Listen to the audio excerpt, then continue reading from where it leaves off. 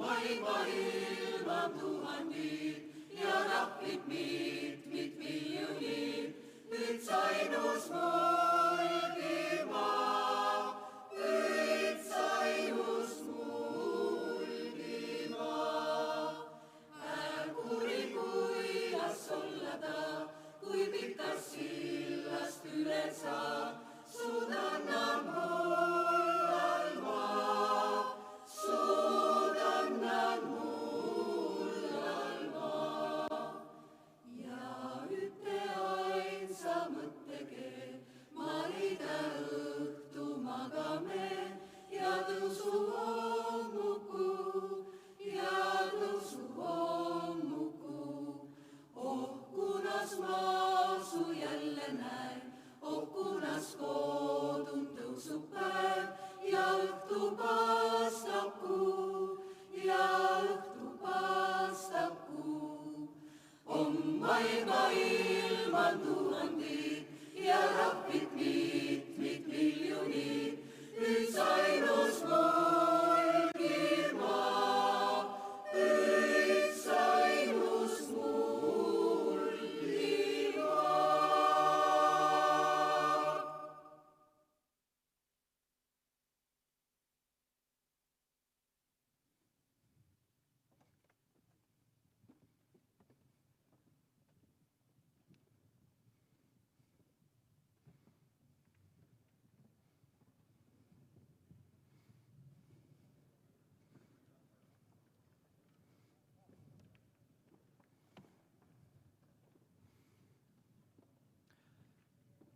Lugupeetud president Ilves, Honorable President Ilves, Minister of Culture, Mulgi Elder, municipality elders and representatives, dear tribal brothers and sisters, dear Mulk people and friends of the Mulgi people.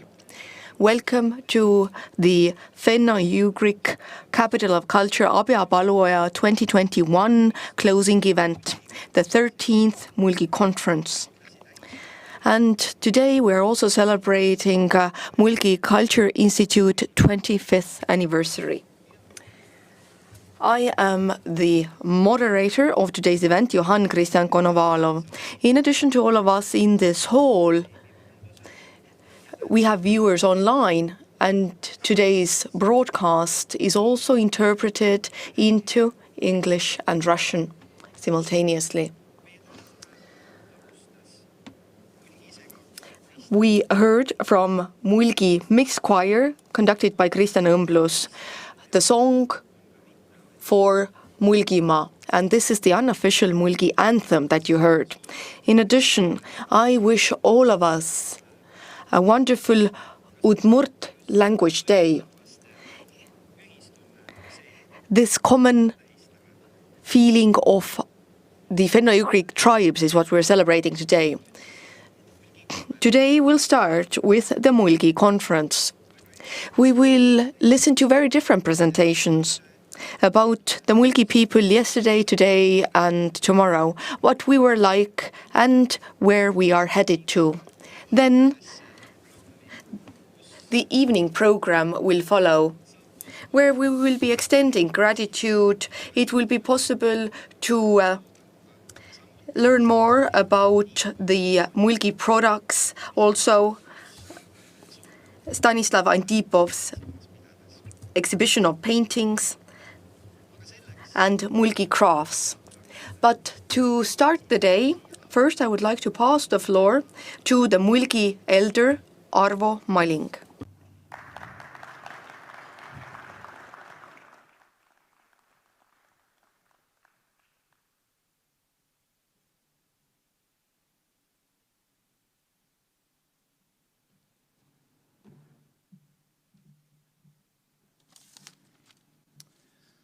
Austatud president, Honorable President, Minister of Culture, dear Fenno-Ugric people in this hall or over video. Mulgimaa is a small region in Estonia where Southern Estonian Mulgi dialect is spoken. We are so small that we're probably not known outside Estonia. Ourselves, we are proud of the diligence and progressiveness of our ancestors. During the 25 years of the Mulgi Culture Institute, we have tried to strengthen the Mulgi image so that it would start working for ourselves and within ourselves, at least in Estonia. Also, we have been very concerned about the fading of our language and culture. People who still know the Mulgi language are aging, and the connection to the youth who could carry the language forward is weakening. Mulgi language is not spoken enough at home or taught in school.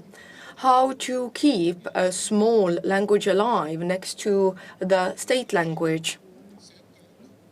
We are alone in Estonia with the Seto, Võro, and Kihnu people next to the state language. The state has initiated programs for us and tried to help, but still we need more state support to establish an environment and situation where we would be able to speak our own dialect and we would learn to use this language more.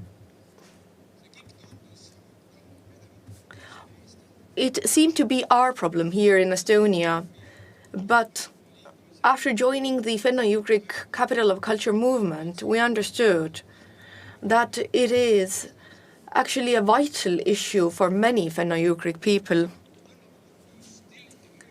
So tiny little Mulgimaa became important for the world because we too are seeking and finding ways to maintain our language and culture, and at the same time we're looking at the world for good role models and activities to maintain our own language. I am very happy to open the Mulgi conference, where we'll be discussing what Mulgimaa can give to the world and what we can learn from the world. In addition to the conference, we are planning to also celebrate the 25th anniversary of our organization, Mulgi Culture Institute, and to also sum up the Fenno-Ugric Capital of Culture, Kapi-Paluoja's year. So it's going to be a long day. I wish everybody a wonderful conference, and I will tell you a secret. There'll be cake at the end of the day. Thank you.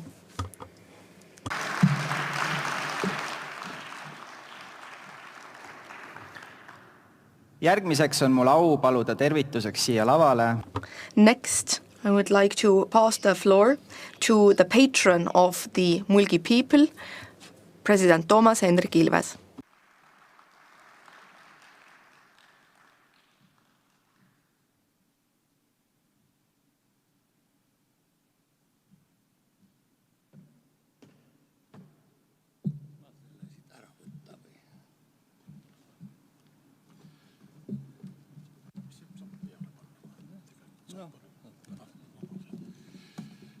Tere päevast! Good afternoon. I apologize that I have a computer in front of me, but there have been power outages.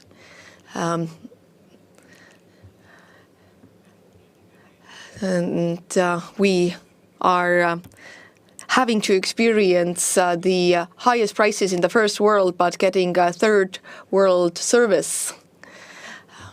So I was not able to print out my presentation, so I brought my computer. Anyway, dear friends, dear Mulgi people, dear tribal brothers and sisters, those of you here today, those of you watching us online, listening to my words through interpretation or without interpretation. First, I thought I would think back to how the Fenno-Ugric world entered my life. It was 37 years ago.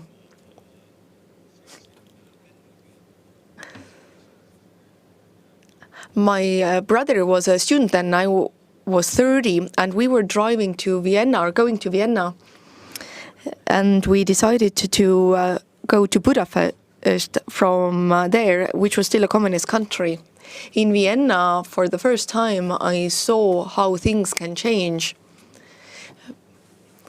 because at the corner of an old building there was a faded script that stated Gasse in Cyrillic. But the occupation had ended in Vienna, so the Gasse was no longer there. So I thought maybe there is hope that this too will end. And when we drove on to Budapest,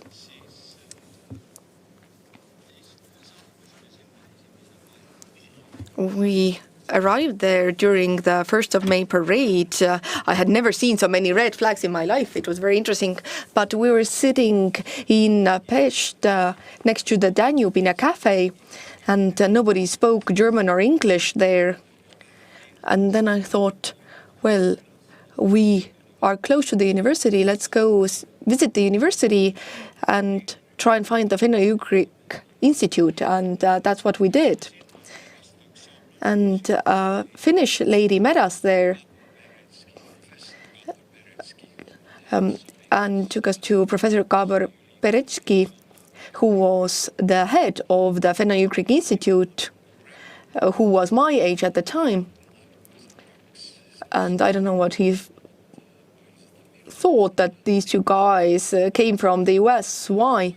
But said we should meet his son, Perecki Andreas,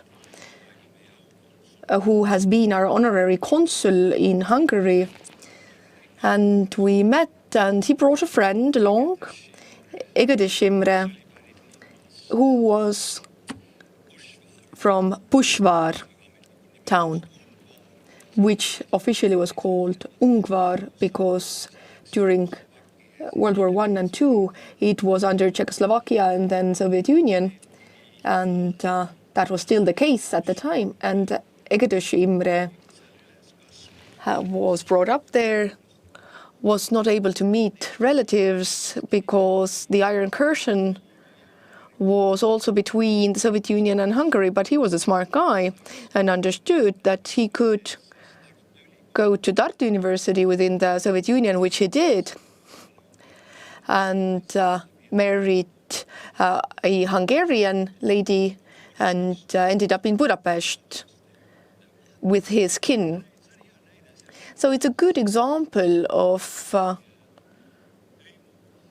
how the world of our tribal kin can be of use to all of us, can help you out when you understand that you have these tribal brothers and sisters.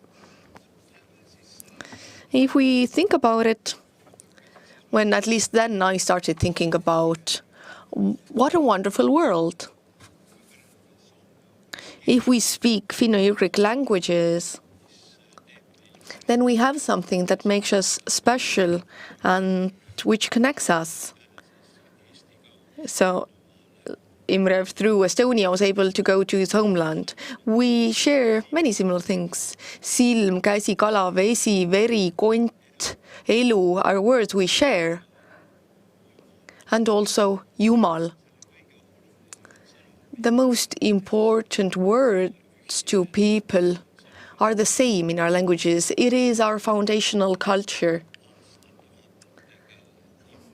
that is ingrained in our bones throughout thousands of years and has remained there. Some 15 years ago, I wrote an introduction to a collection of essays, different essays of mine. Professor Puškajanos from Debrecen University, professor of Finno-Ugric languages, translated them and asked me to write an introductory essay, and I titled it Elav kala ujub vee all või kummimadrats, which in Hungarian is the following. Alat vagi kummimadrats. ma kirjutasin I wrote it because all these words, elav kala ujub vee all, this is a sentence that is the same in Hungarian and Estonian and Finnish and in the languages of our other tribal brothers and sisters. But then the word kummimadrats, which we share with the Finns and Hungarians. But kummi and madrats are not from Finno-Ugric languages by origin. And that was the question, what do we have in common? We have a certain sense of language, the basic language, foundational language, the joint foundational culture that enables us to understand others who speak similar languages. And that is why tribal days, the sense of a tribe is so very important.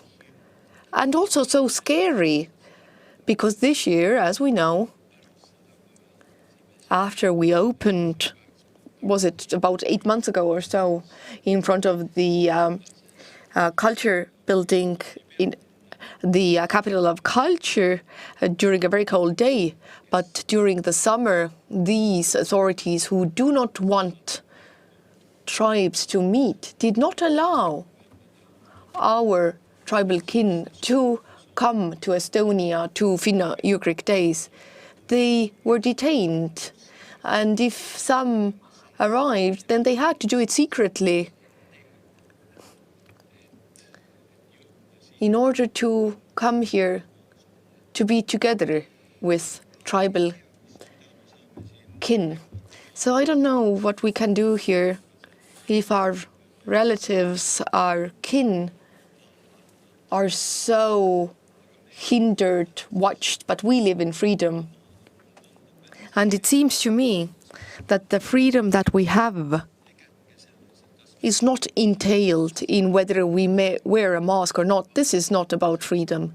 The freedom is to meet our tribal brothers and sisters, the freedom to express our opinions. That is the luxury that we have, the luxury that so many other Finno-Ugric tribes lack.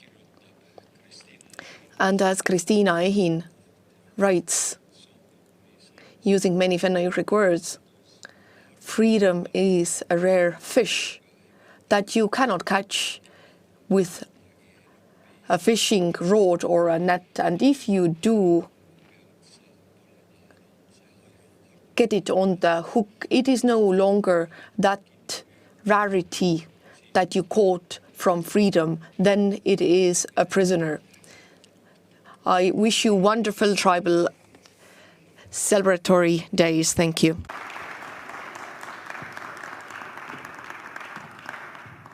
Järgmiseks palun Next, I ask the Minister for Culture, Mr. Tiit Terik, to take the floor.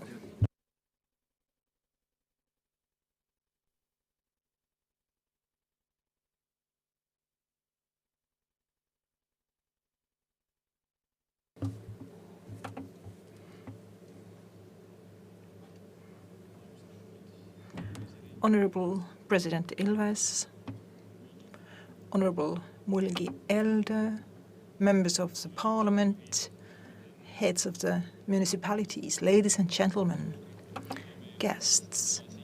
I'm very pleased to stand here in front of you today and celebrate together. It is a great pleasure to be here at Abja Paluoja. And while we are in the capital of Finno-Ugric country, we are also at the heart of Mulgimaa, in its historic capital. There are about 1,300 people living here, but today, as a capital of culture, it has brought together 25 million Finno-Ugric people in their hearts. Like you, dear Mulgi people, through your traditions and heritage relate to Estonia, we, in a similar way, as Estonians, are integrated into the Fenno-Ugric family. Family is a word that I use in purpose. It's an honor to belong to such a family. We are not only the Fenno-Ugric people from around the Baltic Sea, but also not only the Ugric people, but the Fenno-Ugric. And here it has been a very remarkable year in a positive as well as somewhat negative way or sense. We can still be happy for the fact that Mulgimaa has been the place of inspirational get-togethers, offered opportunities to get to know its local culture, traditions, dialect. And this is why I want to thank and celebrate the Mulgi Cultural Center and municipalities of Mulgimaa who have been in key positions in supporting these events. The year of being the capital of culture for Fenno-Ugric people, it has inspired us to work together in the field of culture. Let's take this carpet, for example, in front of the stage. More than 400 people contributed to this creation, and it clearly defines what culture is. Culture is a loom, a weaving, something that keeps us together. When we think about Fenno-Ugric culture and peoples, then we have been inevitably growing smaller and smaller because larger nations have grown, but as carriers of culture, we've done well. Now, before, roots were mentioned and the foundational language and culture. Well, I can say that my roots come from Hageri parish, and it's a great pleasure that my mother's side of the family comes from Võru parish and county. So I feel very much related to this beautiful, beautiful place in Estonia. There are about 7,000 languages spoken in the world. The indigenous people who who use about 1/3 of these languages are endangered indeed. Next year, the UNESCO starts a program that highlights and spotlights these endangered languages and contributes to protecting them. We also need to stay in touch with those Estonians who are living outside Estonia today, so that their culture and that our culture and language would be preserved in our neighboring countries where they live, but also further away. I wish you a wonderful conference and celebrations. The culture comes from the communities, so let's take good care of our communities, and I wish you all the best. Thank you very much.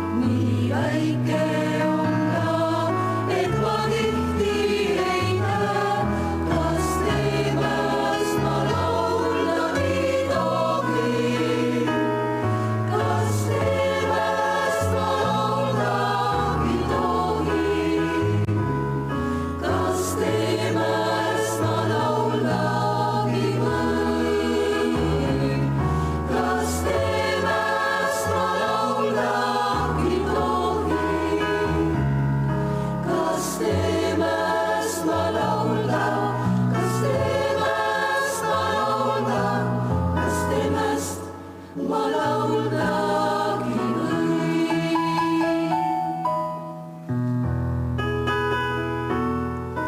Mu kodu.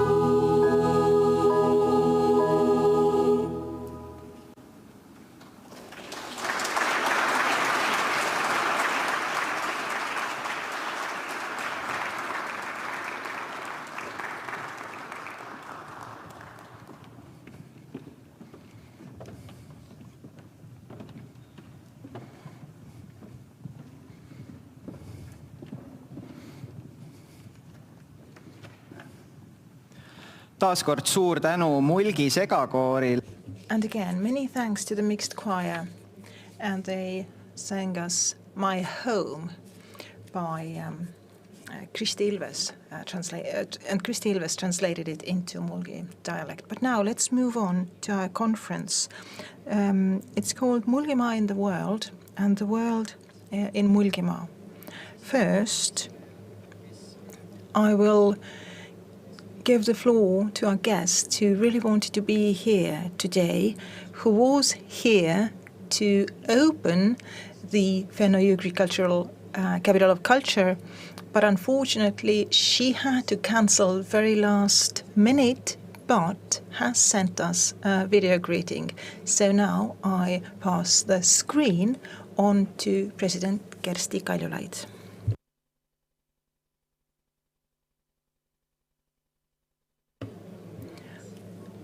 People of Abya Paluoja, time has flown quickly since the Tsirk arrived to Abya Paluoja, and I was there, and I wish I was there today as well. But I want to give my greetings to Odd Mertz, who will get the Tsirk for the next turn of the Capital of Culture. I can't be there with you today because I'm in the other end of the in the other end of Europe, but fortunately we can make several copies of ourselves these days.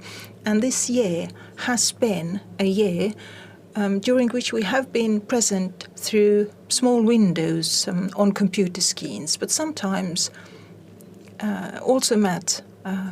And these moments have really touched our hearts. I believe that many people in Estonia, those who have visited Abya Paluoja this year, seen the fabulous Mulgi culture and thought about the other small dialects and pieces of culture across Estonia, are now more inspired to get to know about these dialects of Estonia.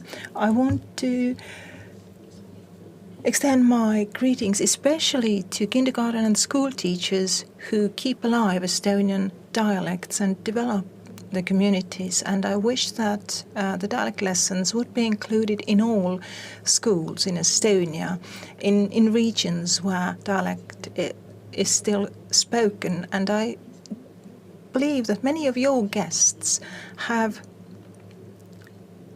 thought about what my local dialect is. And I believe that everybody who has come to Abya Paluoja, who have seen the Tsirk, have thought about other Fenno-Ugric peoples as well. Only 3 of Fenno-Ugric peoples' countries have been able to set up their own countries or republics, Finland, Estonia and Hungary, but it's our responsibility to help all the other Fenno-Ugric peoples. And you in Abya Paluoja have done it brilliantly. You reached out your hand through the modern technology and spread the warmth of heart. Thank you.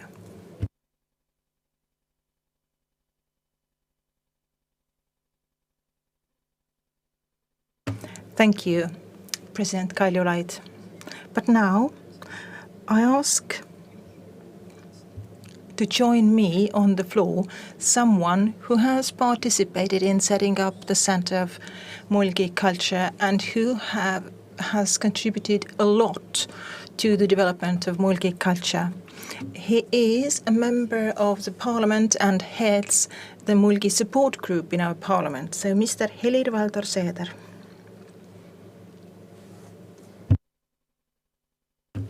Thank you. Honorable Mulgi people, honorable minister, guests. In my brief speech is titled 25 Years of Organized Culture, and by that I mean that the Mulgi Cultural Institute has been working for the past 25 years, and I entirely understand that the title is somewhat controversial, but what I mean by that is that culture cannot be organized top-down. Culture is something that generates itself. It's like brow movement, and it needs other kind of organization. But history is a whole. It doesn't matter if some stages or eras are more pleasant or more sad. History is a constant. It keeps on developing. But culture and language are not. They are not necessarily a continuum. And this is what I wanted to say by the title. And as the Mulgi Cultural Institute celebrates 25 years of existence, this is something I wanted to say. History is a continuum. Culture and language are not necessarily a continuum. They need an organized environment. They need protection. And it has to come from the roots, not from top down. And now when we think about Mulgimaa, our ancestors, people who live here now, I would say that there is an enormous will and ability to be independent, full of energy. And when we think about the Estonian culture, language, the times of awakening when Estonian Republic was formed and the first period of independence, just think about how many people who were key persons in Estonian culture, the state, and now coming to the occupation years before and after the Second World War, then inevitably we had our own economic foundation thanks to this culture and traditions. And I would say that the Estonian countryside capitalism really came from Mulgimaa, because we had wealthy people here, several classes in the society developed just within Mulgimaa. And before the Second World War and the occupation, when we think about deportations, for example, this is the region in Estonia where most people were deported. But if you study their archives, then you also see that were many of those who carried a hatchet, who really wanted to turn in their neighbors or people in the area. And during the Soviet years, there was a huge turnover of people, I would say, here in Mulgimaa. In Abia, we had the only Russian language school in Mulgimaa, in addition to Viljandi, and it was nowhere else but here. And there was, well, the deportations were the only reason why so many new people were able to come here. So we can carry on the traditions and keep the language, dialect alive. And it's not the material side of living that does that, but it's the folk aspects, the folk costumes, the dialect, the traditions, the heritage that we have.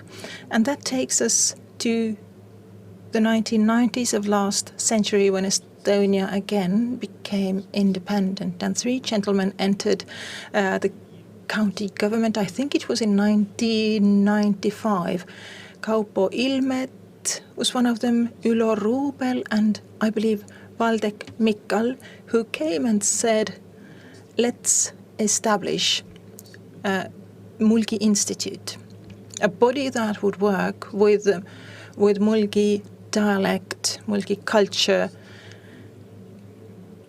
They introduced their plans and ideas through the Mulgi culture, and in 1996 it was officially established, the Mulgi Culture Institute, and also the Society of Mulgi in Tallinn and in Viljandi. We included the Tartu University Cultural Academy in Viljandi. Enn Siimer was the dean back then. He was very active, and many other lecturers and teachers from the academy as well. So back then we didn't include local municipalities. We had contact with them, but perhaps there was no readiness yet in the municipalities. Perhaps there was not enough awareness, and we from the outside try to organize things. And it was a good thing that the institute really started, but it didn't get full wind so that its activity would have been continuous. And after some time, a slow period really started in the work of the institute. For legal reasons, it was not possible to continue under the name of Mulgi Institute, and then we added the Institute of Culture to the name. And then we really relied on the local municipalities in Mulgimaa.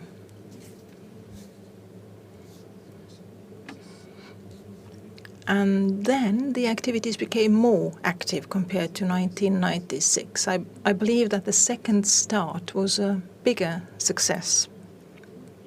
And I will not go into the past 25 years in great detail, but what I would like to say is that the Institute of Mulgi Culture, its spine is language or the Mulgi dialect and the traditions, and it's not about the material things and material world. It has taken us to today, and if we want to keep the institutes alive and to make it a continuum, then we have to put a lot of emphasis on young people, children, schools and kindergartens, activities of societies and NGOs. It's very important, especially today when the world is open, when the internet can offer you all kinds of temptations and opportunities. You have so many languages that you feel, and you might get lost in all that and forget about your roots. So it's very important to bear that in mind.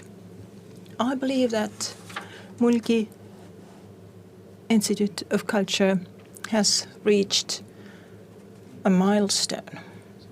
So thinking back about why and based on what principles the institute was established, so the dialect and culture, and on the other hand, the finances or the economic side. These two sides are integrated and support one another. But on the other hand, as an organization, the choice of whether to contribute to the ideas that originally gave birth to this institute, and to what extent should we go along with what's also important, economic activities, tourism, management as such. Sooglemäe, for example, the event center. And it made me think about our sports society, Kalev. In the beginning of 1990s, they received assets in Tallinn, Pärnu, Viljandi, in many Estonian countries, stadiums, sports fields, accommodation centers for the sports facilities. And then they focused on real estate, managing that. And they forgot more or less about the sport side of it, and they went bankrupt. But later on, they had to get rid of the real estate, and they focused on its core activity, which was developing sports. And I believe that Mulgi Cultural Institute also has the same choice. And my recommendation would be to stay true to your beliefs and now grow some flesh on the bones, or skeleton, so to speak. We shouldn't only focus on the economic side of things.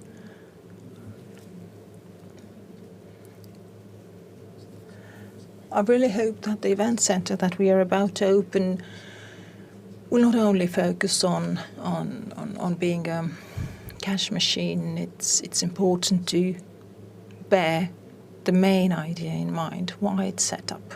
So this is what I wish for the future. It's an important choice to make. It's also a very practical choice to make. There has to be a balance between the traditions and dialects and the economic side of things. And now coming back to the beginning of my talk, when I see that the Estonian government, or the state of Estonia, is also there for the institute, supporting it. Over the past 25 years, the institute has been supported by the government, but always the activities have been project-based, and you can never be sure whether it continues or not, unlike, for example, Võru Institute. And Mulgi people have also made a great effort to reach a situation where there is that money is allocated from the state budget every year, that they can be certain that it really comes every year. And I believe that the government of Estonia is now able to see it's their obligation, even they owe us, to contribute more than they've done so far. And I, as a representative of the state, in a way, also have a sense of this obligation, and I will work on this as I worked in the past. And I believe that Mulgi Cultural Institute deserves government's attention and funding that would be more stable than it has been so far. And the regional programs that are available for regions really help a lot, whether it's for the Peipsivere or the islands. But there is no specific state program for central part of Estonia and Mulgimaa. So my message is that let's make this small patch of land here even better known in Estonia, and let's contribute to it and to the awareness in the future as well. Estonia is a small country, but we become better and bigger if we think about all the even smaller dialects and regions within Estonia. So many thanks to Mulgi people who have prepared today's conference, and to people of Abja who have for the entire year been the capital of Fenno-Ugric peoples and culture. And I wish that we would have the feeling of belonging together, of having the shared culture and roots also in the future, because this is something that keeps us stronger and Fenno-Ugric in the wide world. Thank you. Aitäh, Helir-Valdor Seeder. Thank you, Helir-Valdor Seeder. I would like to take the opportunity and ask a question as well. When we compare the current situation and 25 years ago, and then 25 years ago, we quite clearly remember that Estonian language and culture, not to speak of Mulgi language and culture, were under real threat. So how similar or different are the challenges that we currently have compared to 25 years ago regarding cultural regions and survival of dialects? I believe that there are similarities and differences. A very important difference when I think of Estonian language and our dialects has to do with the fact that I perceive that there is a lower sense or perception of threat. In the early 90s, we came from the Soviet Union, and that generation and that experience was still fresh and lived in us, how we were not able to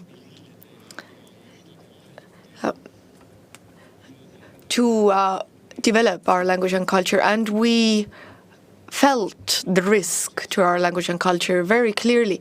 But nowadays, there's no restrictive occupation as such. The world is free, and we can't really tell how this world is entering Estonia, and we don't feel the threat it poses to our language and culture. Years ago, I was with Peeter Tulviste, former rector of Tartu University, and we were at the town square, and there was only one Estonian language sign. It was Rae Apteek, the apothecary, and all the other establishments had foreign names, and the souvenirs were nested dolls and non-Estonian souvenirs. And we thought that the tourists would come and see Estonian culture here, but it made us think. So what I'd like to say is that one difference is that the sense of threat, being free, living in a free world, is different from 25 years ago. But what do we share? We share that we exist as dialects and as the Estonian language. Thank you. That's a beautiful thought to finish on.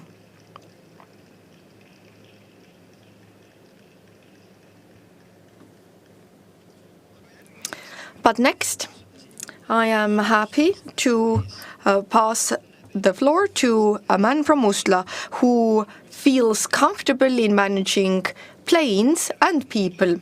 So, pilot and CEO of the company SuperSky, Mart Lubli, will tell us about what to learn from aviation.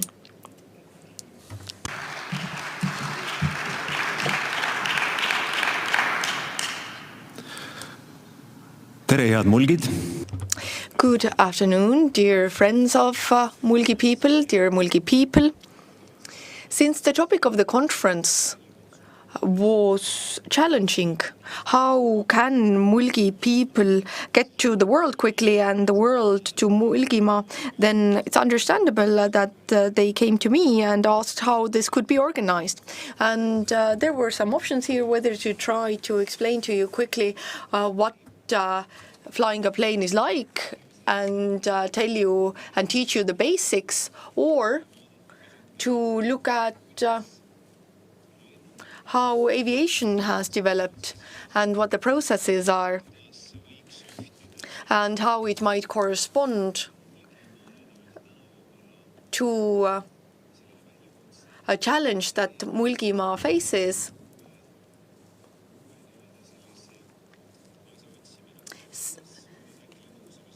So seeking our new path, and how can we draw parallels with aviation? And maybe we should continue by asking this question: how come a plane stays in the air?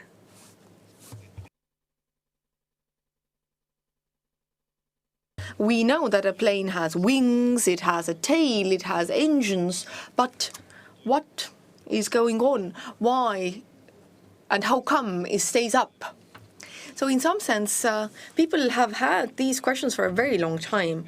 People want things that are not the easiest to gain.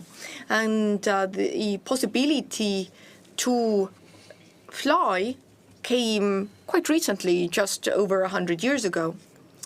but the aircraft stays in the air because it has wings, which is slightly round, and there's atmospheric differences.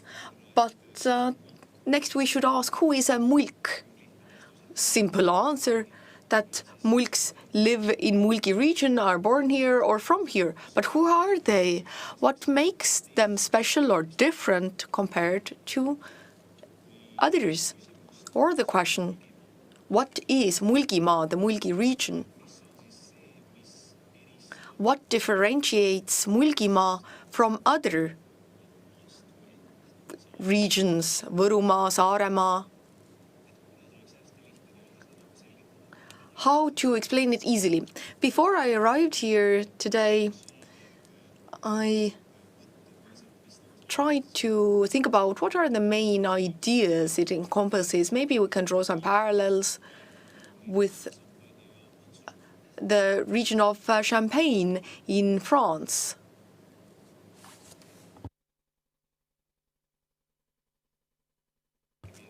This is also quite a small region, but it's very well known. Everybody in the world seems to know it. And what makes it special? Well, we know that there is a drink, a bubbly drink called champagne, but it's more than that. And when you speak to people who live in the Champagne or Champagne region, then they have quite a common view of the region they live in. What's important to them are the regions where which grapes are grown, what is Grand Cru, what is Premier Cru, and how the juice is pressed, how it's fermented, and how you make it into the best drink. So that might be one thought. There doesn't need to be a direct parallel, but this is one way to become great, to reach the world. People have dreamed of flying, and since we cannot ourselves, our muscles are not that powerful yet, so we need aids, and for that intention we have invented planes. My own story was that as a young boy I thought, why not become a pilot? It seemed exciting. I had flown a couple of times and it was very memorable, and the next time I had the chance to fly, I always was very excited about it. And when I was in 9th grade in Mustla High School, then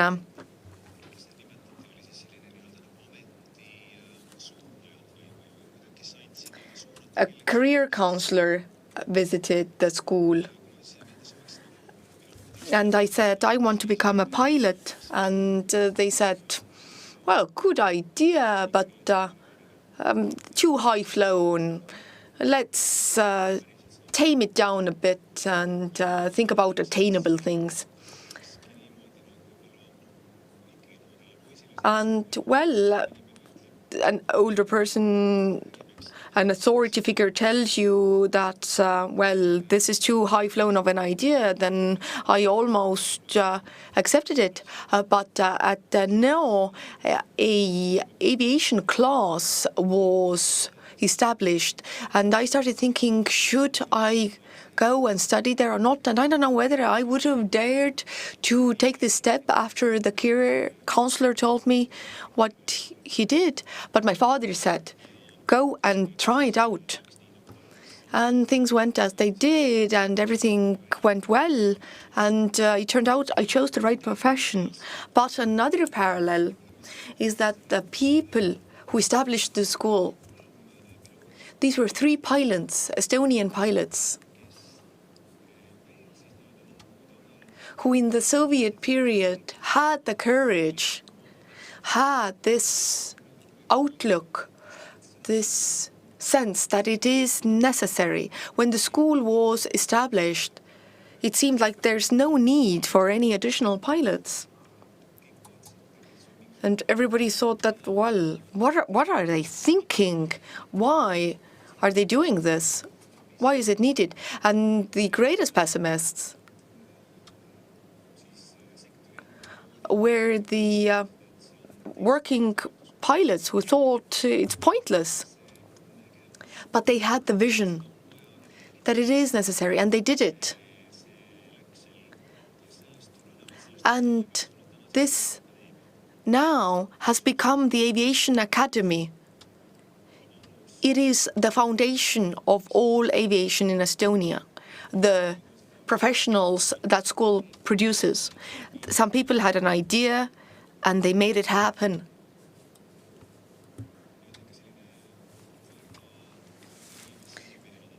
It must be very strong internal force that makes people act. So when I looked at the Mulgi conference and everything that has taken place at Abja Paluoja during its turn as the capital of Fenno-Ugria, I saw some parallels. The fact that this has been implemented, that all the events have taken place and everything has been successful during COVID restrictions is excellent. And I'd like to thank Ave for her work.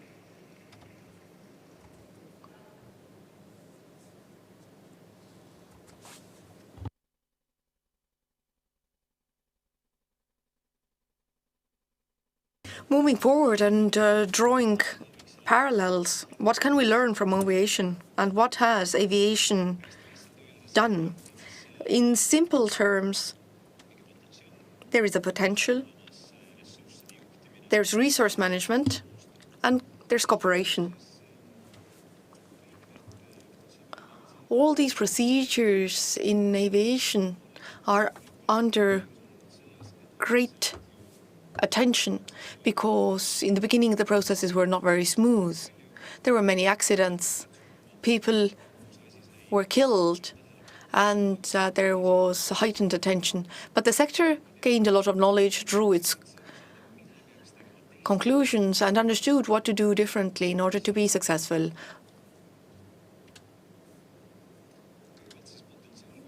So, potential, we have a plane. And the plane is made up of the wings. It's round at the top, smooth at the bottom. But wings are not enough. The wings aren't enough.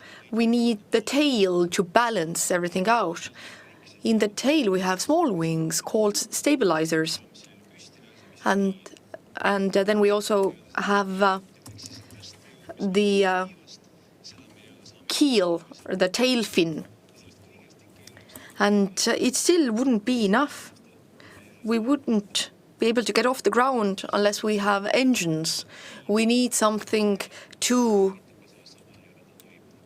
help the tail operate and function and give power to the plane. And then we need a pilot to operate it all.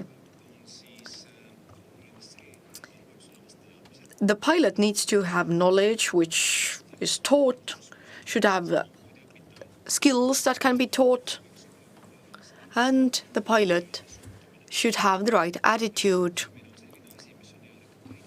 And the attitude is actually the most important thing.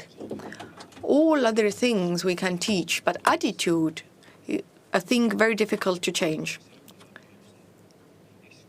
So when we choose potential pilots to enter school, we need to already look at the person's principal values and attitude. Teaching flying, that's the easier part.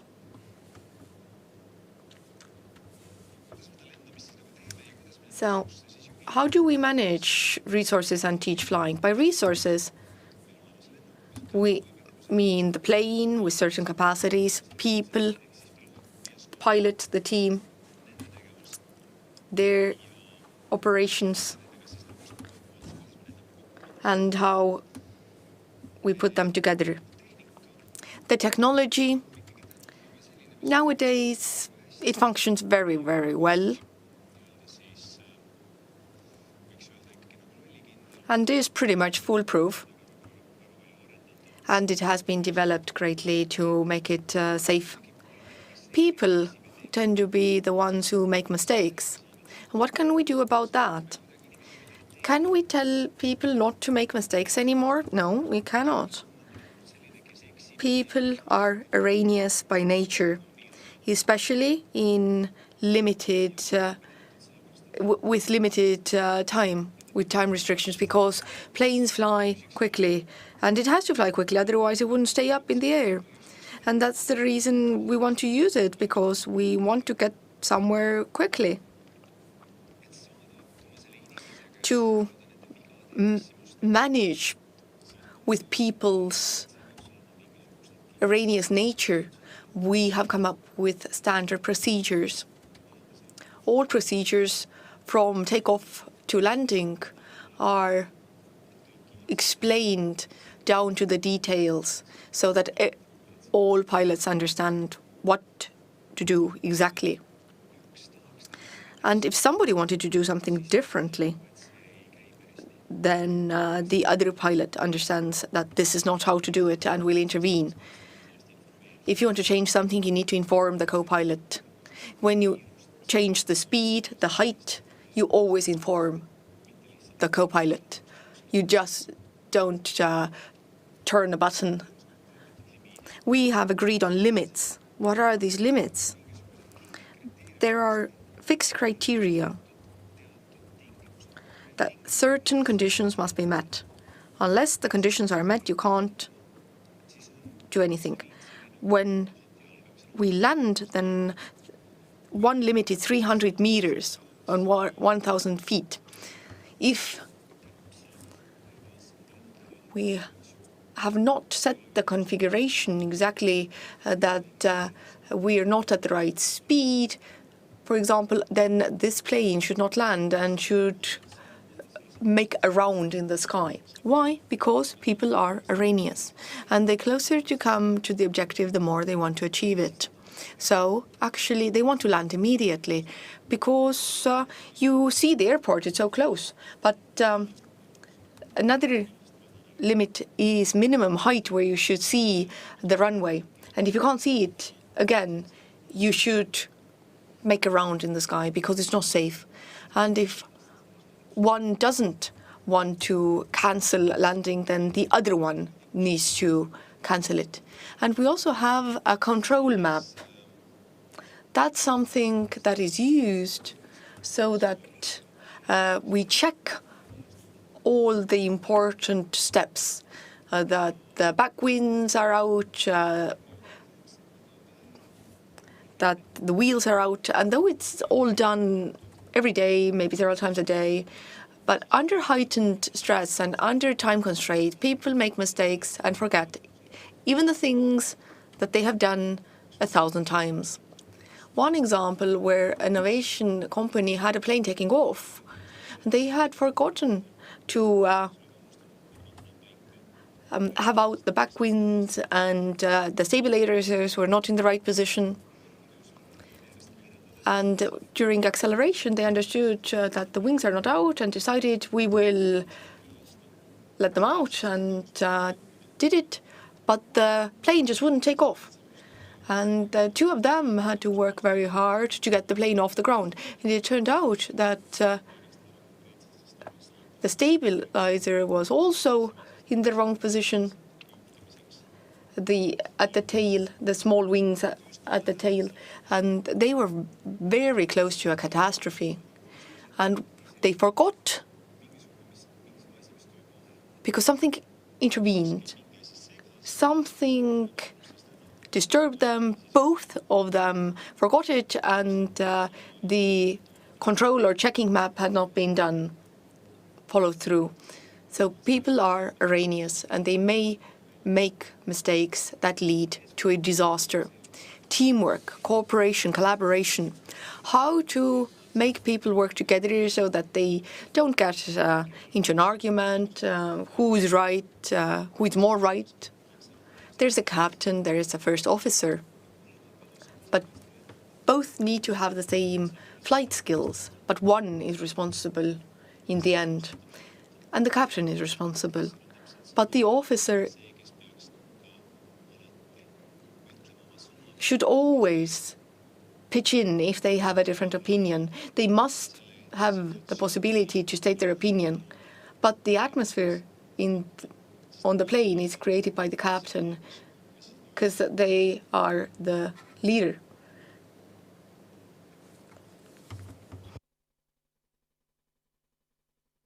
All details are of critical importance.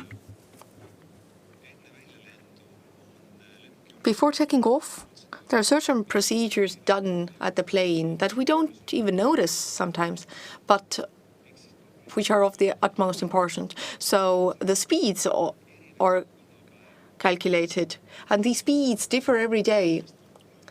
And it's based on the weight of the plane, so how many passengers, also the atmosphere and temperature, because that affects the density of the air, and speed changes on the basis of these parameters. There's one speed. If something happens before that, then you brake. If it happens after it, you need to continue. That it's safer to continue. And there are speeds where the plane should take off the ground. And if it's calculated wrong, then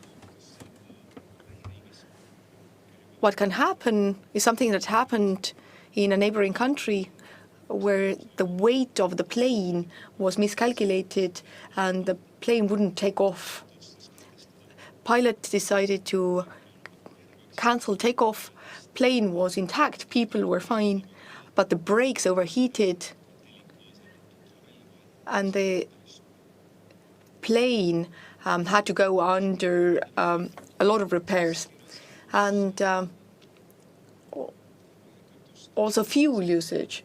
You need enough fuel to reach destination, and if there are some problems during the flight or the runway is closed, you can fly to a backup airport, and if there's a hindrance when you get to the backup airport, you still have enough fuel to wait for half an hour in the air.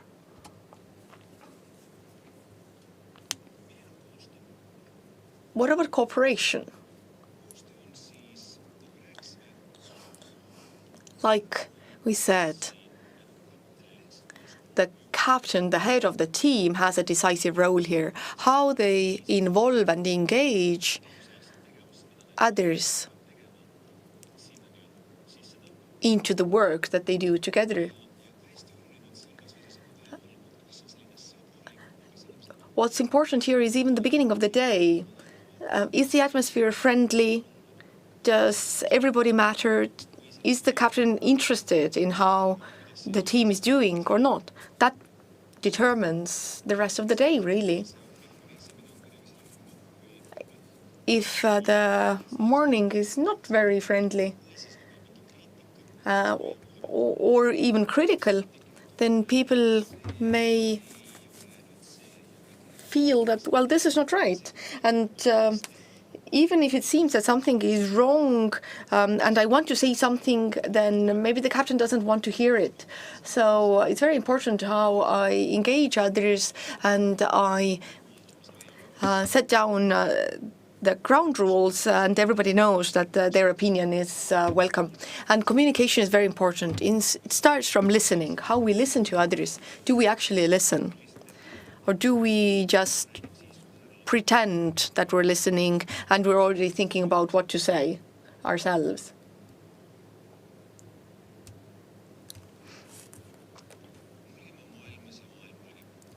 Mulgimaa in the world and the world in Mulgimaa. Coming back to where we started from, what might be the wing that helps us take off? An idea as such, the future of Mulgimaa. What could be the tail to guide the idea in the right direction? And what might be the resource, or not even resource, but or it could be a resource, the engine that takes it forward, to have the power to move forwards? The climate, the weather conditions might not be the most favorable, but you overcome the difficult moments, and the idea as such would still continue to find something unique, something to take to the world. A story.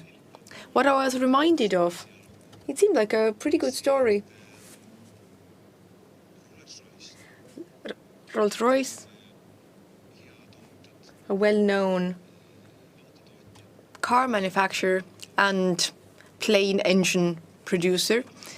Engineers at Rolls-Royce had noticed that if the car goes at 96 kilometers per hour, it's mileage based, so that's why it's a peculiar number. When the car goes at 96 kilometers an hour, then the only sound inside the car is the electronic clock on the dashboard. So this is a simple story, but it is unique. And it's memorable.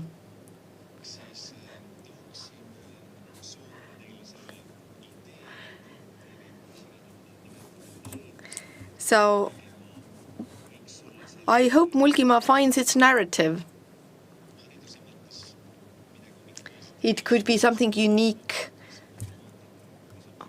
education-wise, mathematics or physics related, or maybe something else. I wish you a wonderful continuation to the conference. Palun korraks lavale. Tekkis sinu ettekannet. Thank you so much. As I was listening to you, I have a question.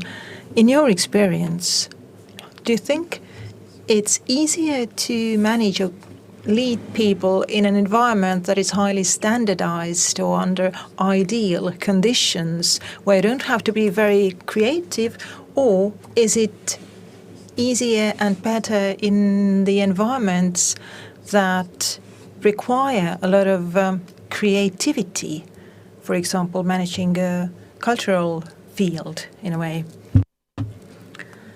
Well, leading people and managing people is something very exciting and fascinating in both standard and not as standard situation. So aviation and pilots, they have also gone through a certain development, and not everybody wanted to accept it. So standardizing everything hasn't come easy. It has been painful, but it was done because otherwise too many accidents happened, because people thought that I don't make mistakes or errors. But sooner or later you have to do something about it. Now, leading people and managing them, first of all, you have to put together a team. The head of the team has to be able to take responsibility, and they can only do it if they are the ones who put the team together, making sure that it is diverse, that it would have all the different knowledge. And a good team leader is not someone who knows everything, but who has a team where the knowledge is present, so that you can take the maximum out of it, and you are able to motivate the team. So this is something, a challenge that is very, very fascinating, and it's a constant. If you haven't tried it, try it. Thank you, Mr. Lupi. Next, I am pleased to ask to join me on the stage someone who is the author of the idea of bringing together Estonian organic producers and the CEO of Chaga.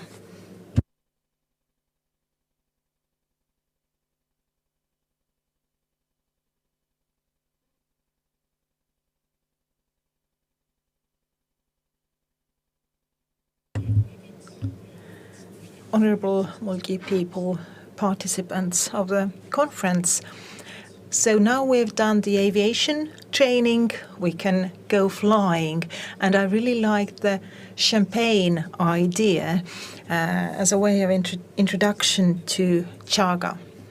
Before the conference, I went through the newspapers and I was trying to find whether oil has been discovered in Mulgimaa or perhaps oil, but no such thing.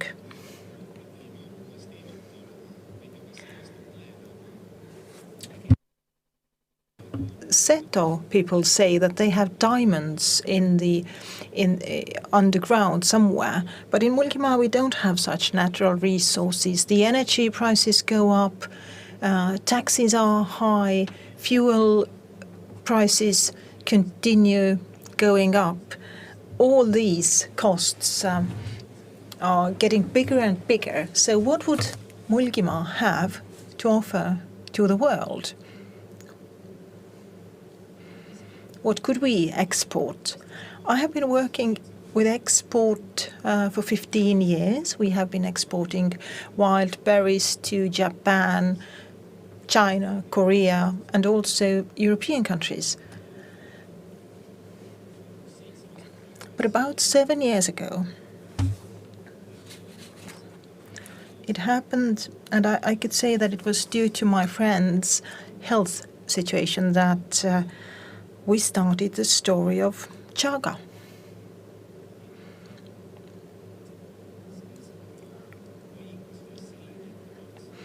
So the friend was ill and wanted to know more what Chaga is and what are these bioactive substances it has.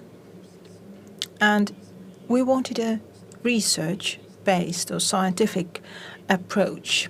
So in 2014, we set up a company and we wanted to focus on export markets, and we didn't want to sell just raw material, but a final product. And we wanted to do it very scientifically so that we would have all the knowledge and arguments. And we thought about what would be important for the people of the world, what's relevant. So in Mulgimaa, we have the recipe of a almost magic potion, including chaga or containing chaga, and we wanted to use the high tide of green innovations. We wanted to add the health claims to our product so that it would make our product as valuable as possible. We didn't want to export anything cheap, and if you want to export an expensive product, it has to be better than other similar products. We work together with companies with international experience, and many such talents were attracted to our company because of our story. So we used the wisdom of our ancestors, and we also added the raw material that comes from the clean and pure nature of Estonia. But we combined it with the technology of today. Chaga is something that you can see on the picture here. It is something that the Fenno-Ugric peoples have used throughout the centuries for medical purposes. It's a fungi, and the first scientific approach to it was made about 150 years ago when Professor Dragendorf in the University of Tartu started to study chaga and analyze it. It is grown naturally. It grows naturally in Estonia and also in the Siberian areas. So this is something very much ours. And if you look at what's going on in the world, well, the green transition, for example, and we all know the gourmet mushrooms and fungi, but also for medical purposes, you can use various fungi for medical purposes. Or let's take cosmetics or textile industry, making textiles. Even Nike is making sports shoes out of fungi. And also in construction sector, in food production, the yeasts, so bioplasts, energetics, to mention a couple of other fields. So fungi and yeasts are of great interest. And today we work together with research institutions from Belgium, the US, Singapore, in various fields.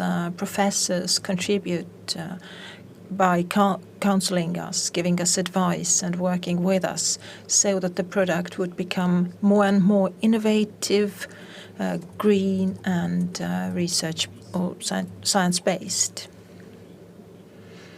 And we have also moved from the food industry to forestry, because we have 600 forest owners who grow chaga, because this is a source of income to them without cutting their forests. In addition, we also have bought some land and forest so that we can grow chaga ourselves.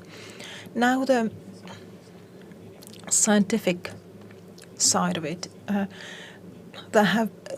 there is an overview of PubMed research, and you can see what has been studied in relation to chaga. So diabetes has 9 studies, for example. So immunity and supporting immunity, also 7 studies, but also many other areas. So what do we make? What do we produce? So immuno-elixirs. So it's a food supplement that improves immunity. We have various herbs that help to relieve stress. And in cases of several diseases. And as I mentioned before, we have health claims for these products as well. And one of the principles that we use is sustainability. This is essential to us. We try to use and add value to the entire product cycle and the raw materials and whatever is left over, and also the packagings, etc.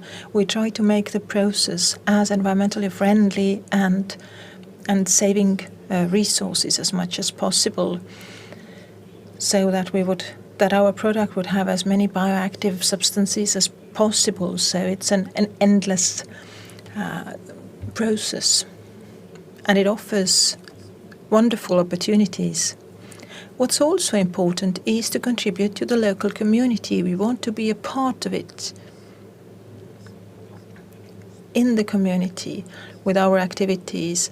So let's say the Small Producers Society of Mulgimaa, or supporting local athletes or events in Mulgimaa by being a sponsor. So what do we have to offer? We have Anu Raud, for example, who has said that in Europe we have a crisis of rootless lives. And it's a very deep thought, deep sentence. Do people understand who they are, where they come from? Do they have an identity?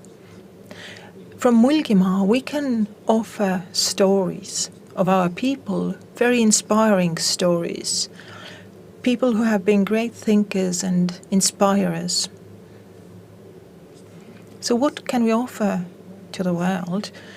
A man from Mulgimaa, Barclay Tolley, won someone who was considered unbeatable, Napoleon. And it's a brilliant example of how, as the head of the Austro-Hungarian and Prussian and Tsarian Russia, he was bold enough to take decisions that were quite unpopular.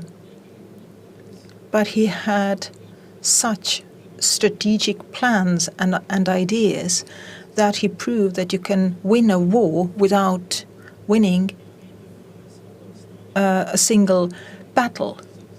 Quite unlikely to the Afghan war, where the Allies won basically all the battles, but they still lost the war. So my message is that let's think big and strategically. Various generals in the war of Estonian independence, many of these generals came from Mulgimaa, and they were great strategic thinkers. They saw the big picture, or let's say the Tartu Peace Declaration, Poska included, for example. It changed the history of Estonia. These men came from Mulgimaa. They were bold enough to think big, to think many steps ahead, beyond the territory of their own Mulgimaa and Estonia even. So our ancestors believed strongly in educating their children. It didn't matter whether it was a girl or a boy, firstborn or lastborn. We knew that all children have to have good education, and this has been so for the past 150 years. We have appreciated our women making sure that they get the best education they can. Our ancestors wanted their daughters to have a good education, and it speaks, it says a lot. Even today we hear politicians saying that women belong to kitchen. But Mulgi people had the boldness and courage to educate their girls, and this has given us and the world very important women also coming from Mulgimaa.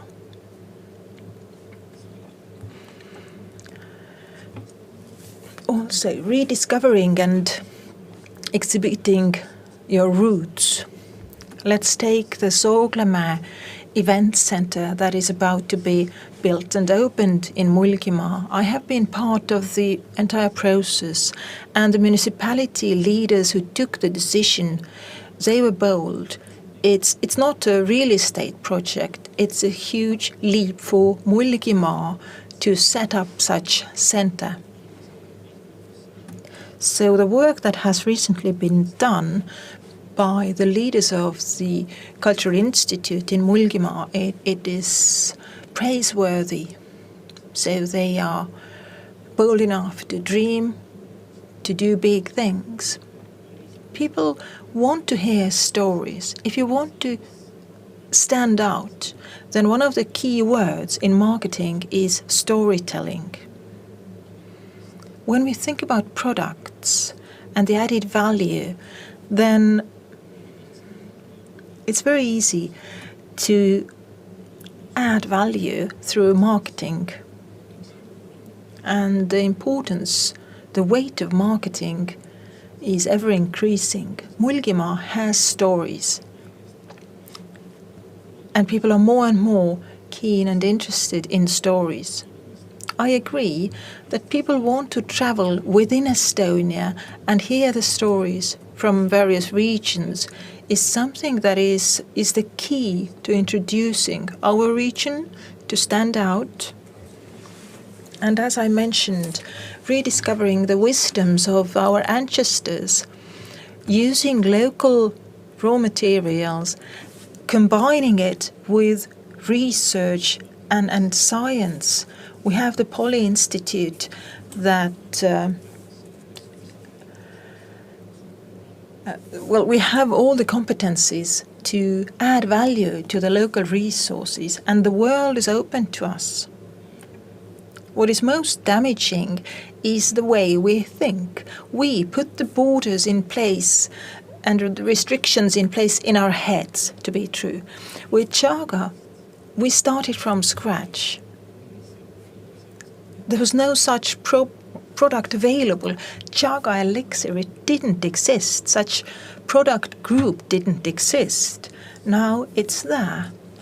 It's a growing area. In most Estonian supermarkets you can find it. In 20 countries, from Australia to Iceland to Europe to Asia, you can buy our product. It's a brilliant example how the nature around us can inspire us and how we can do something, produce something.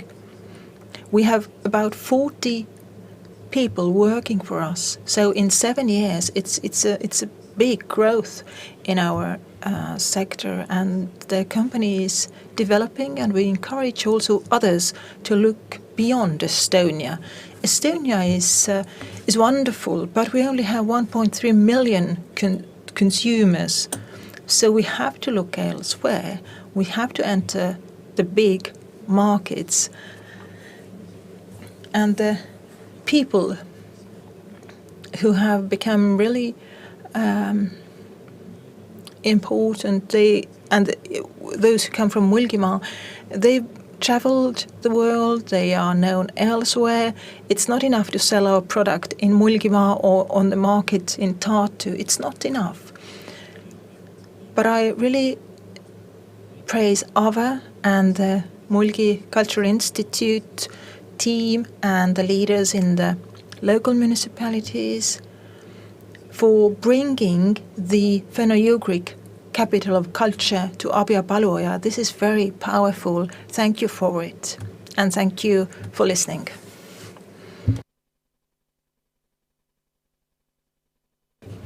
Thank you, Siim, Mr. Siim Kabrits. I have a question. The desire to stand out, your desire to stay true to your roots, is it beneficial in business? Or should we do as everybody else seems to be doing in the world, to offer something universal? Well, if we were big enough as company, I could say that we can do without identity. We don't need it. But actually we are tiny. Even the biggest companies of Estonia are tiny in the world. So what matters is the story, and identity is something that makes a wonderful story. Let's take the IT sector, for example, what they are doing. Nortal, Helmes, all these IT giants, they don't sell themselves. They sell the environment, the story of the Estonian IT success. This is what they're selling, and it touches people. It is something that you can sell abroad. So this is the competitive advantage that you have. So we don't compete with one another, but for some reason we tend to do it, and we sell ourselves very cheap. And this is the problem for many companies. So how to work together with your so-called competitors, this is the key to businesses.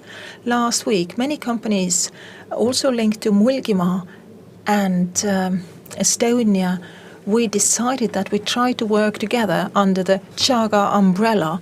We all understand that Estonia is a very beautiful and sweet country, but it's very small. If you want to survive, we have to look beyond Estonia.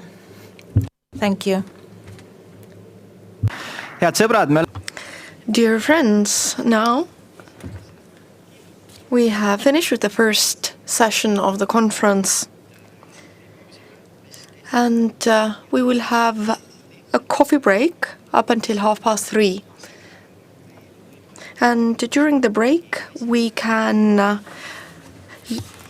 get to know more about the products of the Mulgimaa Small Producers Association, and also Mulgi Crafts, and also you can look at the beautiful exhibition of paintings by Stanislav Antipov. an Udmurt artist, and you can also take photos in front of the Finno-Ugric Capital of Culture photo stand. And we also have beautiful carpets that are displayed, that were made during this past year.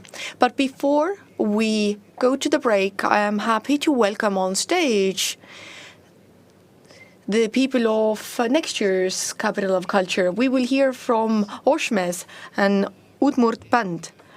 Pavel Kuterdin will be conducting.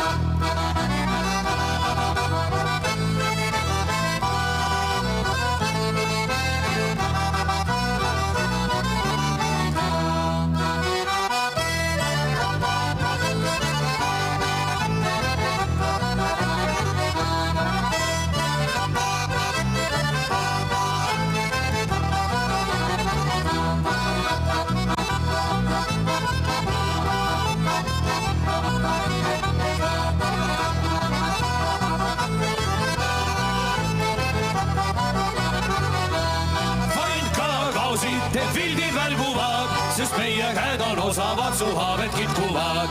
Vanka kaosid, et vildid välguvad, sest meie käed on osavad, suhaved kitkuvad. Hei!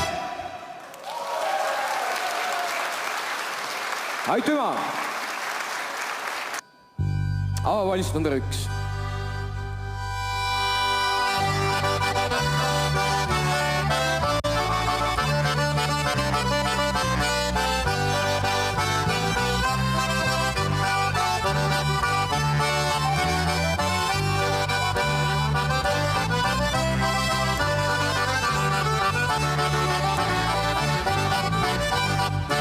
Ilustamine juke oli minu armuke, punapaaletega ta käisid ka kahe patsiga, aga punapaaletega ta käisid ka kahe patsiga.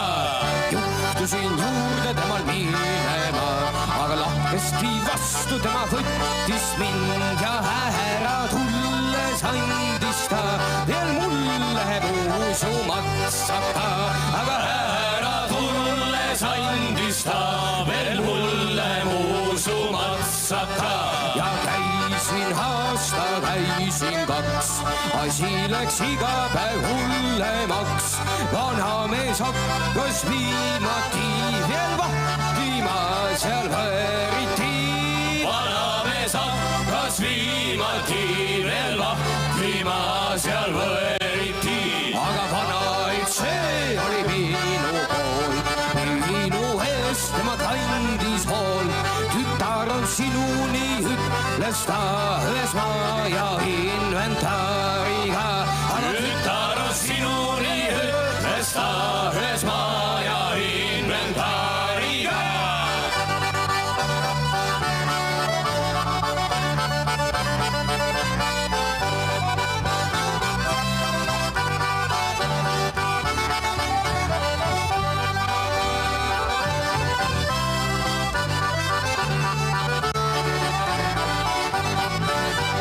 Ükskord kindla mõttega uksest sisse astusin ma. Paras aeg just oli siis, kui täispere kella lõivad 5. Paras aeg just oli siis, kui täispere kella lõivad 5. Ja küll mina hirmsas kohtusin, patsid kõik laua peal laiali, aga vahale hambad poodrid värvid lõhkeda minu tahtsid närvid. Vahale hambad poodrid värvid lõhkeda minu tahtsid närvid. Uksest siis välja viis minu tee, tagasi heitsin pilgu veel. Ukse peal seisis sambana üks neiu kui õlelupainaja. Aga ukse peal seisis sambana üks neiu kui õlelupainaja. Aga poissmees olen ja poissmeheks jään, kuni mina naabri neiusid näen. Mööda minnes tunnen ma oma keha peal külma värinaid. Mööda minnes tunnen ma oma keha peal külma värinaid.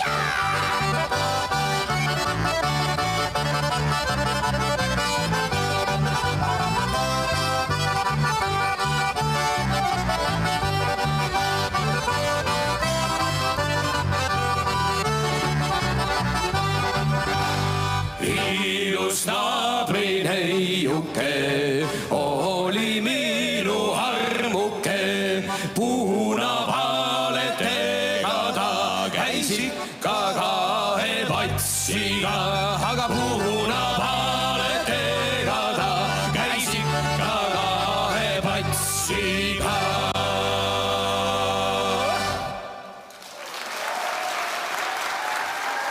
Aitüma!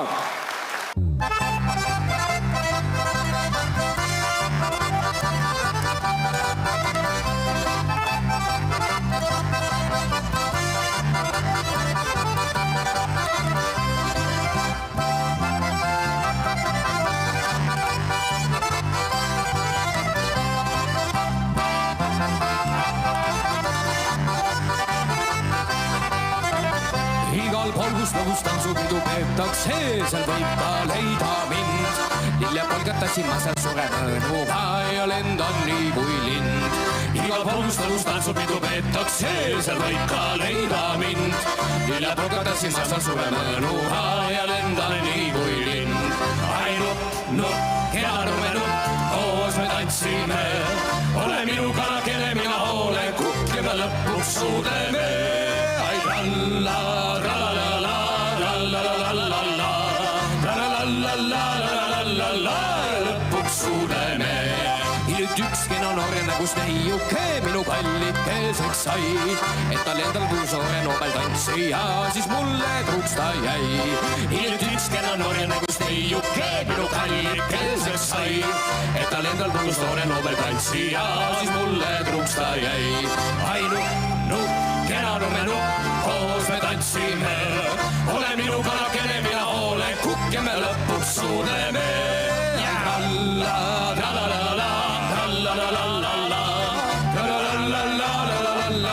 ja lõpuks suudleme.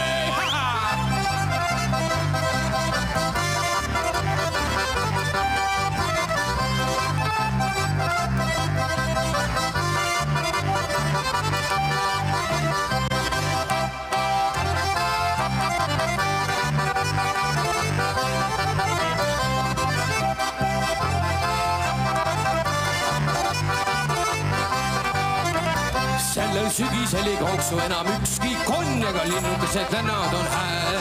Minu kena väikene hüppene lähinud on ja hällist kostab hää. Sellel sügisel ei kooksu enam ükski konn, aga linnukesed lennad on hää. Minu kena väikene hüppene lähinud on ja hällist kostab hää. Nupp, kena numenupp, koos me tantsime. Ole minu kana, kelle mina hoolen, kukk ja me lõpuks suudleme. Ralla, ralla,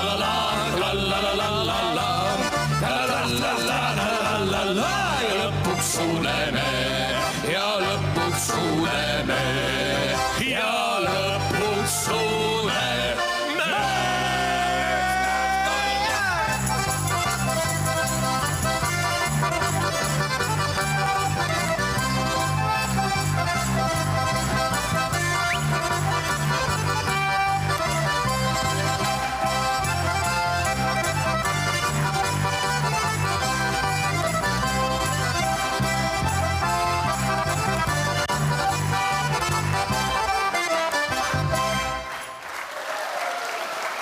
Aitüma!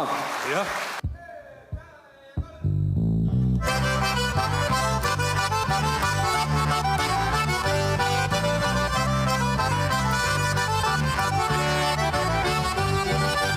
Armas mees, küll oled sina vaevas, kui sa kord naise saad. Mõtlet oled sina õnne taevas, kuiken on lillelised raad. Hiitud sina lõppuma kohvikassi, tasib sinu turjal huud. Ai ukse vahel jätad sabapidi kassi, sõimata saad siis mitu kuud. Ukse vahel jätad sabapidi kassi, sõimata saad mitu kuud. Silmes su tantsivad tuuletangid, kui sa mõne sõõmu jood. Rasked on need abielurangide priiuse ohvriks tood. Armas sõber, aga vaata sina ette, naised on igavesed maud. On küll! Enne kui saavad sinu lõplikud kätte, seniks teil kõigil naeratavad näod. Ja enne kui saavad sinu lõplikud kätte, seniks teil naeratavad näod.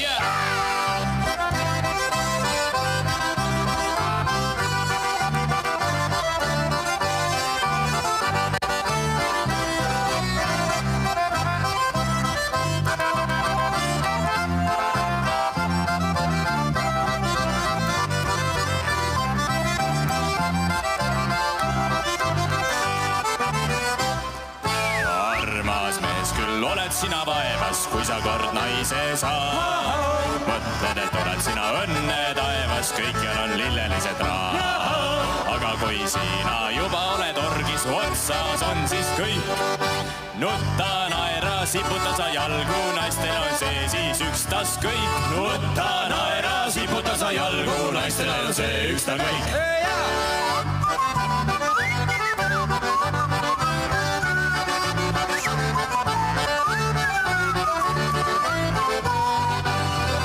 sina juba oled orgis, otsas on siis kõik. Nutta, naera, siputa sa jalgu, naistele ju see siis ükstas kõik. Nutta, naera, siputa sa jalgu, naistele ju see üksta kõik.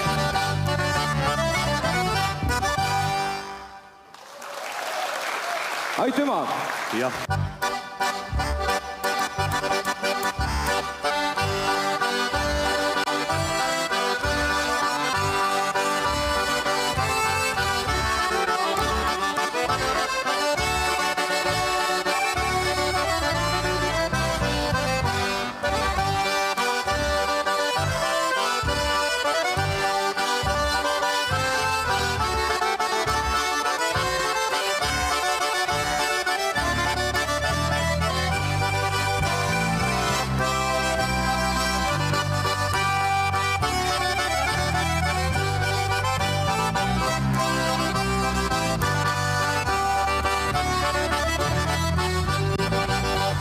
Seitse priskede pruuti on, neid kõiki kuumalt armastan.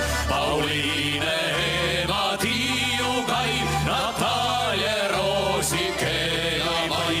Mul liiga päeva jaoks on pruut, kõik isemoodi andvad suud. Neid järjest käin vaatamas ja armastust neil jagamas.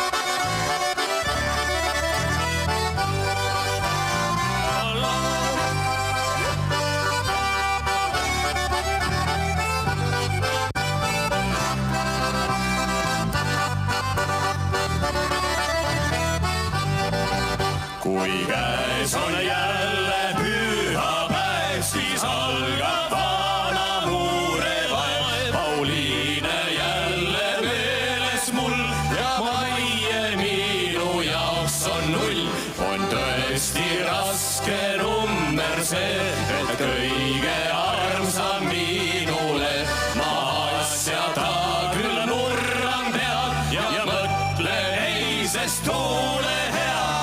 Alladera, küll on mul raske elada. Alladera,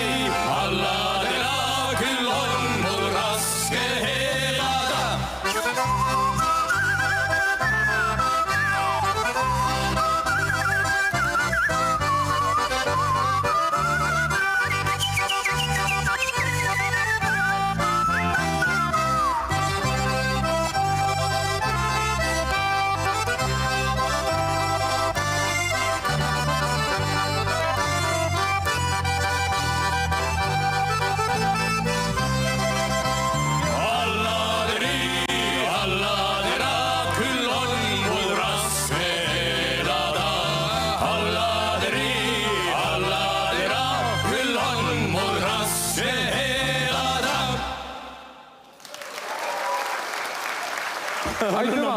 Aitüma!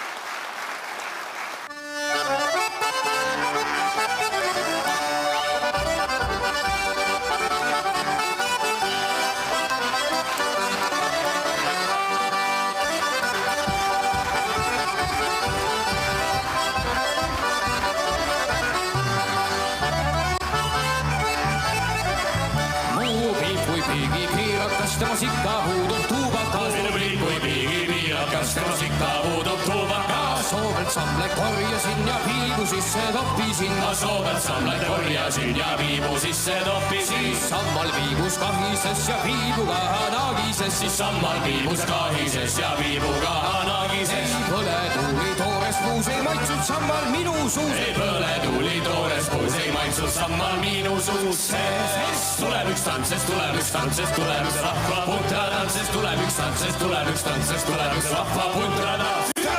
Minu kattani kui roosivill mul haige varba otsas vill. Minu kattani kui roosivill mul haige varba otsas vill. Siis katta juurde läksin ma, et maagust muusu varastas. Siis katta juurde läksin ma, et maagust muusu varastas. Mul suhu jäänud samlavaim ja kattal tõusis imehaim. Mul suhu jäänud samlavaim ja kattal tõusis imehaim. Sus suus on täna lõhnis sants ja oledega samlaid suitsetan. Sus suus on täna lõhnis sants. Sest tuleb üks tants, sest tuleb üks tants, sest tuleb üks rahva puntradants. Sest tuleb üks tants, sest tuleb üks tants, sest tuleb üks rahva puntradants.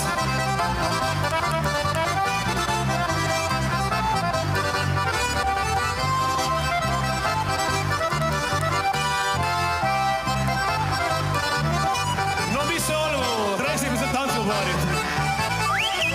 Oi katta ära pahanda, ei tuumakit sa rahata. Oi katta ära pahanda, ei tuumakit sa rahata. Nii vaeseks ennast tunnistin, et katta maha jättis. Nii vaeseks ennast tunnistin ja katta maha jättis. Nüüd kattata ja piibuta pean elama ja elan ka. Nüüd kattata ja piibuta pean elama ja elan ka. Siis soovelt samle korjama te rõõmsad suitsu nendega. Siis soovelt samle korjama te rõõmsad suitsu nendega.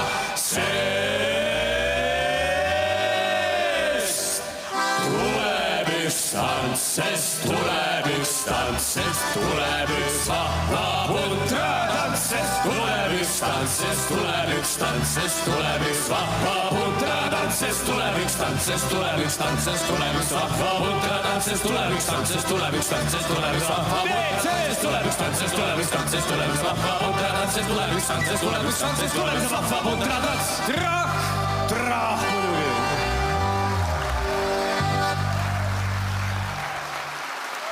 Aitäh!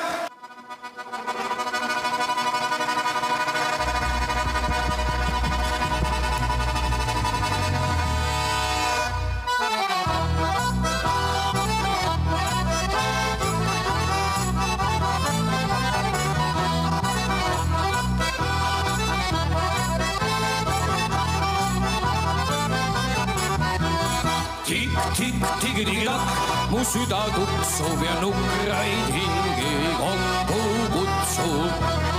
Tikk-tikk-tigi-tigi-takk, kui pausul põksub ja tuule teeme puusanekse. Mu vastu liibu ja silmad sulge, kui sa ei piilu, siis oled julge.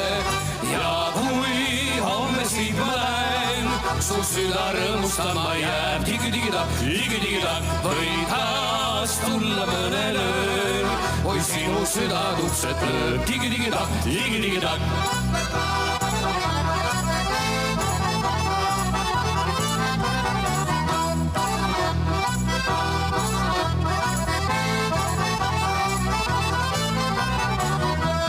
Tikk-tikk-tigi-tigi-takk, kui õhtu jõuab, taas mind kuskil keegi nõuab.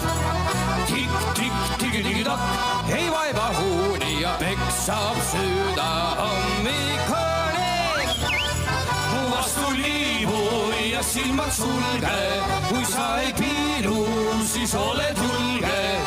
Ja kui homme siit ma lähen, su süda rõõmustama jääb. Tigi-tigi-takk, tigi-tigi-takk, võin taas tulla mõnel ööl, kui sinu süda kutset lööb. Tigi-tigi-takk, tigi-tigi-takk.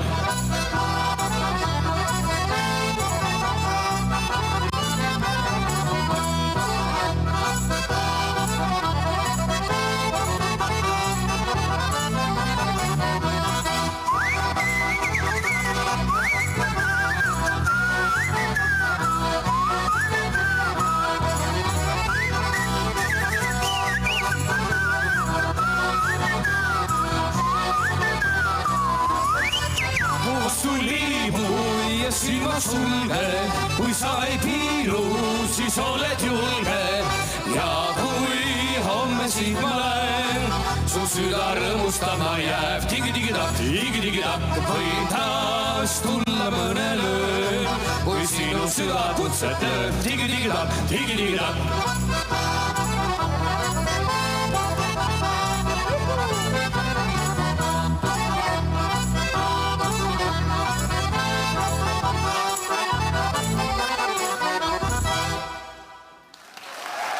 Aitüma!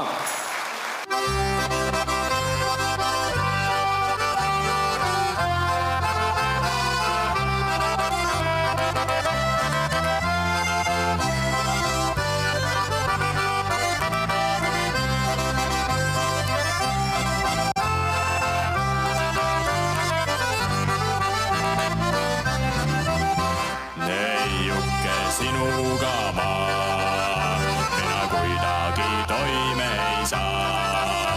Sina oled minu tõesti nii kenam ja vallatum ka. Sina oled minu tõesti nii kenam ja vallatum ka. Räägin sul armust, sa ei usu, emmates suulen ma sind. Annan sul palava muusu, aga vastu ei suule sa mind. Annan sul palava muusu, aga vastu ei suule sa mind.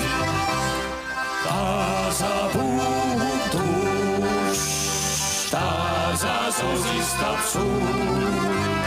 Unule meeles kõik muu, sinule ikka mina tuun.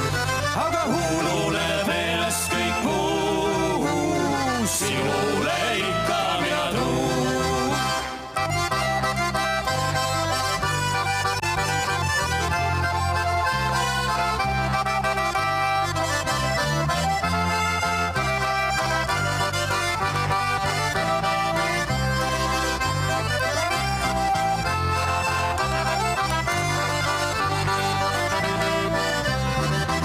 Aga neiuke rääkis nii aralt, vaata ammu olen armastanud sind.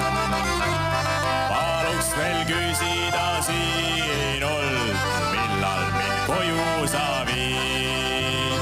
Paluks veel küsida sinult, millal mind koju sa viid. Aga et petsid sa mind, ainult et sinul on süü. Teistega trehvama läksid, sellega kiusu minul tõid. Teistega trehvama läksid, sellega kiusu minul tõid. Aga taasa puutus, taasa sosistab suul. Ununeb meeles kõik muu, sinule ikka mina tuun. Aga ununeb meeles kõik muu, sinule ikka mina tuun. Aitüma!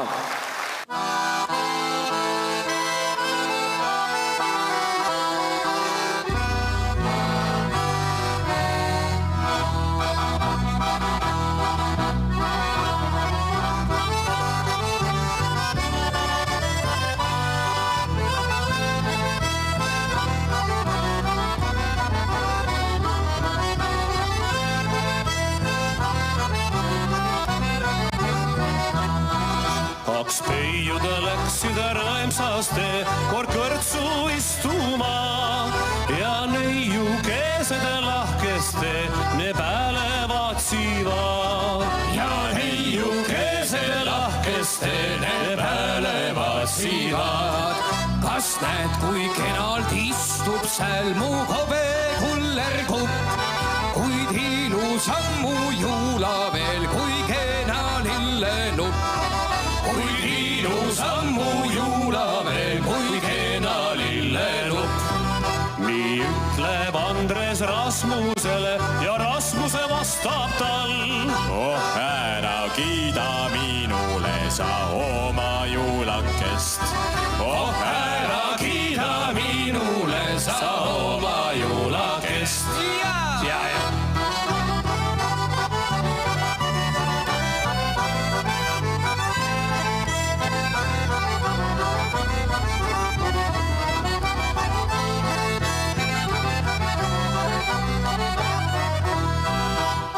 Andres ütleb vihaga see Rasmusele nii. Ai, mu juula palju ilusam kui sinu leenake.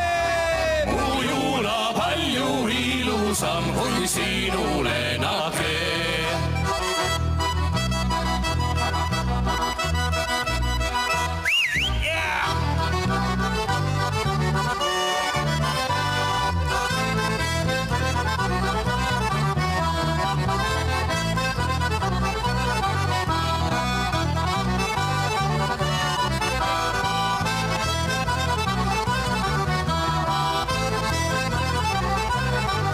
Siis hakkasid nad ju kaklema, ei kumbki kannata, et teine julges pidada ta neiude halvemaks. Et teine julges pidada ta neiud halvemaks. Siis hüüdis Tobias põesa seest, nad kenad mõlemad. Ja Andres Rasmus korrapäev jäid ilma naisteta. Ja Andres Rasmus korrapead jäid ilma naisteta.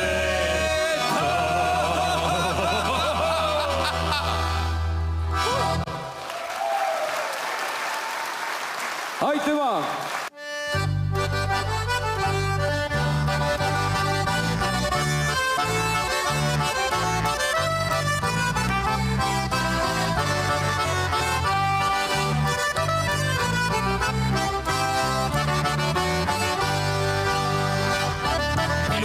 Ja mu armastus on prügimäest tagasi ei too. Ja talle kiuste särgi väel ma ennast üles poon. Ja talle kiuste särgi väel ma ennast üles poon.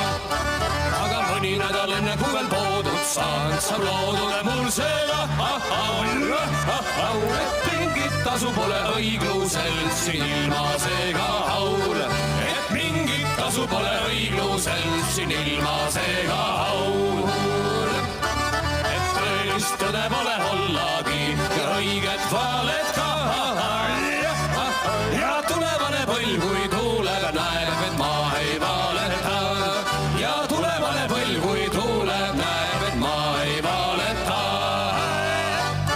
Et mina läksin ära õige asja eest ja lõõdvalt rippuja. Ja paari paksu asja meest veel kummitamas käin. Ja paari paksu asja meest veel kummitamas käin.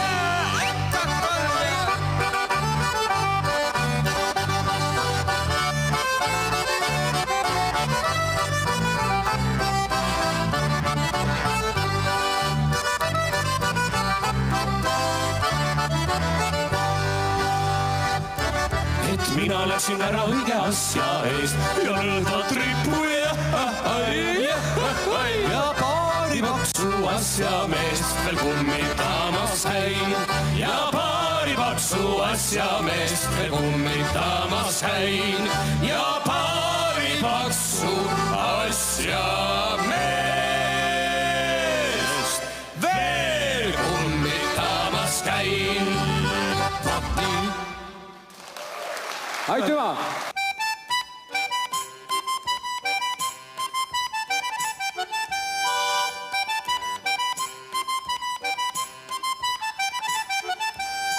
Minu vanaisa oli meister, rippumise maailmameister. Rippus alatasa küljes teistel, aga peamiselt ikkagi naistel.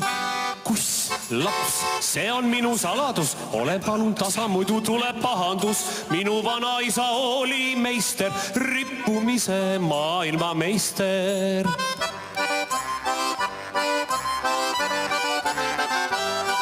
minu vanaema oli meister, põue kippumise maailmameister. Kipus põue alati ta teistel, aga peamised ikkagi meestele. Ai kuss, laps, see on minu saladus, ole palun tasa, muidu tuleb pahandus. Minu vanaema oli meister, põue kippumise maailmameister.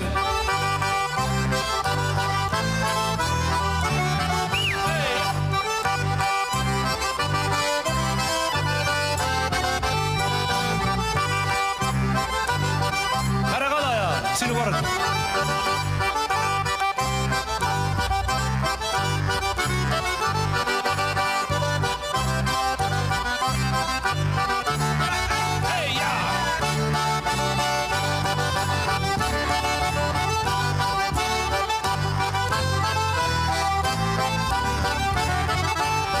Mina ise olen kaaride meister, manipuleerimise maailmameister. Kui ei anka mulle kommi teist veel, räägin vana vanemate saladused teistelegi. Kus vanaisa, see on sinu saladus, anna mulle taskuraha, muidu tuleb pahandus. Kus vanaema, see on sinu saladus, anna mulle kullastambad, muidu tuleb pahandus.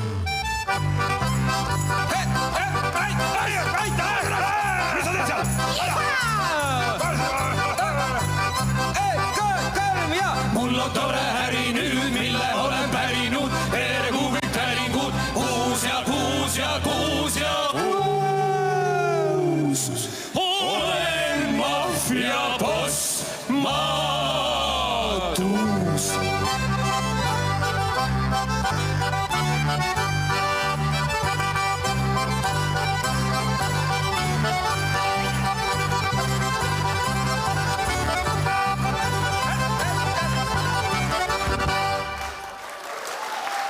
Aitüma!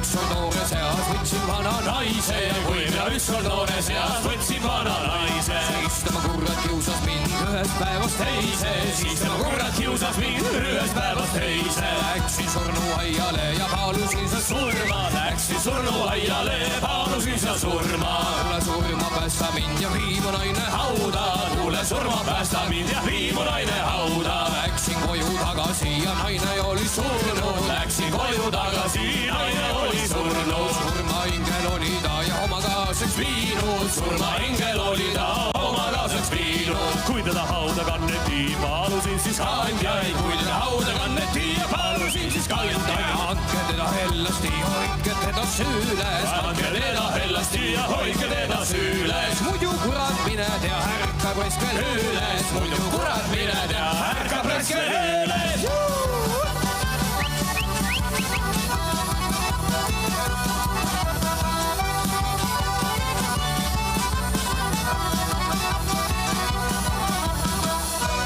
Kui seda kella lüüeti, paalusin siis lööjaid. Kui seda kella lüüeti ja paalusin siis lööjaid. Mis te kurat jamate, no ärge helistage. Mis te kurat jamate, no ärge helistage. Minu mõrtse kuuleb ka teise ilmataade. Minu mõrtse kuuleb ka teise ilmataade. Kui teda hauda mateti, paalusin siis maatjaid. Kui teda hauda mateti ja paalusin siis maatjaid. Vaatke teda hoolsasti, ärge raputage. Vaatke teda hoolsasti ja ärge raputage. Vaatke teda hellasti, muidu kargab üle.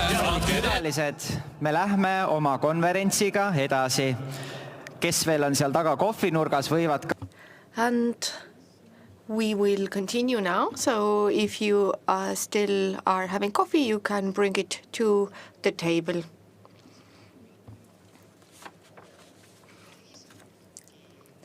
The second session is about to begin, and I'm very happy to pass the floor to somebody who has taken it upon themselves as their life's work to develop the Mulgi culture and language, and believes it is very important that it is passed on to children. I would like to pass the floor to Aili Laande, who is a specialist in Mulgi culture and language, and who will tell us how we keep the Mulgi cultural heritage alive. Thank you.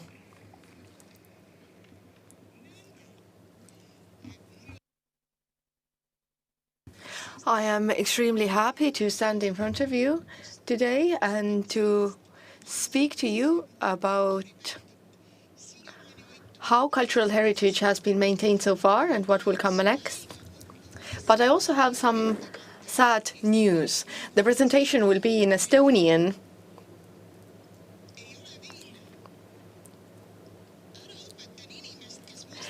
Because we don't have interpreters from Mulgi dialect to English or Russian. Hopefully we will be able to take care of it in the future, but today I will be giving this presentation in a written language, in Estonian, so it can travel beyond the constraints of Mulgimaa. And the topic of the presentation is how we keep alive the cultural heritage of Mulgimaa.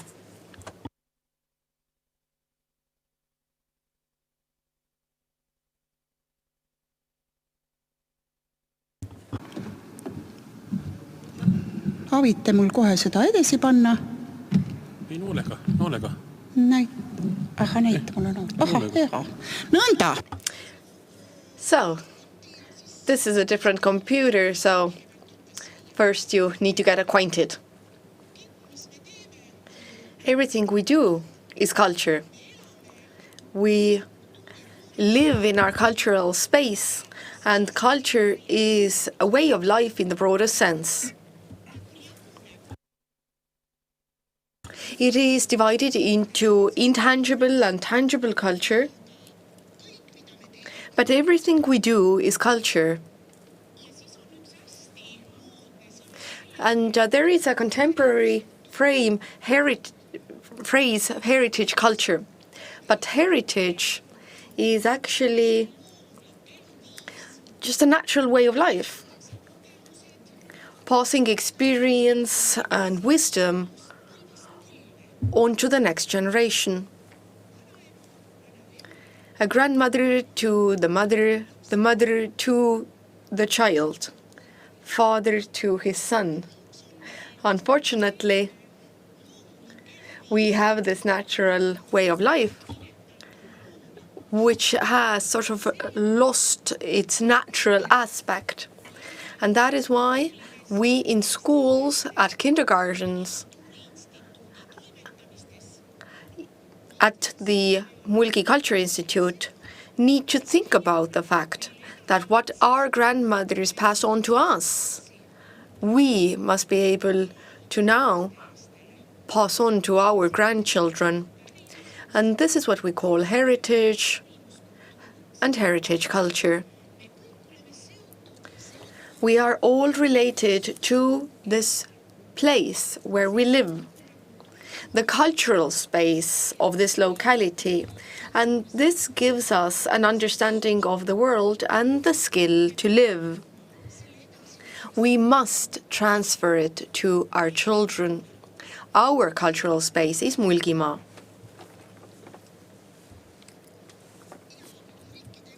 And Mulgi people have wonderful proverbs. Take the tune from the elderly, voice from the young, then you get the right piece. The foal needs to learn how the horse furrows or plows. This means that we remember and respect our ancestors, their stories, their skills, their knowledge, and their experience. And we continue on this foundation, then we get the right tune, or then we get the right field. So what do we need to do to make sure that we get the right tune and a field that is plowed correctly? With the Mulgi Culture Institute, we start from the youngest. We have little language nests where once a month children at least hear that such a secret language, as I tell them, as Mulgi language exists. They sing, they play, They hear stories in Mulgi language. And this brings children closer to our natural Mulgi environment. We have heritage days and camps for children.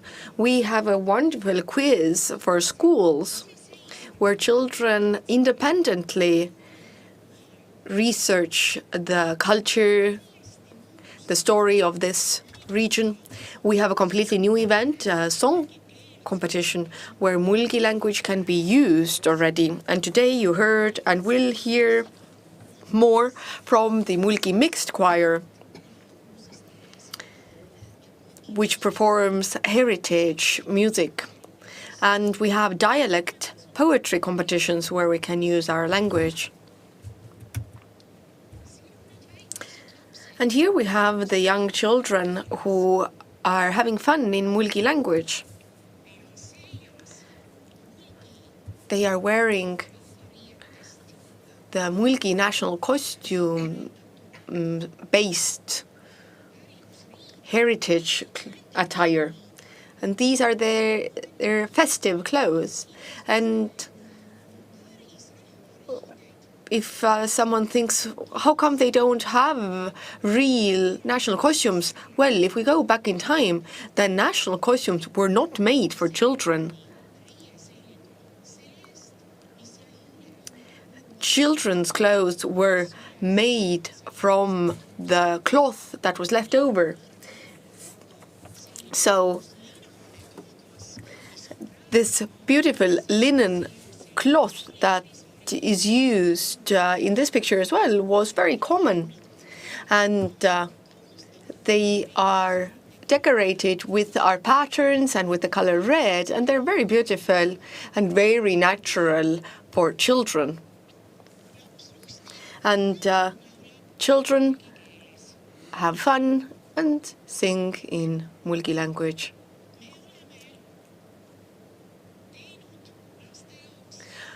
We have written quite many study aids for children. We have the ABC, we have workbooks, we have a song book. And after you have your first lessons based on the ABC textbook and workbook, then you can start reading a series of fairy tales. And these stories are from 5 parishes, and it is really beautiful language that is used, and you can also distinguish the localities, and that's a wonderful thing. It's being edited right now by Kristi Ilves. And language studies for all. It's not only children who need to learn. If I have not learned my indigenous language, then it's never too late to start. And we are the only ones who have this wonderful conversational dictionary, Kärt and Märt, on a trip to Mulgimaa. And we also have a little glossary for Mulgi language. But how to move forward? The fact that I show you beautiful photos of children and I show you beautiful photos of our study aids doesn't mean that we should remain on this level in the future. If we act very actively in kindergarten right now with the languageness, then when the children go to school, then in the haste of school and very busy curriculum, we no longer are able to provide our cultural studies. And this is where we need assistance from the Ministry of Education and very strong cooperation with schools.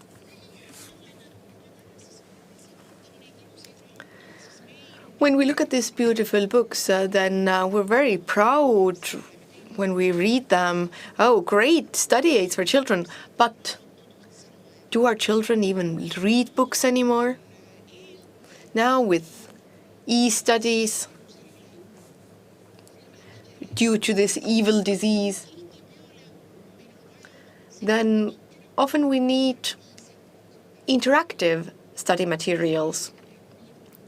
And Mulgi Culture Institute needs to put a lot of efforts into this to make sure that all the study material that we want to convey to the youth would become interactive so that young people would be interested in it. And these materials would be more accessible. It's quite difficult to do it alone. I mean, our Culture Institute. We need to join forces with our cultural spaces, with Kihnu and Võro and Seto people. This is the easiest way to develop programs, work materials, where we can include our textbooks, glossary, ABCs. What we do have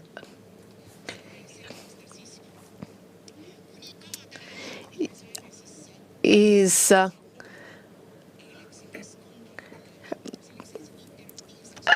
interactive Mulgi language dictionary completed this year up to the letter K.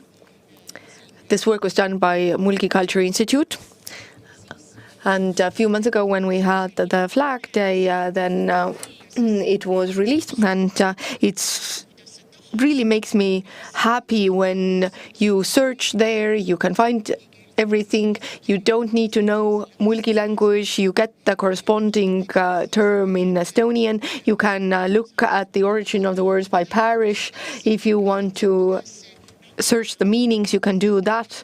So it takes a little investigating, but it's a wonderful language environment with the support of Tartu University and the Estonian Language Institute. But what is the benefit of all of this? Yes, language is a great thing. And it's part of what makes us special.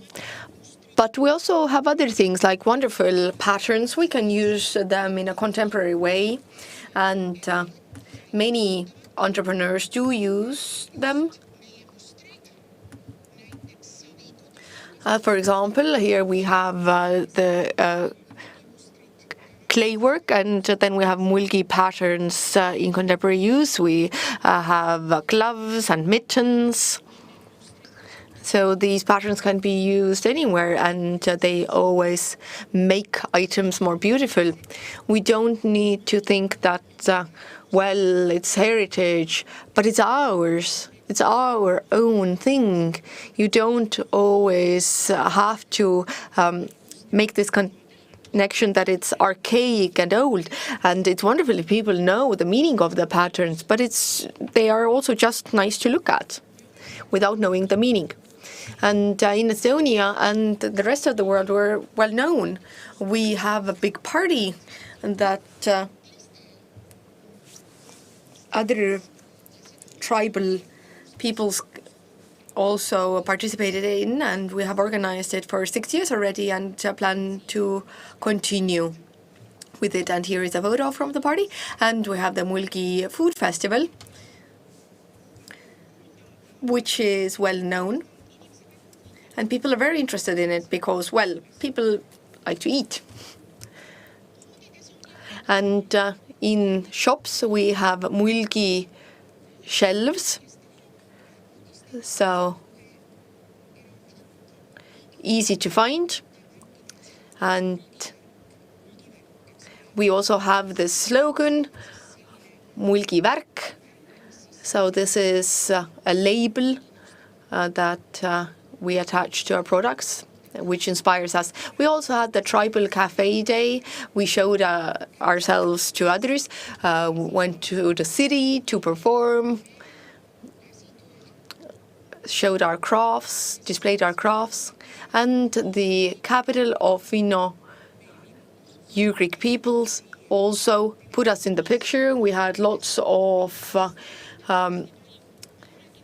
spots on TV and radio, and many articles covered our activities. I don't even know how many altogether. And how to move forward. Even though we were passing on the title of the capital, cooperation will continue by maintaining our own heritage, language, patterns, nature, and crafts. We can show others what makes us special, and in the future we will also gain a lot from opening our Mulgi Experience Center that is being built, and this is what it should look like when it's finished. Since I have been involved in Mulgi cultural affairs for 25 years, then it is a great joy for me that we can open this center, and I truly hope that we, the Mulgi people and Mulgi men, have the wisdom that if I wear my black cloak, then inside the cloak I feel that I am a Mulk.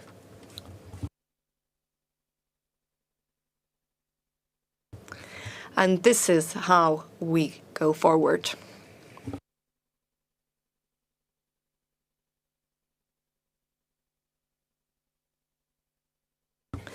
Thank you, Aili. I have a question to you.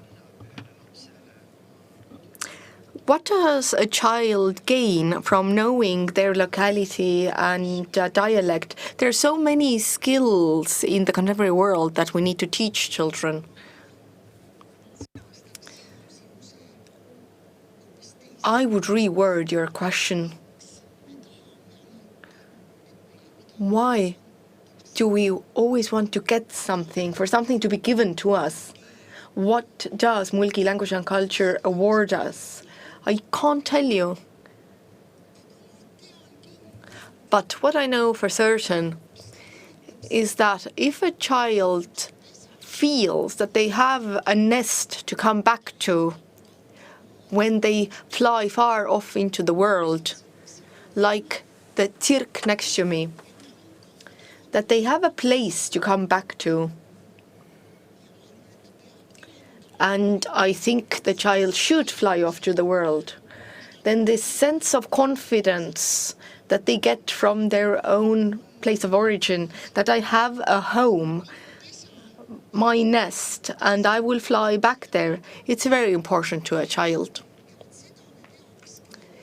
And this is what we should give to our children and grandchildren on a daily basis. Fly. Go on and fly, but you know you have a nest to come back to. Thank you, Aili Laande.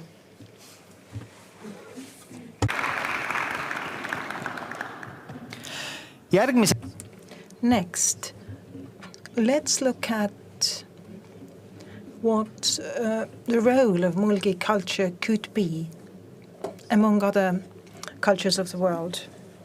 And for that, I ask Leelo Viita, the head of the Estonian Heritage Culture Center, head of Department of Intangible Heritage.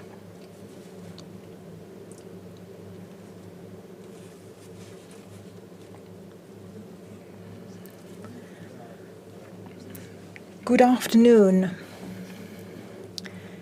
peoples of Mulgi, Seto, Udmurtia, and all the other representatives of Fenno-Ugric peoples. About a month ago, we had a very interesting discussion here. I was listening, and the Mulgi Cultural Center representative spoke, like Ali just introduced. And the question was how, over the past 10 years, things have developed, what has went well and what has not went that well. And then I learned that Mulgi people wanted I mean, we have good examples from Estonia how certain items were entered into the UNESCO Cultural Heritage List, and now there are ideas that some of the Mulgi culture examples should be there as well. And this is why I was invited here to talk, so that the community would be better equipped to think about what could be included in the heritage list from the Mulgi culture. And what could be the things that would make Mulgi people even more known across the world. So let's have a look what these opportunities could be for Mulgimaa. And when we talk about the intangible cultural heritage, the carriers of which we are on a daily basis, so these are the traditions that we have inherited. And this is a living heritage. It's something that we use and live by every day. It's important to us emotionally or for practical reasons. It forms our world view. And in 2003, UNESCO adopted a convention for the safeguarding of intangible cultural heritage, and it was unprecedented how quickly it became very popular and very meaningful. So basically all countries of the world have joined this acceded this convention because cultural heritage is something that gives value to our lives, especially now considering all these very quick changes that take place. All these traditions and habits that we have coming from our roots and heritage are things that make us proud and give us an identity. So the culture that we carry.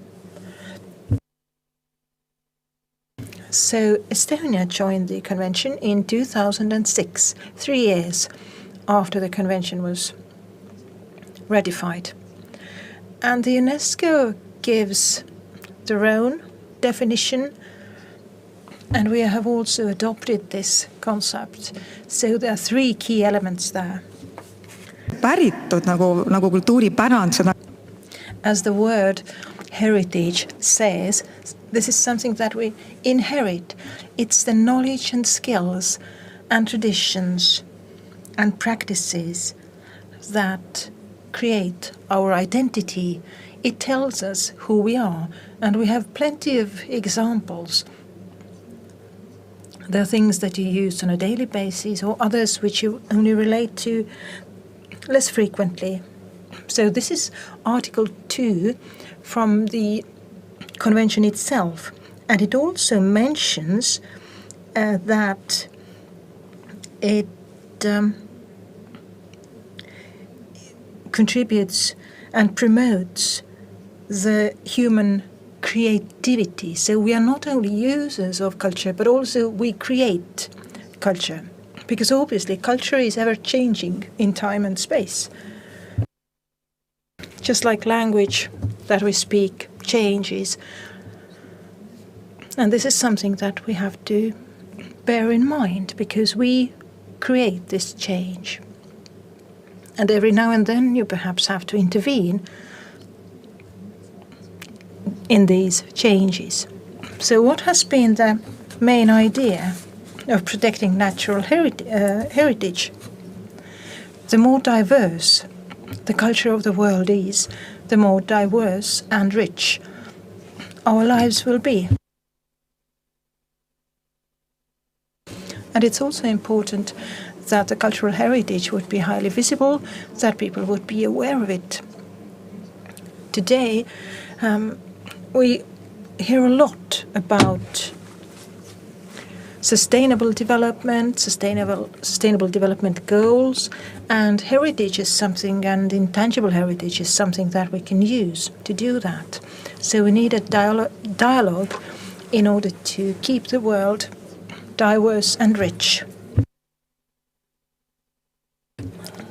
talking about intangible cultural heritage means that there has to be a community, because these are the people who carry this culture and heritage, who are proud of it and who promote it.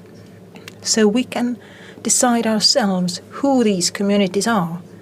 How do we want to define these communities? This is up to the communities themselves.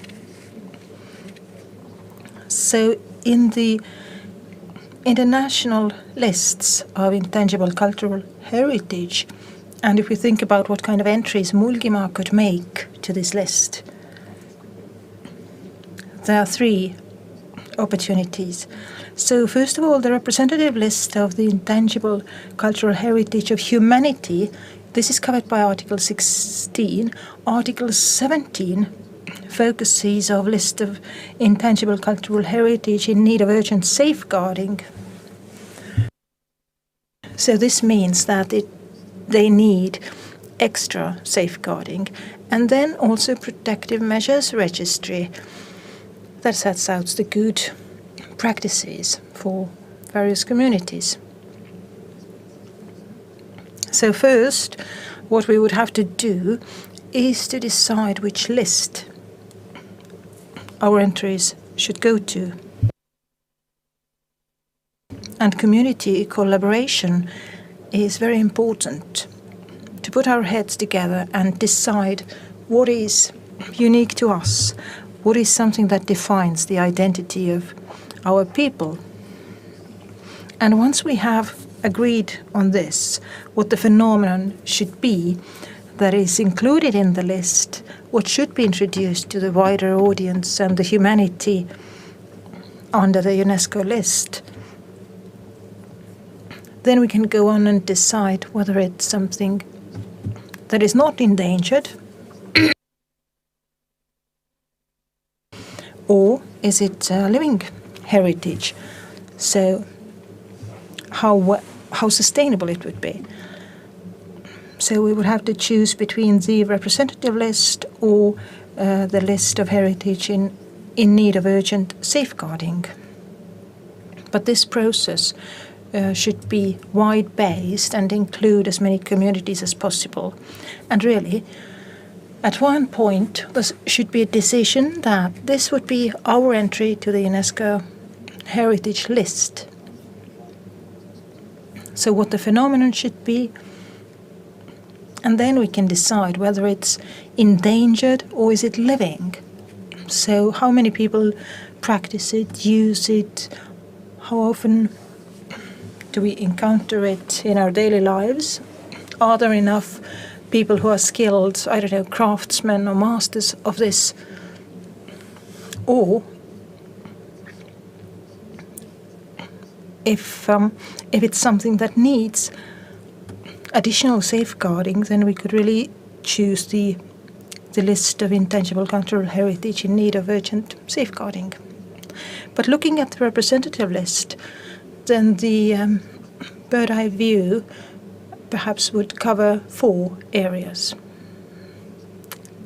There are variations, but these are the most frequent types of things.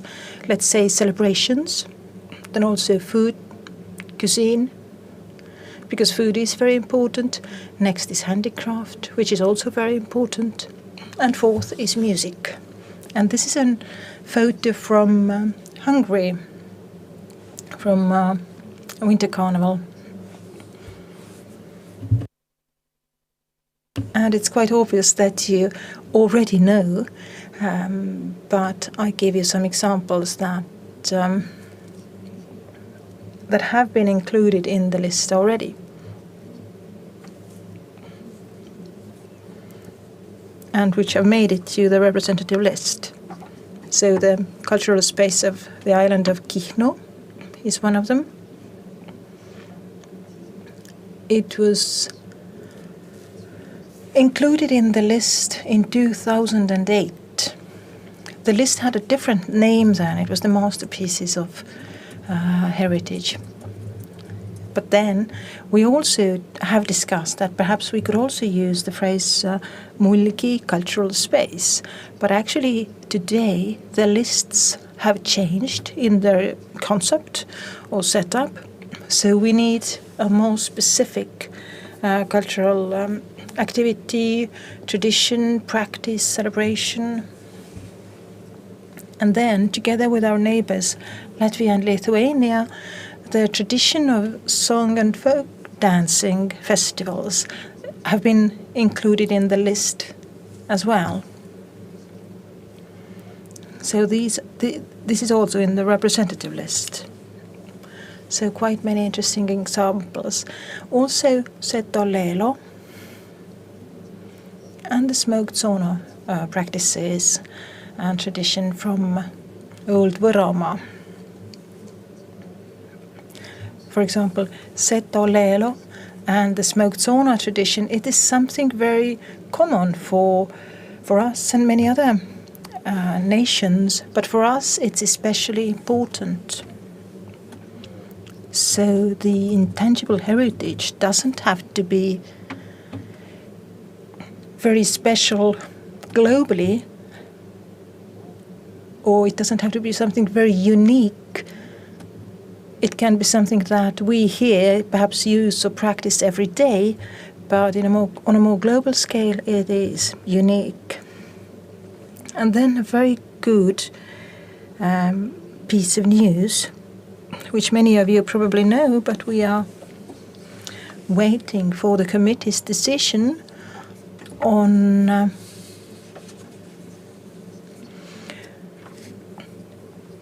so in Estonia, the dugout boat was included in the list of being in need of urgent safeguarding, and it will be decided in Paris whether it will be included in the UNESCO's list. This is a slide with quite small print, but it describes the criteria that would have to be met for the phenomenon or practice that is included in the list.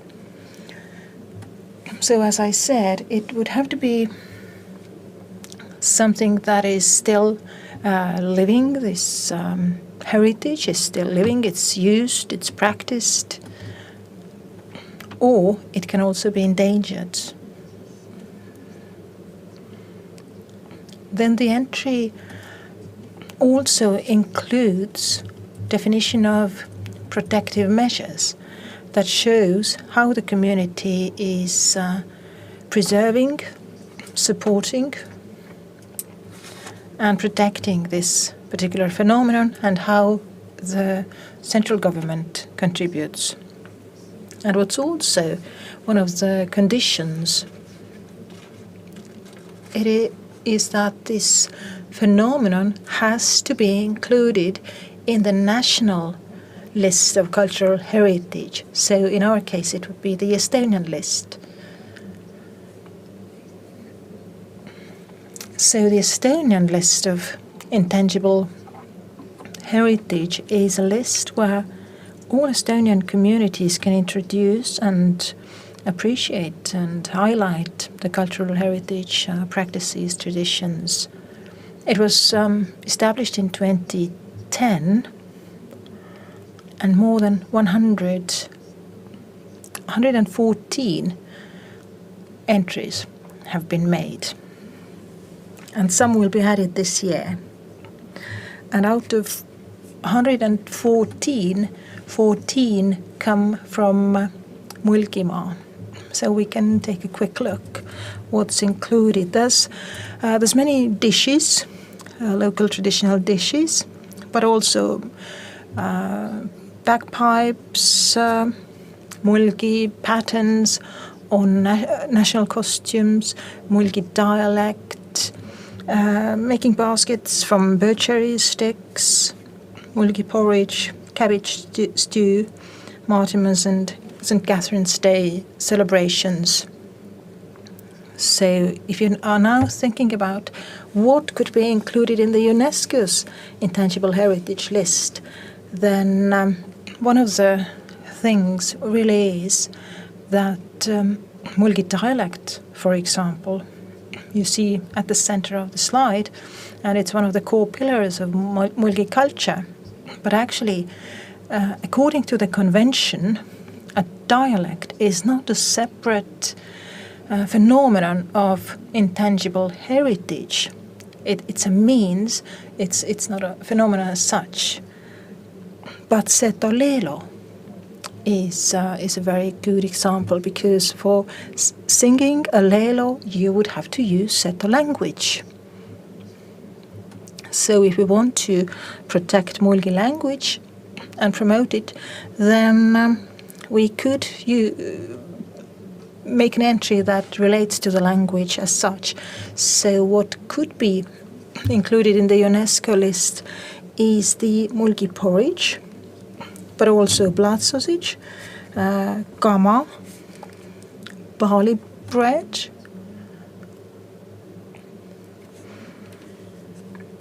Mulgi curd cake. So these would be one of the examples, and first they should be entered into the Estonian list. So what else should be considered when the application is made for an entry in the UNESCO's list? Well, the key or the most important thing is the community centeredness, so that it has to be based on the community, and the community would have to decide what they want to include in the list. And this entry should very clearly demonstrate how the community is involved. So once you have the idea what the entry could be, then I would recommend to join forces with the Ministry of Culture and people from other cultural heritage organizations in Estonia, so that it can be decided how to move forward. And if the community is convinced that they have chosen the right entry and they really want to go ahead, then the application can be made to the Estonian Cultural Heritage Center. The format is free, and we will forward it to a council under the Ministry of Culture that has the rights to decide. And then this council will prepare a document for the application, which is forwarded, and it would have to the Ministry of Culture, and then the Minister for Culture will forward it to UNESCO. Applications can be made once a year. They have to be in English or French. And in the end of March every year, one country can submit one application for one particular phenomenon. But to conclude, actually I was very inspired by the aviation presentation, because as I was listening to the presentation, I was constantly thinking about culture. And I'd say that, and as we heard, that cultural heritage is a very powerful inner resource. So managing resources and attitudes, very important words, key words for our culture as well. What is our attitude towards culture? So when we think about the UNESCO's list, I think the attitude comes in, because we would have to be proud. It's important to us, and we want to introduce it to others. We want others to know and be aware of this kind of phenomenon. So that would be the key, appreciating our own culture and heritage. And I believe that Mulgimaa would have very much to offer to the world. So I encourage and urge you to think about what could be the Mulgi entry in the cultural heritage list of UNESCO. And I wish you many years to Mulgi people, but also our other Fenno-Ugric family members. So congratulations on the event, and all the best. Thank you, Leelo. What does it give to a community that a cultural phenomenon of theirs has been entered in the UNESCO's list. So will our Kama drink taste better once it receives a stamp of approval from Paris? I understand these questions very well, but it's very good to ask from people of Setu, Võro and Kihnu, because their phenomena have been included in the list. So what do they gain? But I think that this kind of approach is very beneficial. I mean, we only live our lives not as part of the cultural heritage, but cultural heritage is a natural part of our lives.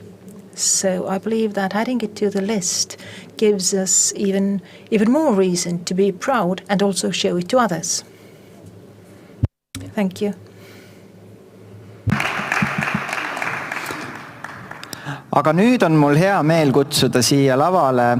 But now I'm more than pleased to invite here one of the, how should I say, leaders or the main reason behind having the cultural capital in Abja-Paluoja.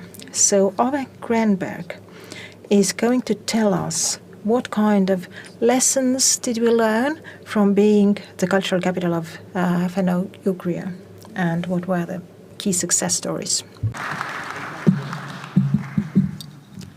Tere! Good afternoon. The topic of my presentation is summing up what went well and the lessons we learned.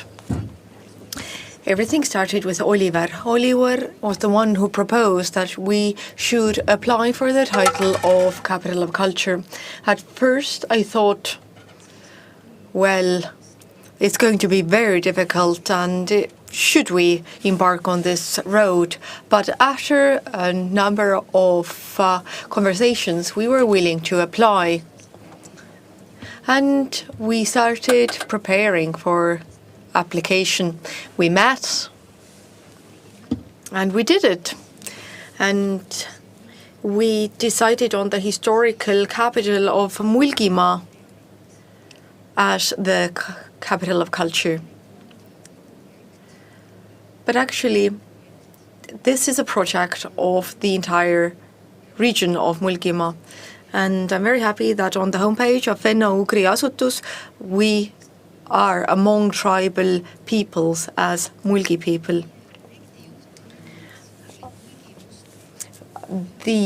We focused on archaic patterns, on national costumes and contemporary objects and how it's used in public space.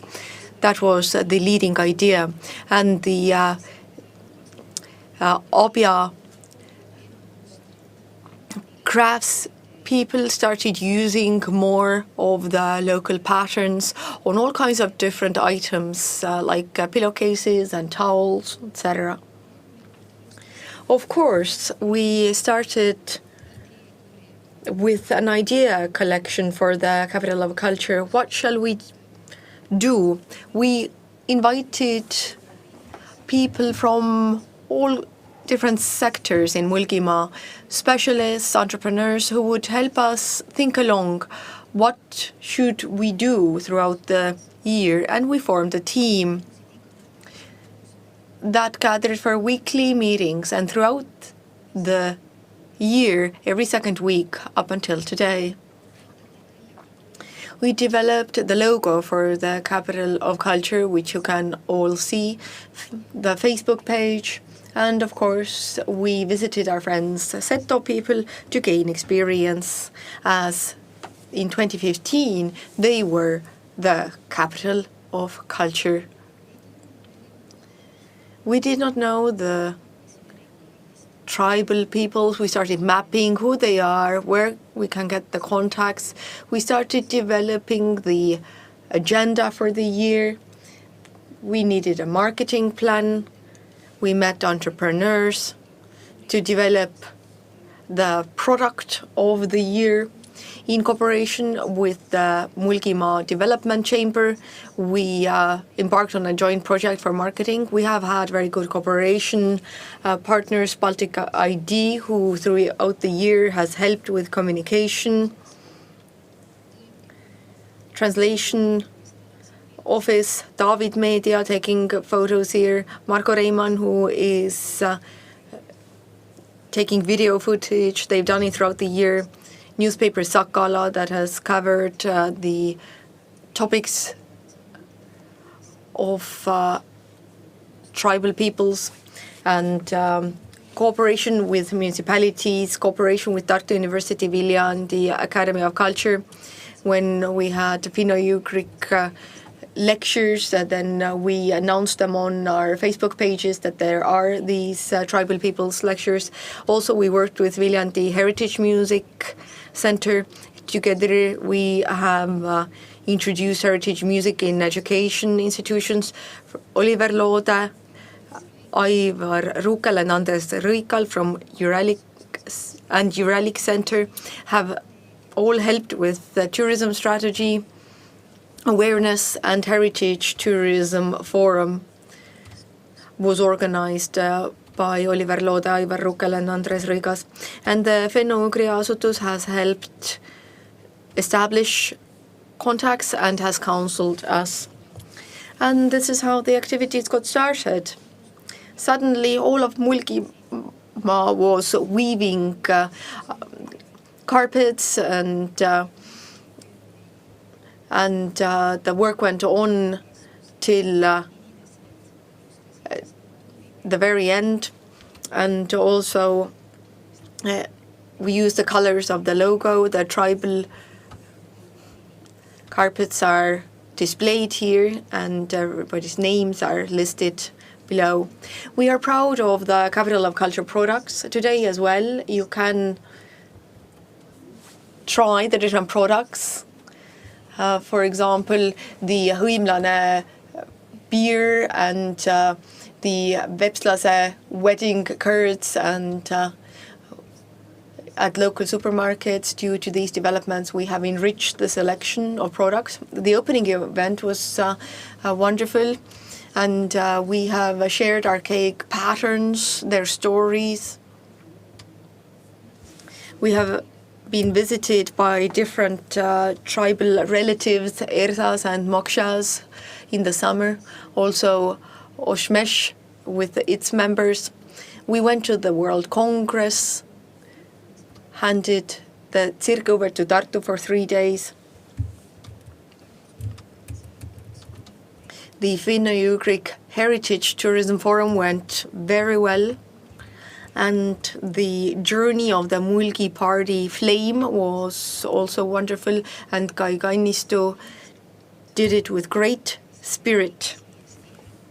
And we went to all 5 parishes and lit the Mulgi Party Flame, and the Seto people came to visit. And at the Mulgi Party, we also had the tribal tent where it was possible to introduce your culture and language. And we went to the ethnic fair where we introduced our culture and where we come from and who we are. And then we had the Tribal Cafes Day, which has now become a tradition. So next year, 3rd of September, you're all welcome to Abja for the Tribal Cafes Day. And the youth film project. The youth are extremely important part of it. We need to teach them, show them in their own language what this is all about. And through the film project, we're able to tell them about the languages of the different tribes. They were very interested in watching the cartoons of different tribes and listened very carefully what language people spoke in. And we also introduced to them whose language they were hearing in the cartoon. So through playful activities, you can bring your culture closer to children and the youth. And of course, there are lessons that we learned. you definitely need a project manager with such a big project who can contribute sufficiently. If you just do it in addition to your day job, then you're short of time and you always feel that there aren't enough people. You need to conclude very specific agreements with different parties, especially with municipalities, that there is clear understanding who should do what and in what volume. And of course, we need to write projects. Nobody can escape that. It takes time. You need to submit reporting, and the activities must be targeted, and you also are responsible for the budget. Can you manage with these resources or not? Will all the activities fit in the budget? And the manager's role is very important. Like in municipalities, the heads of municipalities have this capacity to engage people, to follow through. And of course, engagement depends on the personality of the leader. Of course, we have different understandings, knowledge, and of course, uncertainty regarding what's to come. There's certain pressure. Can we organize these events or not? Do we have COVID? And people are used to doing their own thing more. And a large region. So maybe we don't feel equally engaged. Reaching everyone takes so much energy, reaching everybody and telling them why we need to do this or that, what it gives us and how important your language and culture are, and to value it more. This is why we need different activities in every parish. And in summary, Mulgimaa is better known and valued, and there are lots of contacts, and cooperation will continue. There's more interest in Mulgimaa region. We have received letters at the Institute, people seeking their roots. And I believe that we have better cooperation. Different events bring us closer, and we are willing to work for the same aim. And of course, I have the experience now of running a large-scale project, and the team is so good that I want to continue working with them. So this was the short summary. We were successful in carrying out all the events. We didn't leave anything undone, and this is what I consider our success story. And of course, we all can learn. The main thing is that we do learn, and the human resource is what matters. We need to notice and value people. Thank you.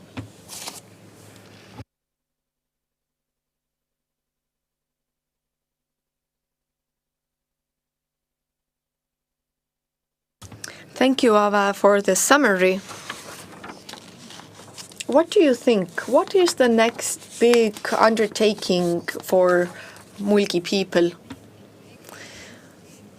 The main project topic was patterns, and we have Mulgi food. So I think we should move towards UNESCO to value the heritage culture of our locality more and to introduce it to others. This will bring us into the world and arouse the interest to visit Mulgimaa in people. Thank you.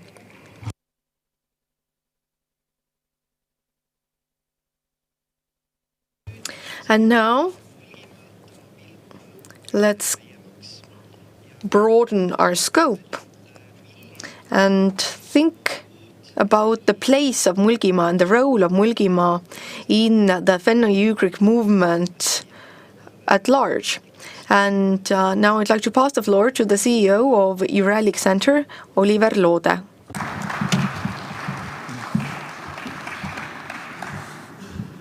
Austatud mulkide vanem. Honorable Mulgi elderly.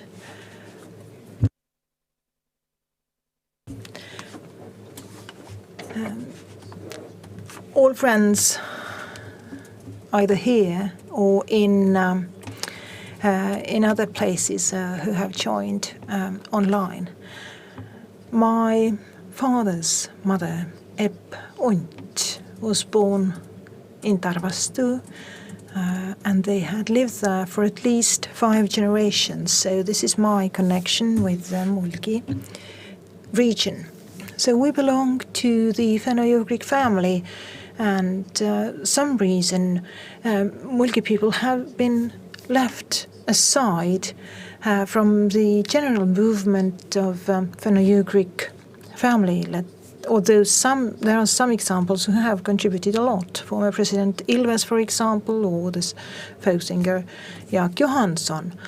Unlike Seto people, we haven't, or Mulgi people haven't had their delegation to the International Fenno-Ugric Congress, not our own delegation. So Mulgimaa haven't been very visible in the general movement of, or the mental map of the Fenno-Ugric peoples.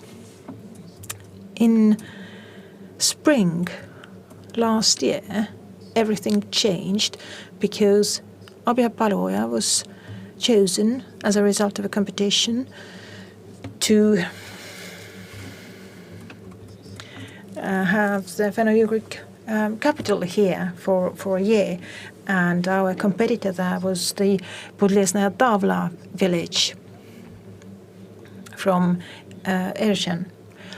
And we can now say that the role was fulfilled very well, although due to COVID it was difficult and it was almost impossible to have, for example, the Russian Fenno-Ugric peoples represented here during that time. But we can certainly say that Mulgi people did not only introduce their own cultural heritage to the Fenno-Ugric world, but also that they are fighters, that they would follow through with the program despite the difficulties, their hospitality, their brilliant skills of project management. And I also confirm that they have sparked interest in our Fenno-Ugric family, who perhaps just haven't had a chance or opportunity to visit Mulgimaa. It was a beautiful year, and the timing was wonderful because we had the Fenno-Ugric Congress in Tartu the same year, and Mulgi people had a chance to introduce themselves to the audience of the Fenno-Ugric Congress, and therefore I thank the Fenno-Ugria Asutus, because it was thanks to them that these two things were combined, the capital of culture and the Congress. So indeed, I believe that Mulgimaa is now placed on the Fenno-Ugric map more strongly. It's something very curious for the Mulgi people as well as the Fenno-Ugric people. But how could this spot on the map develop in the future? What could be the main ideas or idea from Mulgimaa? So I set out 3 criteria. I suggest that we present a Mulgi idea that would go well together with the Mulgi story. It could be based on the actual resources and opportunities of the Mulgi realities today. And third, the so-called Mulgi idea could be something that really meets the needs of Mulgimaa and other Fenno-Ugric peoples. One potential idea that I suggest would be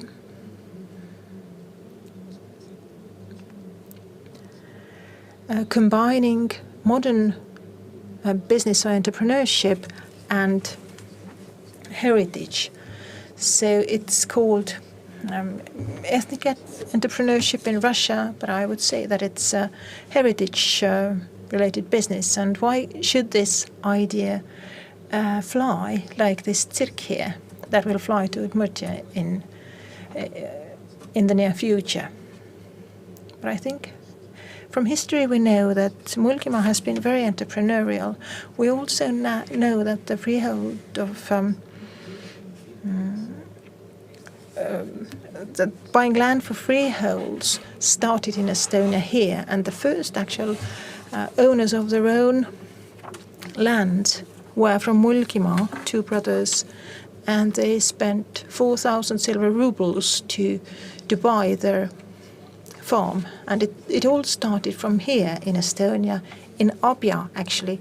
So if we now let our fantasy fly, we could say that the Estonian national entrepreneurship started here because the first owners of the freeholds were here in Abja.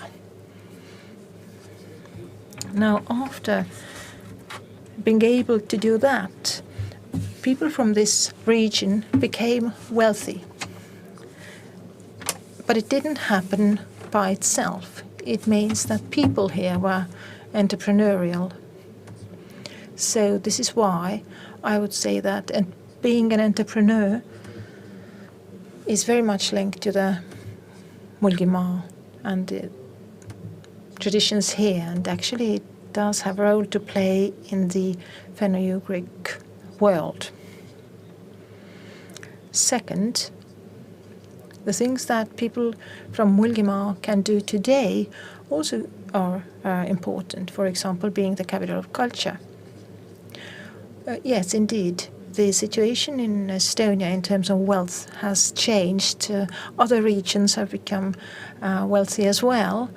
But if we include Viljandi in Mulgimaa, we just today saw and heard about Chaga, the new innovative product that is coming from here.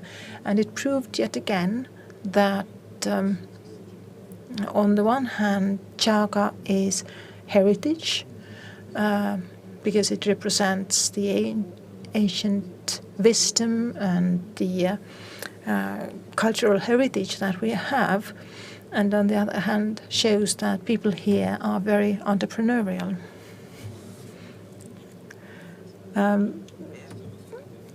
There is a small producers association very active here. There is a cultural academy in Viljandi that trains or educates musicians, cultural managers, etc. And the folk part of the curriculum and study programs in the academy gains importance.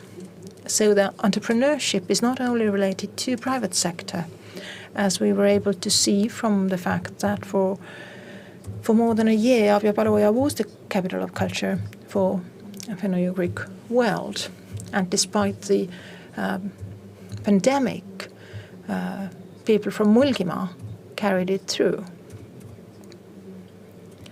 And thanks to that, we were able to witness many wonderful events, but also new initiatives that demonstrate the entrepreneurship of local people. They might seem little things, but it was always something innovative.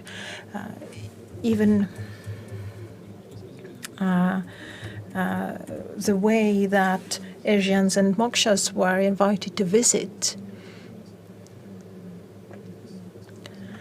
And the tribal bear, for example, that I think is the first Finno-Ugric themed bear in the world. So many thanks to the brewery for such an open mind. We had the Tribal Cafe Day in Abja Paluoja, and as we just heard, it will become a tradition. So these are all examples of Mulgi people being entrepreneurial. And also the Institute of Mulgi Culture is to thank for that, and they've done fascinating work. I think that this entrepreneurial approach also meets the needs of our tribal family, not only in Russia, but elsewhere as well. Because being entrepreneurial is one of the means that we can use in order to save the dialects and villages and areas where Fenno-Ugric people have lived for ages. The reason why people leave these places to go to big cities and do whatever is related to to economic reasons. It is often so that people think if someone is a craftsman, then that's it. But it's actually true that a craftsman can be a successful small business owner as well, whether with the support of the government or without it. Especially in Karelia, we have seen that these craftsmen often lack the skills of product development or entrepreneurship, branding, marketing, all these skills.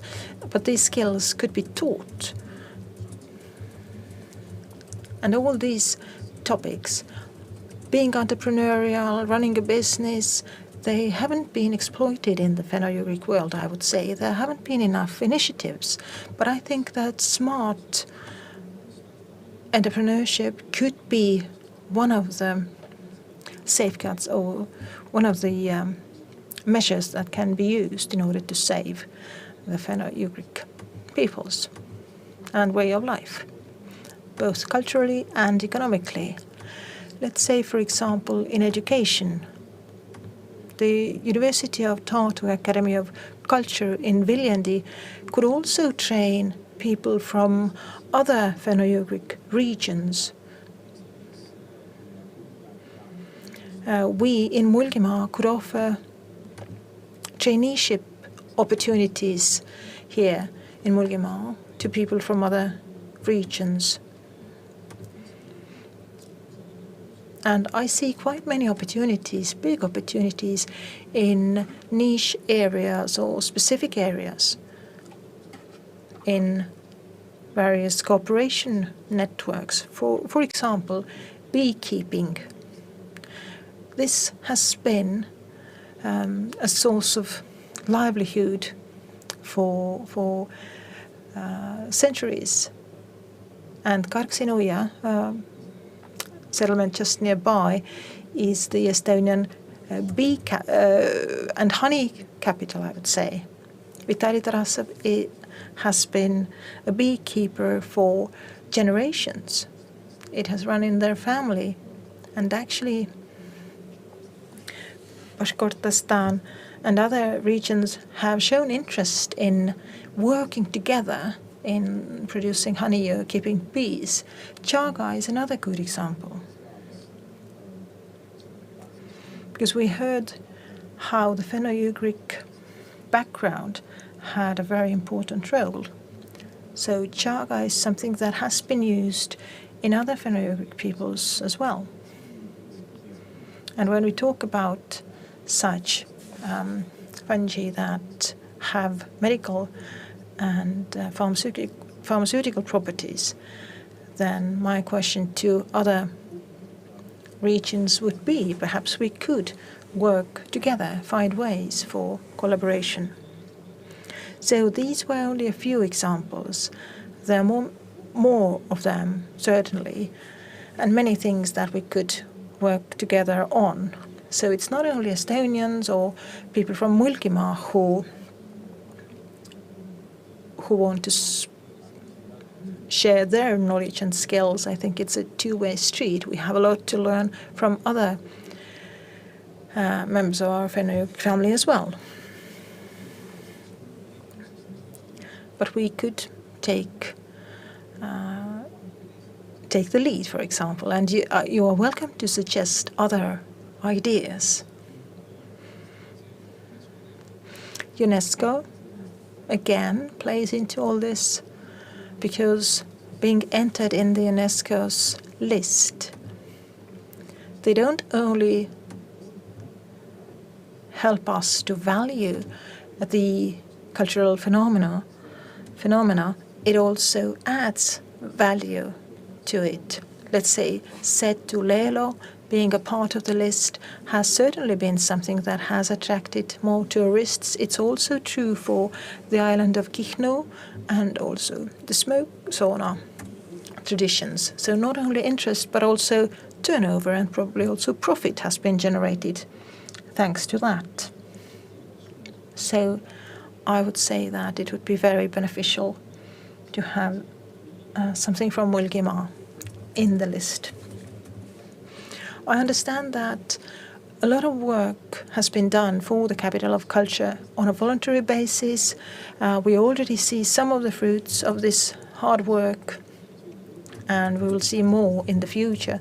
So whatever has been done, we can look at it as an investment. It's part of the story. It's part of the story of Mulgimaa. It can also be give economic benefits. So Mulgimaa has been put on the Fenno-Ugric map more strongly now, and hopefully you will take part in the events of future Capital of Culture, also in the activities of Paiterek. So thanks again for the organizers of the Capital of Culture. I know that the Pride of Mulgimaa will be announced shortly. So if Fenno-Ugric world were to choose the Pride of Fenno-Ugric world, then it would be Mulgimaa, I believe. Thank you.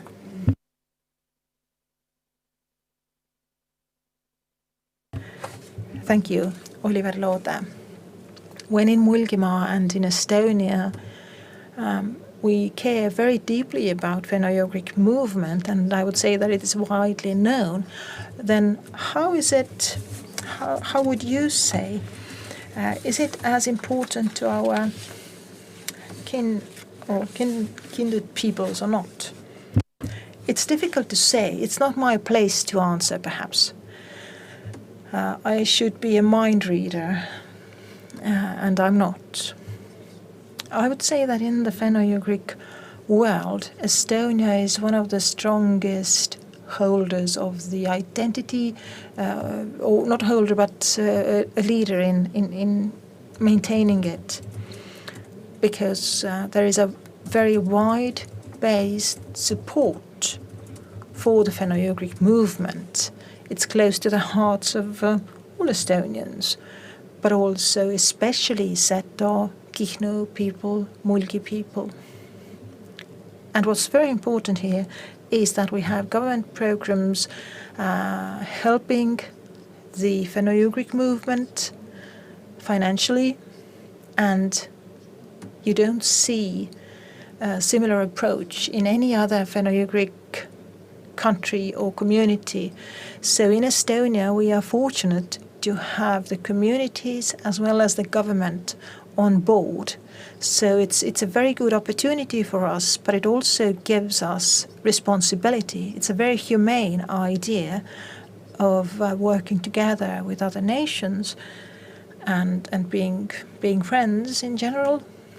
But I think that it is our task to feed the Fenno-Ugric identity and to inspire all the kindred peoples. Thank you, Oliver Loode, the head of Uralic Center.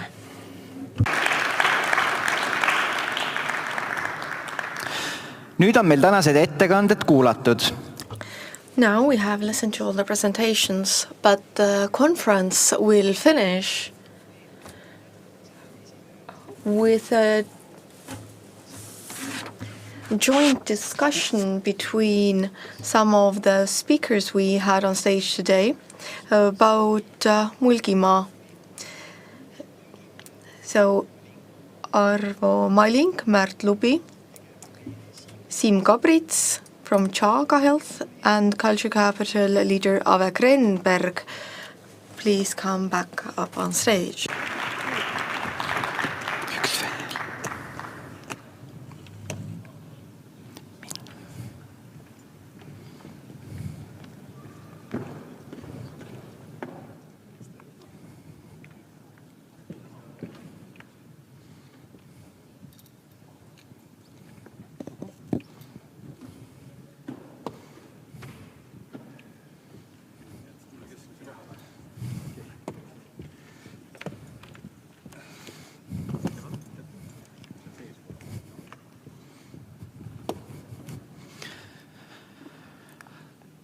pärast neid tänaseid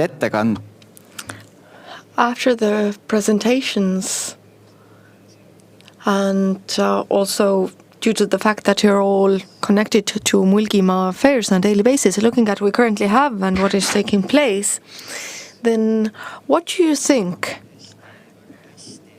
What can we be truly proud of in Mulgimaa currently? Ave, let's start with you. It is a region which is very rich in culture. We have a strong identity, language, heritage, culture. We have things to show off and be proud of. See, I would like to outline a trend. When we look at the Mulgi issues prevalence, then every year we see that there's more youth involved, that people's readiness to say that I am a Mulk, that this will is increasing, and this makes me happy. So that direction is correct. I also thought about this. Having been involved in folk dancing for a long time, then at the end of the Soviet period and beginning and after restoration of independence, girls had the moo skirts on, and but throughout the years, when the Mulgi Culture Institute has been leading all of this, 25 years,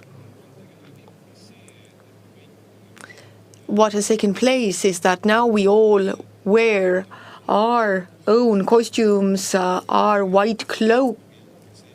Seto people wear their white cloaks. So we have found our roots, which we lost during the Soviet time. And this is a good foundation to rebuild everything. Mart, I can't say that I am in Mulgimaa every day. This is my place of origin, but I agree. And one thing that really spoke to me, the patterns. I think this has great potential. And secondly, the identity issue, that people understand where they come from, and that is what matters. And tying that to a good story means we're in a good place. I'd like to add one more thing regarding small companies. Cooperation has started and is growing. And the community is willing to purchase the products. The products are not always the most affordable, but the readiness to support this way of thinking.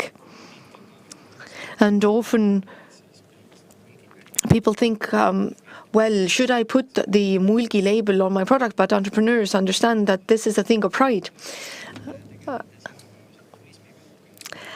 So I am active in tourism in Viljandi County on a daily basis, and I clearly see that the collaboration will and also steps of cooperation have come the farthest in Mulgimaa, and the Small Producers Association is a good example of this.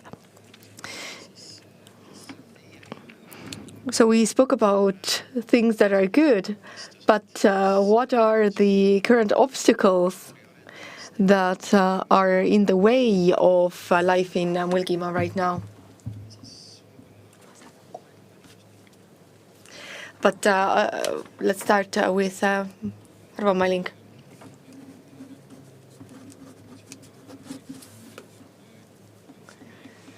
Our language is our backbone. That's the main feature. And it's a shame that fewer and fewer people speak it less and less. Very good work is being done in kindergartens, but for some reason in schools, we haven't reached very many schools.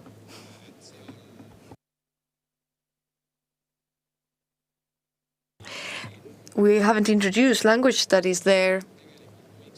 And I think that actually the ministries, the state should support us here. The collaboration has not been good enough with schools to introduce language classes.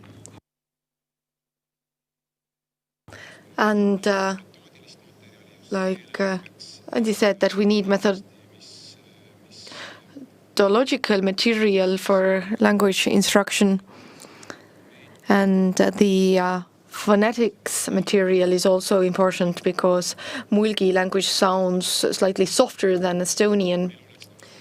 So that we have the study material, so that's where we need to work very hard.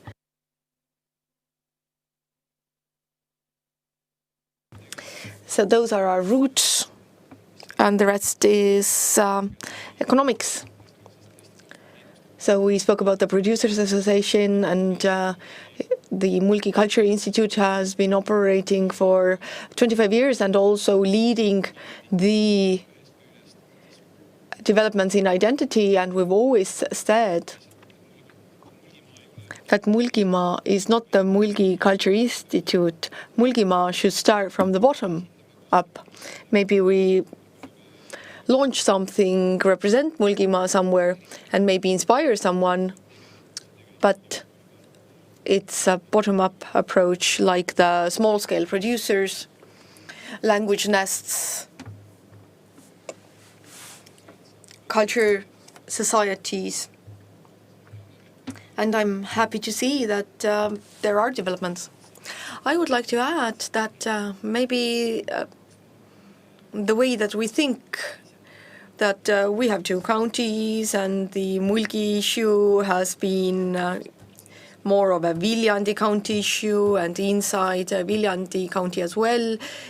Is it Viljandi or municipality or Viiratsi or other regions? And am I actually a Mulk or not? And how should I position myself? So we have these limits on the way we think, and these are often self-imposed, and that is an obstacle.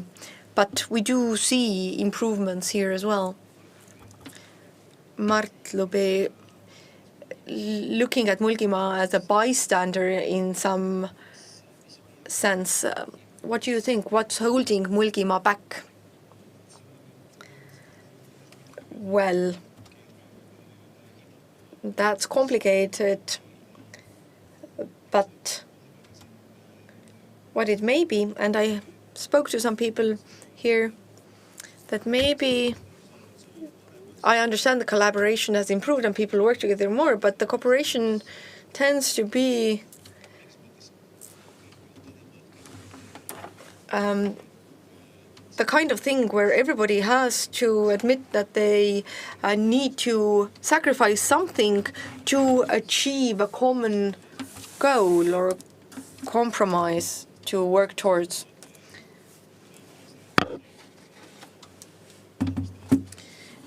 So often we want to do what we want to do, but if we are alone, we don't stand out. We need to work with others. So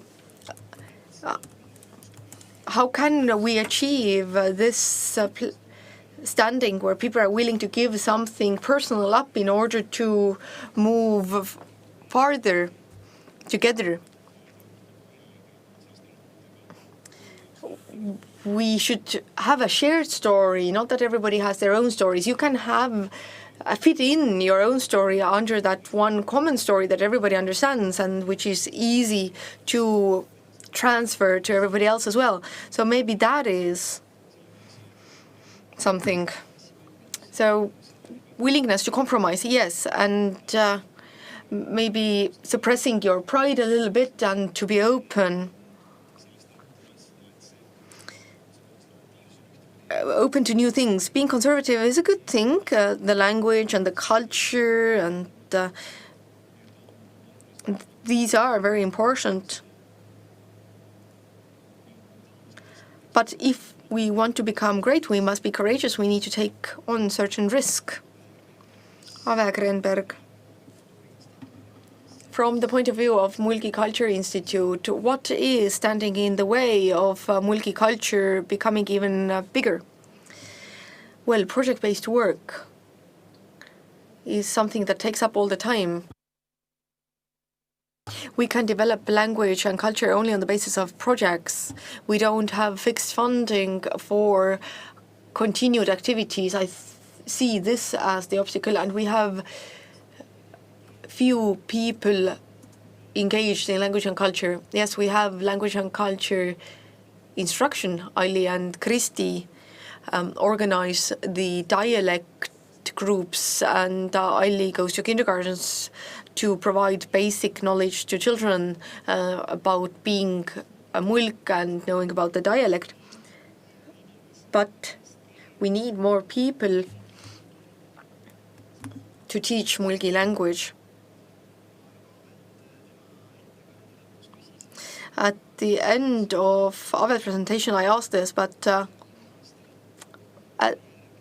what might be the next big common goal for mulks after the end of the year of Capital of Culture?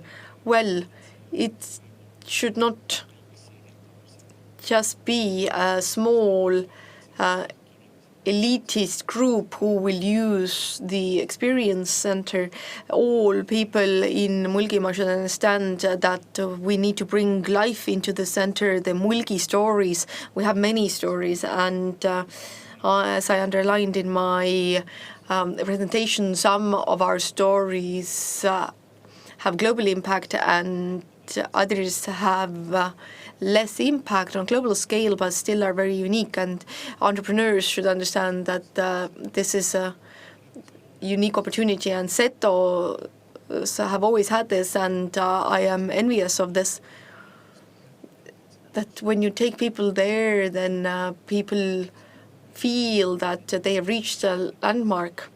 And when you have quality services around this landmark and people are proud, then I believe the entire region gains from it.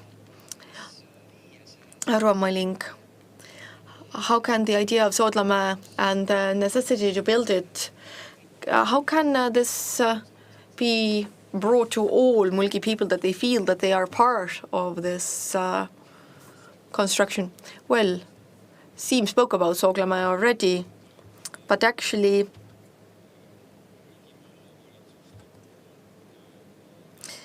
this is a landmark created by the Mulgimaa municipalities that should support all activities in Mulgimaa. This is the place. This is the place where our visitors can come to, and then it needs to connect to the rest of Mulgimaa. So I call on all people in Mulgimaa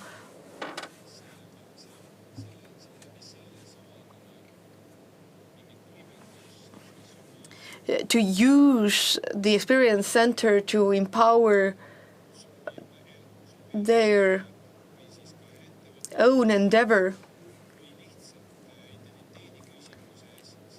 Issues related to identity or business, to find some contact with Soodlamäe and get leverage from there. So it's important that we get it going,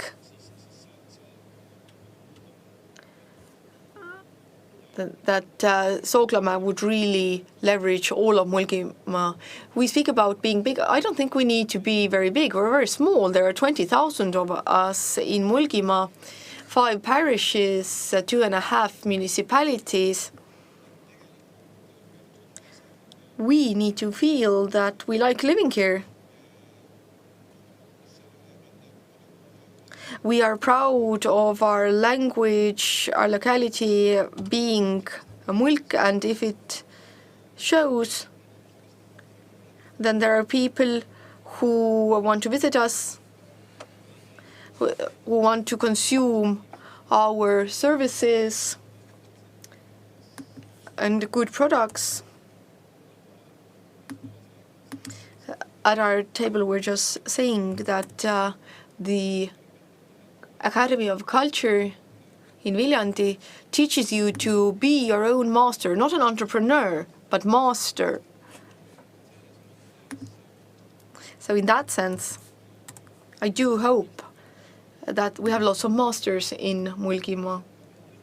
I must admit that by birth I'm not a mulk. But in putting on this costume today, I felt really good. Mart Lubi, you're the only one up on stage not in mulgi attire, but what is your connection to your place of origin?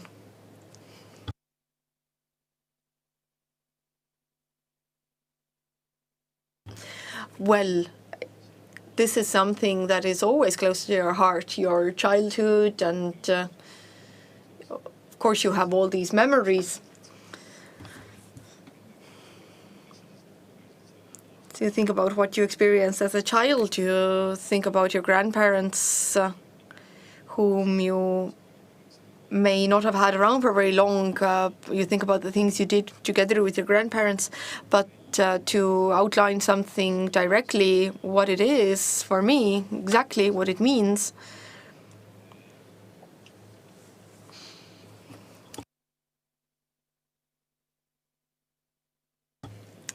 So when I'm driving towards Viljandi and beyond, then what changes the most is the landscape. It's hillier and more versatile. So that's one thing. And I remember what my grandfather said when we went to Pärnu, then he said, it's a nice place to go, but even if they would give me land, I wouldn't take it because the fertile land is in Viljandimaa. So that's also one thing that I remember. In addition to the Sooglamäe Center, another idea was introduced, striving for the UNESCO Heritage List. What do you believe is the cultural phenomenon to try and get on the list? I have also given thought to it. We have the archaic patterns that speak to all of our tribal peoples, and through these patterns we can tell our stories, and they have their meaning, how they protect us. And I've also thought about Mulgi food, that this is a place where we can all think together. What should we take to the UNESCO Intangible Heritage List? I would also choose the patterns, and we have Chaga now. Well, the story of education, that it's an investment not only in your firstborn son, but all children, including daughters. And like the former president said, when we look at women in Estonia who have 5 or 6 generations of highly educated female ancestors, then it's only Mulgi women. And this is something in today's world that carries impact. So when we think of Mulgi people, that it's not being wealthy, it's not just this wealth that you wear around your neck, but it could be education and the story that you carry with you. I also think that education might be something, and not just education in general, because education is quite accessible everywhere in Estonia. But when you choose a very specific direction to landmark Mulgimaa,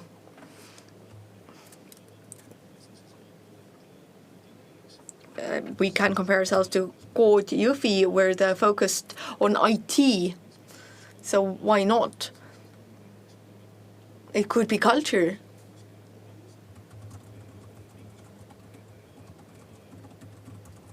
Or it could be mathematics or physics or science. Why not contribute there? Education is definitely something that takes us far. I remember how, when I was a child, I was told that education is the most important thing because nobody can take it away from you. Everything tangible you may lose, but if you have an education, if you have the knowledge, you always get it back. And also maybe entrepreneurship in education, because the Mulgi people have always been very smart and entrepreneurial, then why not instill it in our children? And you can teach them about the world and also use this, and we can engage them in different undertakings and activities. Oliver Lode in his presentation also outlined this, that the role of Mulgimaa in the Finno-Ugric movement could be the cultural heritage and entrepreneurship connection. But Arvo, what do you think? What might be the element of Mulgi culture that should be on the UNESCO heritage list? Well, like I said, chaga, with its medicinal value.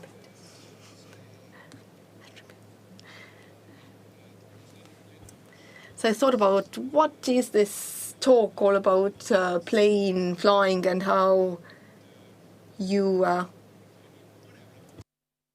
fly a plane.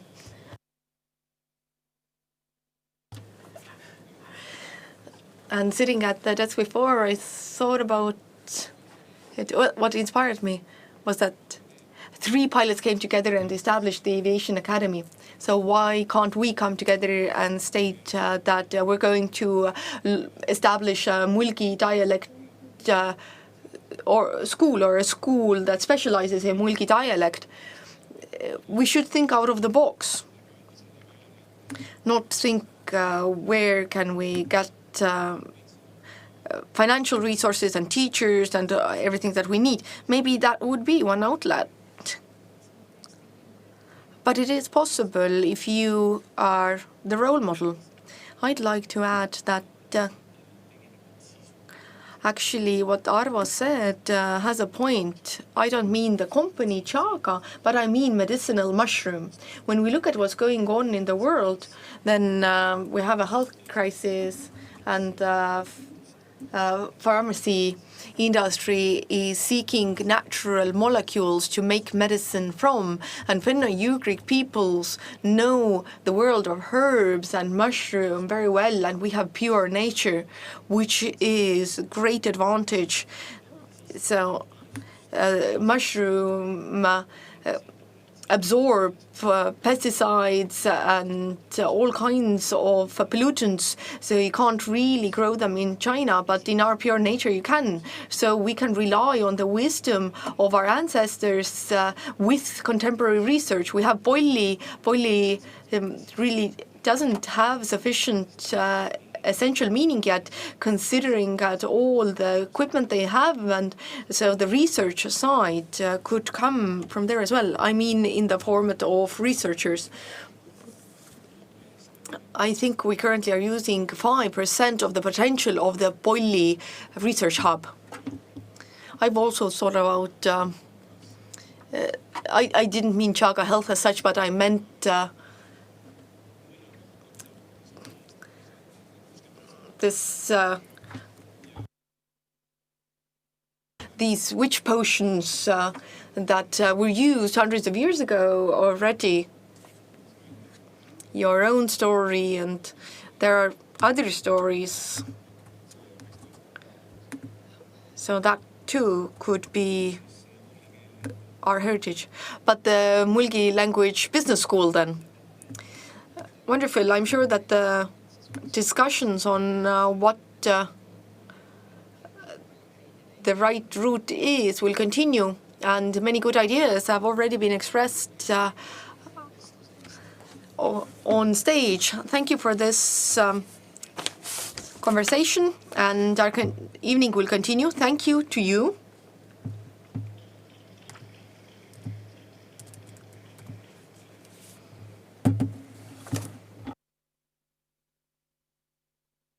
And now, I would also like to thank you, because the conference part of the day is coming to an end. We heard a number of presentations on different topics. At the beginning of the day,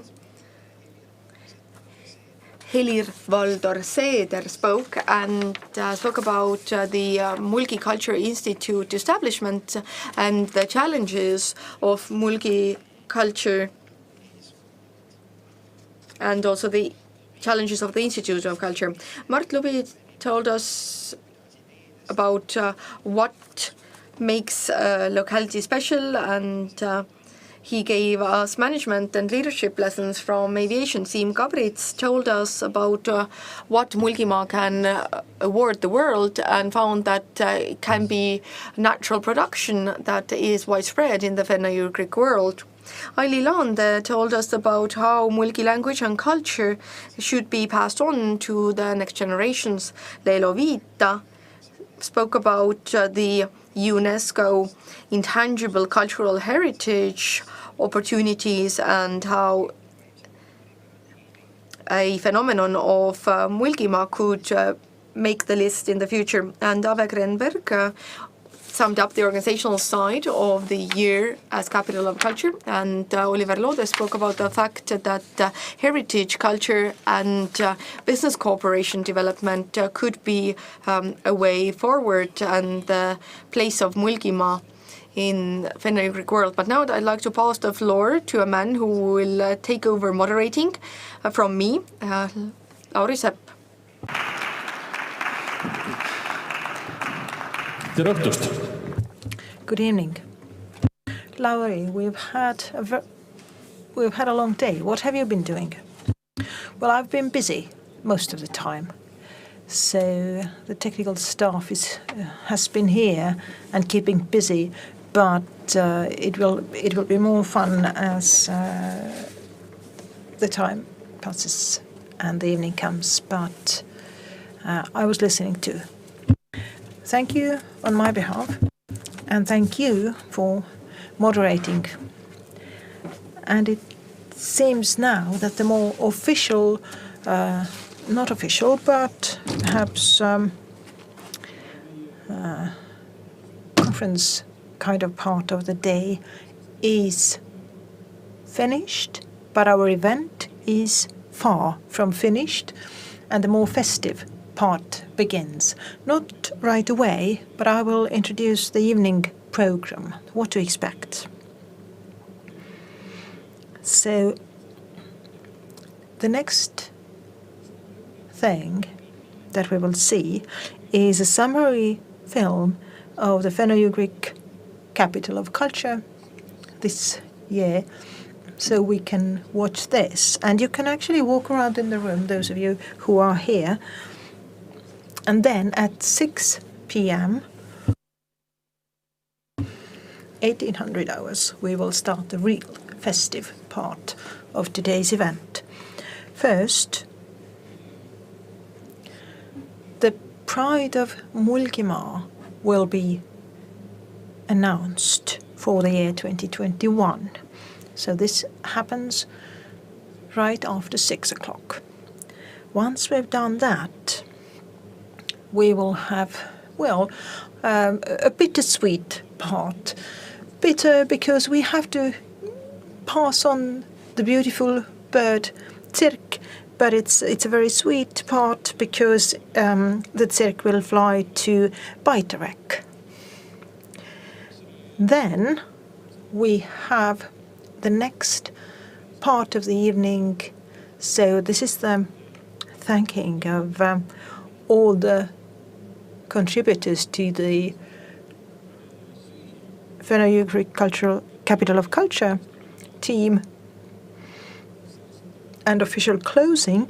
Then dinner is served,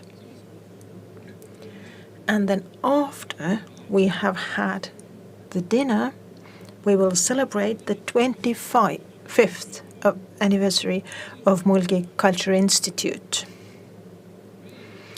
And we will have the band called Lõõtsavägilased from Mulgimaa, obviously. And we have visitors from Setomaa. So the Seto male choir will take the stage as well and perform. So this was a brief glimpse of what to expect from the evening, but now let's watch the film about Abja-Paluoja being the capital of culture.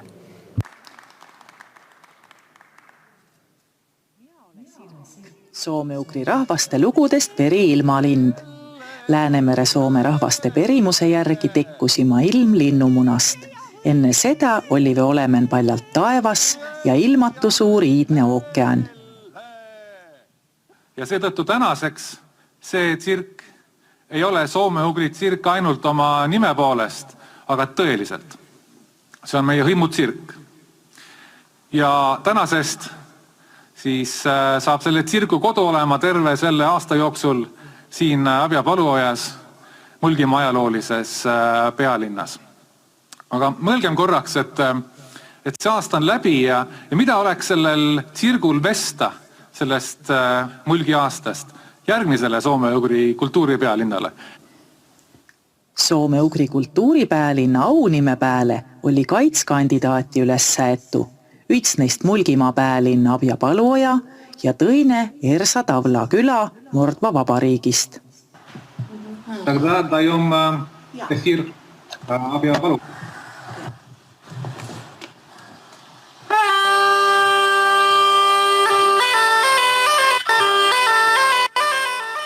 Et täädasaia kumb kotus saab kanda Soome-ugri kultuuripealinna aunime, tehti 17. juunil 2020 veebidiil uhke ülekanne, kus mõlempe pidive näitame oma keelt, kombit ja rahvarõõvit. Soome-ugri 2021. aasta kultuuripealinnas valiti Abja-Paluoja.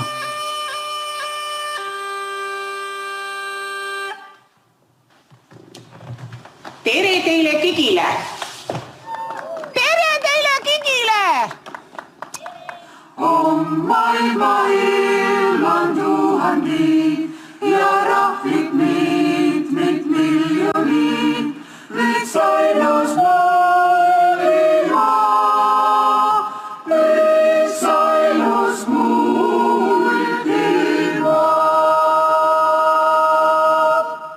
13. küindlekuu päeval 2021 sai Abja-Paluojast Soome-ugri kultuuripäälinn. Pidu peeti Abja kultuurimajamann ja veebiülekande abige jõudsi 25 miljoni soome-ugrilaseni üle maailma. Terve Abja oli täus kirevin rahvarõõvin mulke ja õimlasi. Kullete vaadete sai õimurahvaste kontserti ja oma tervituse sõna ütlive tõiste hulgan kah president Kaljulaidi Kersti, kultuuriminister Oti Anneli, Mulgimaa iistseisja Ärma Toomas ja eelmise Soome-ugri kultuuripealinna Miškani küla saadiku.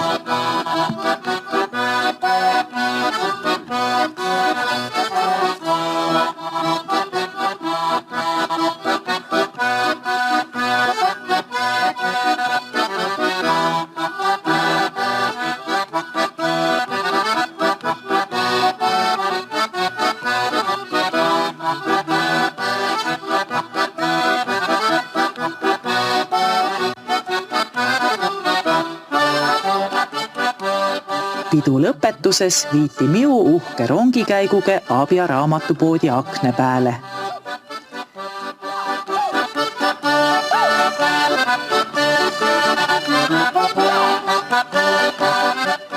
Sääl olema ollu nüüd terve aaste. Oma pesast raamatupoodi akne päält lennassi välja paljalt siis, kui mulkel oli kunnigil mõni tähtis olemine. kus mi lämi sõtsikene, kus mi lämi sõtsikene, sõtsikene linnukene, kus mi lämi öömajale. Maikuu lõpu otsan petti Mulgimaa kõige suurembe linna Tõrva süamen valla liivakujude park, kus uutsive vaateid liivast tettu kuulsa Eesti laulje, sportlase ja muu tegelase. Liivast tettu kuulsa inimese meelitive Tõrva palju mulke ja külalisi. Kuna Abja Paluoja üten kõige Mulgimaage kandsi aasta Soome-Ugri kultuuripäelinna nime, tetti Tõrva kunstistuudio iistvedamisega kinumaja kõrva ka mitu Soome-Ugri teemalist liivapilti. Lennes lepik linnukene, see vis sõna külale, see vis sõna külale. Pando priaso topale, pando priaso topale, topale, topale, topale, mazerti maša topale, pando tjalgali čudi, pando tjalgali. 11. ja 12. juunil tuli Versade ja Moksade Mulgimaale käime. Üten oma mulkest saatjidege oli neid näta Mulgi ja Tõrva vallan. Nende võimas laul ja uhke rõõva es jäta kedagi külmas.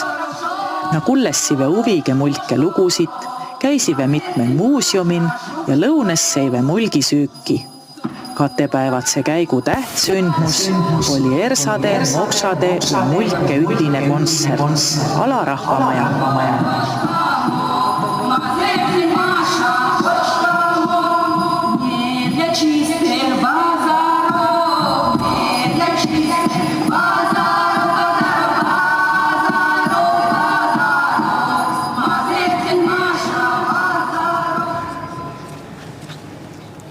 Kultuuripäelinna aasta hakkas Mulgimaal suure aavapuu maha võtmisega, et etta sellest hõimurahvastatus Aabias. Kaase ütte karvaliise, kaase ütte. Kui mihe olive puu Aabia kõlbulikust tunnisten, tulive puu ümber Mulgi Kultuuriinstituudi naise, kes puule regilaulu laulive, et tänade mõtsa uhke puu kasvatamise ja tulevese Aabia iist. Sõs võttive mihe võimsa puu maha. Neid ühepuupaate tehakse haavast ja sellest ka nimi Haabias. Minu huvi selle Haabia vastu on tulnud just sellest, et ta on siin Soomaal olnud kasutusel, ma olen ise õppinud seda ehitama ja ta on nagu Sooma sümbol, et nagu üks osa sellest meie kultuurist siin ja seotud selle 5. aastaega, mis teeb nagu huvitavaks, nagu need asjad nagu lähevad hästi kokku, kui mõelda selle peale, et kuidas Soomat tutvustada üldse välja poole ja kuidas see inimesi meelitada seda külastama seda paika. Talve maha võeta Aabiapuu veeti mõtsast välja ja kevade lämmembelaal hakati Aabiat puust välja tahume. A valmis Aabias peab veel hulka aiga kujume, nõnda et see aasta ta veel vii pääles saa. A just nagu egal suvel peeti siigi kõrd Aabian uhkid suvepäevi ja Soome-Ugri kultuuripäelinna aus kõrraldedi sääl kah lustiline Aabia võidusõit.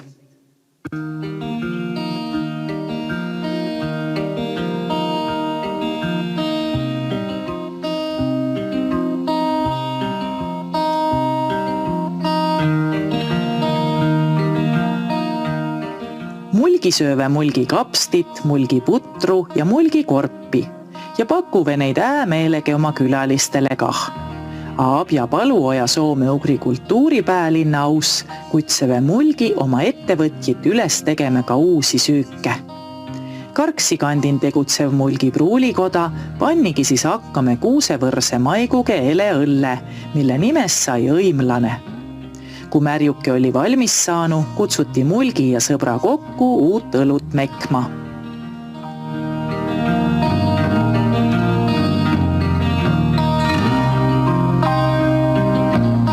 Abja külje all tegutsev Pajumäe mahetalu tõi kultuuripäelinna aasta aus valmis Vepsa pulmakohupiima.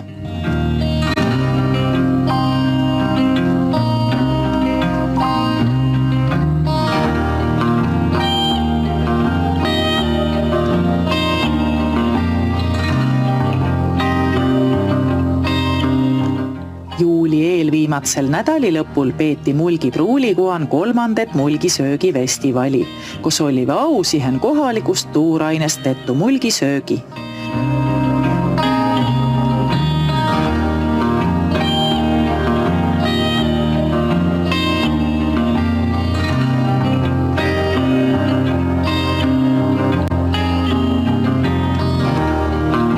Vanade süüke kõrvan sai mekki ja õppi tegeme ka uusi ja väikse vigurige mulgisüüke.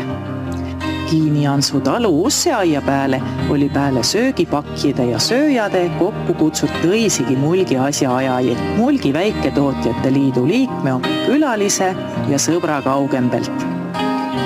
Mulgi väiketootjate liidu eestvõtmisega tetti Abja Paluoja Konsumi poodin valla Mulgi kaubariiul, mille pääle on välja pantu kikk aus ja mulgi kaup. Seansid riiulit levab ka mujalt Mulgimaalt ja kaugembeltki.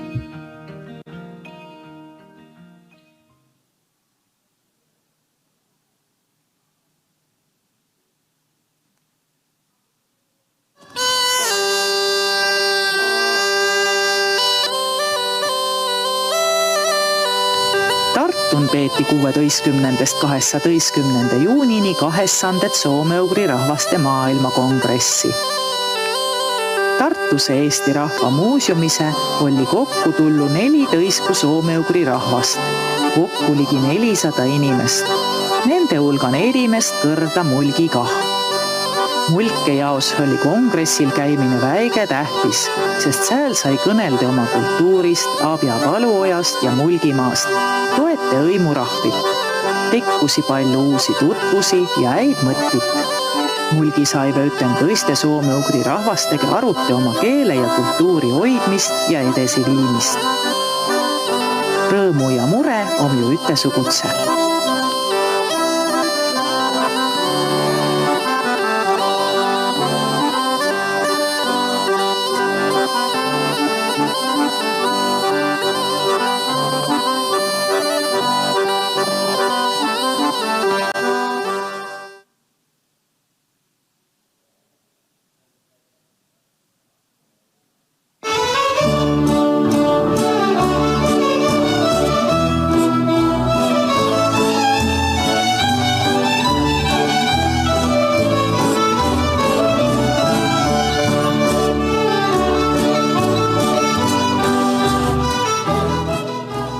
Soome-ugri kultuuripäelinna aasta pääteemas on käsitöö, vana Mulgi mustri ja nende tarvitamine nüüdsel ajal.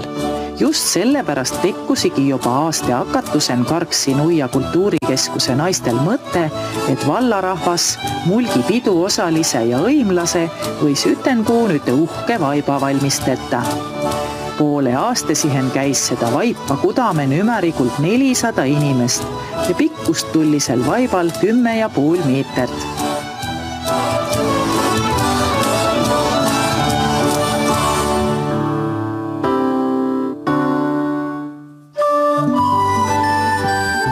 Karksi rahva vaibakudamisest saive uugu Abja päevakeskuse naise, kes võttive nõus üts kultuuripäelinna vaip ütenkuun valmis kudade. Kudajid käis lähembelt ja kaugembelt ja vaip sai tõeste uhke.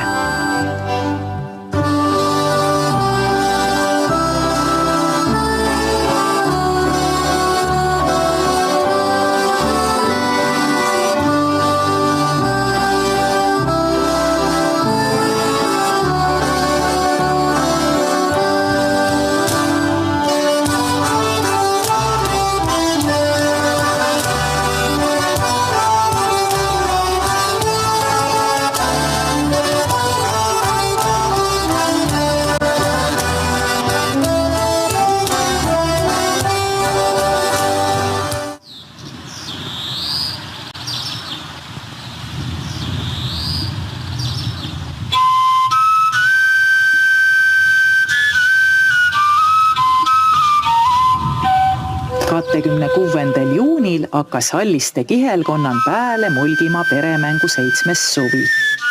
See on seande mäng, mis kutsub inimesi Mulgimaale käima ja näitab, kuidas siin elates. Oma usse tõi Kulla Leerimajan valla ka Mulgi Kultuuriinstituut.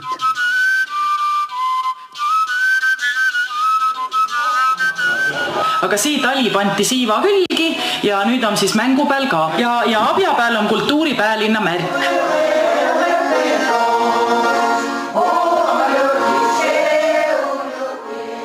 Pääle mulgikultuuri sai tutvustetta ka Udmurdi muusika, söögi ja rahvarõõvastege.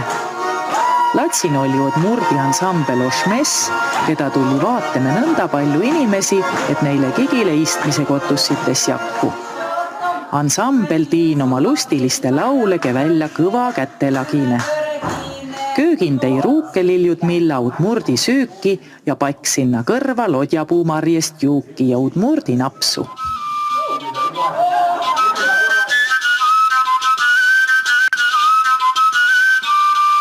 Mulke kõige suurem pidu on mulgipidu. Juba nädal enne seda, 24. juulil ürjassive mulgi oma pidutule Mulgimaa kõige kõrgembe kotusse pääl, Ärjassaare mäe pääl. Siis võttive näüten pidutule oma laulu ja tantsu ja sõidive vanade autode ja mootorratastege läbi kõik 5 Mulgimaa kihelkonda ja kutseve inimesi pidule.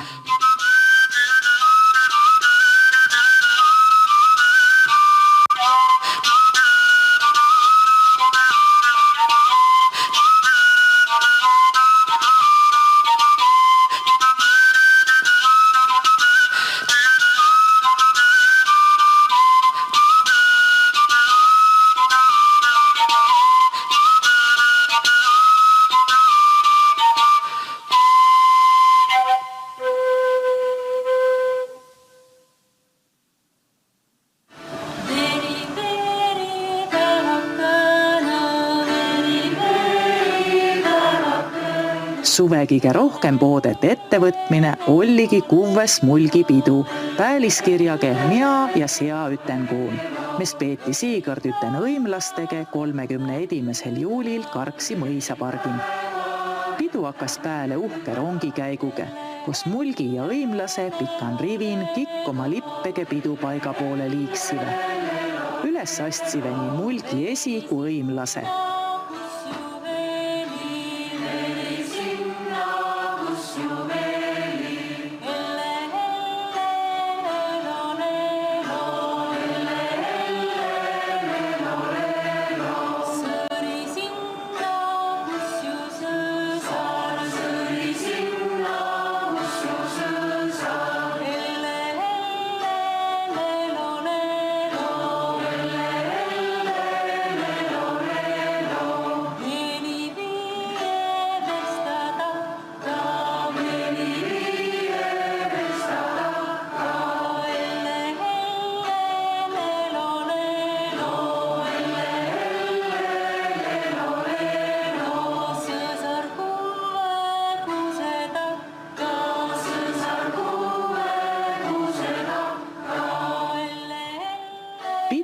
Kõrvan seis terve päev üleven suur õimutelk, mille almede õimlase Eestist ja kaugembelt saive kõnelde oma keelest ja kultuurist, müva oma kirjavara ja mälestusasjaksid, näidate rahvarõõvit ja jagade muud täädust oma maast ja kombist.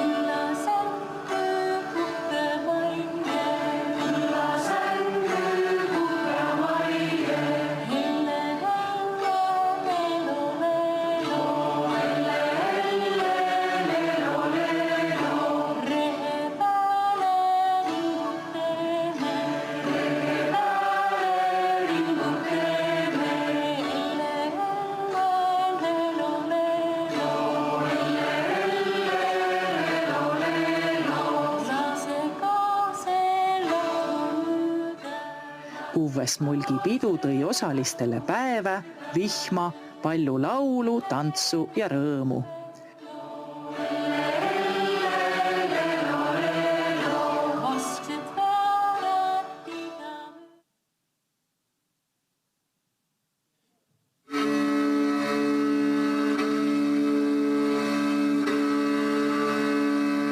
30. juulil oli Polli aiandusuuringide keskusen edimene rahvusvaheline soome-ugri pärandturismi vuurum. Sõna saive inimese, kes on Soome-Ugrimaa ilman reisihuvilisi just kultuuri- ja vaimupäranduse abige oma kodukanti käima meeliten. Kullete sai kogemusi Karjalast, Udmurtiast, Kihnust, Setumaalt ja mujalt. Sündmusest sai osa võtta kas kohapeal või vaadete ülekannet veebidiil.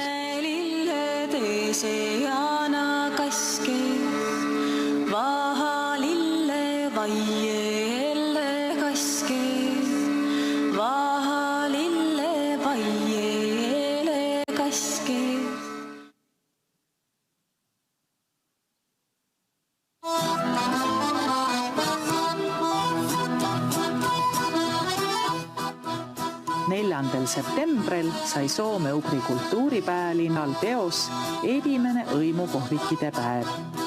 Mekki sai mulgi, udmurdi, ungari, ingeri, soome, mari ja ersa süüki-juuki. Õimukohvikide päev tõi mulkel kodu kätte õimlaste rahvussöögi. Huvi nende vastu oli suur ja süük sai lette pealt otsa enne, kui sööjadel ette vahelt.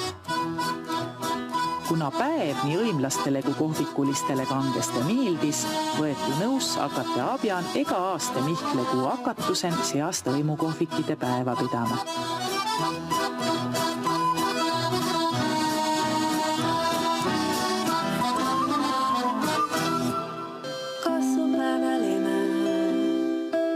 Eesti Vabariigi president Kaljulaidi Kersti tõi oktoobrikuul Eestimaa pääl oma ammatjaa perämise ringsõidu. Tema suuv oli ka Soome-Ugri kultuuripäelinna käima tulla ja kultuuripäelinna aasta eestvedajadega kokku saia. 6. oktoobril olligi president Abja Paluojal. Mulgi Kultuuriinstituudil oli au teda Abja muuseumin vastu võtta. Mulgi kõnelive presidendile mulgi keelest ja kultuurist, Soome-Ugri kultuuripäelinna aasta tegemistest ja tänasive teda toetuse ja tähelepanu eest Soome-Ugri kultuuripäelinna aasta läbiviimise man.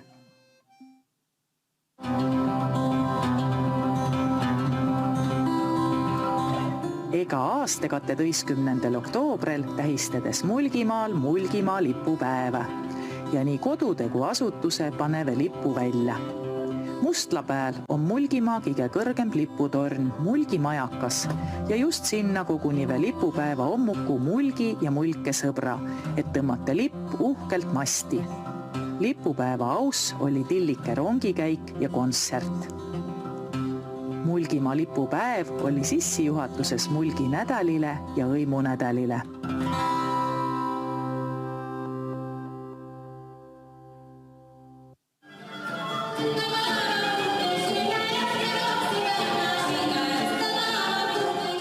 Meillä 13. oktoobril peeti Soome-Ugri kultuuripäelinna Abja Paluoja kultuurimajan üten Ungari kultuurikeskusege Ungari kultuuriõhtut.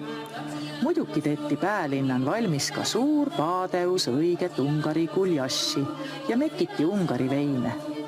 Kikkes kohale tullive saive palju uut äädust Ungarist, selle maa keelest, kultuurist ja kommetest. Kultuuriõdaku viis läbi Ungari režissöör Edina Süllog.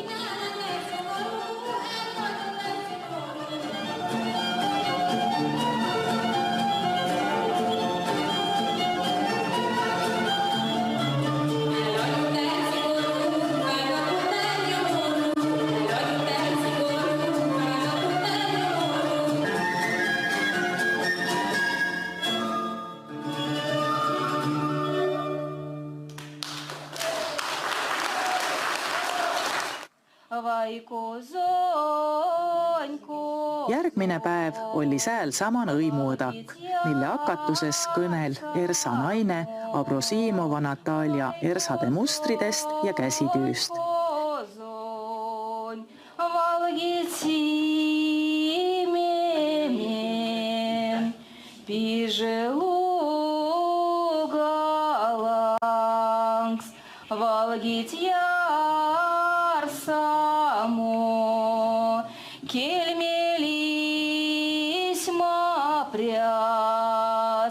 Valgit simi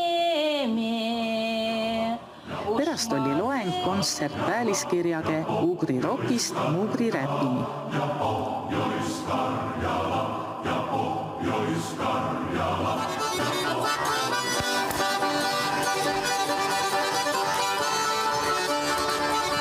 Mulgi nädali ja õimunädali lõpetuses sai Mulgimaa noorte filmiprojekt, mida tehti ühel rahvusvahelise Soome-Ugri filmifestivali kõrvalteie, filmitegija Styllogi Edinage, filmikirjutaja Naulainen ja Antige ja elumeister Pauli-Liisage.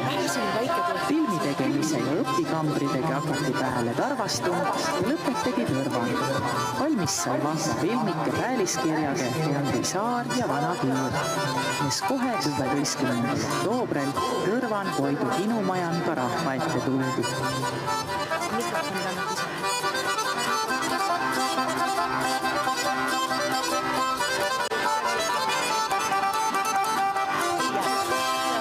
See taust on parem. Ja siis liigume ringi ka, eks. Ait Tüma Higile, kes oli abis ja toes Abja Paluoja Soome-Ugri kultuuripäelinna aasta läbiviimise mann. Mina, Sirk, lenda nüüd edesi Murdimaale Paitereki külla, millest saab 2022. aastal ühessas Soome-Ugri kultuuripäälinn. Kohtumiseni!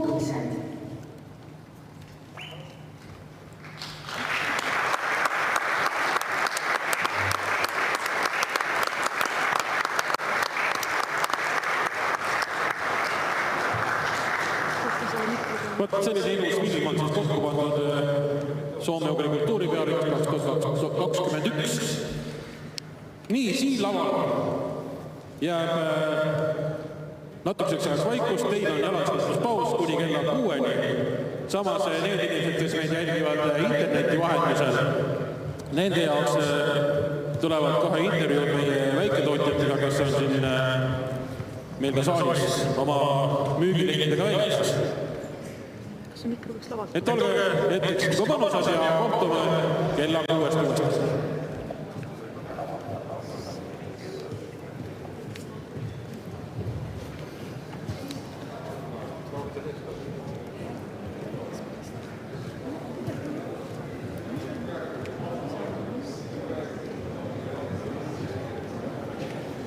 Kas Lauren Vestiga on kodus?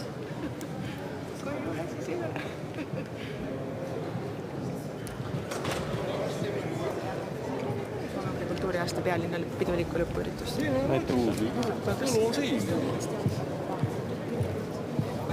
Kas meil oli 10 minutit aega? No, aga kui ma lõpetan näiteks mitte minut varem, siis sellest ei juhtu midagi nagu juhtuma. Ei, no siis me lihtsalt paneme... Vaikus tuleb lihtsalt. No, aga siis on mingisugune... Okei. Meil on mikro käes. Ei ole. Tuuaks seal. Valmis. Ütelge, kui siis on okei. Kas ma pean selle sisse panema midagi või? Sellest on sees. Proovime. Ja seisa kõrvale järjest. Aasta, mil Abja Paluoja on Soome-Ugri kultuuripealinn, hakkab õige pea lõppema ja toimub pidulik. So now we have the celebratory handover of the Cirk, but before that we can speak to small-scale entrepreneurs of Mulgimaa. Hello, Maarja. Maarja is from the Association of Small-Scale Producers. What is this that you offer here today? So we have many wonderful local Mulgimaa producers, entrepreneurs who are under our association. We have honey, we have tea, we have cheeses from Biomaa. We have the chaga elixirs, body food powders, crisps, and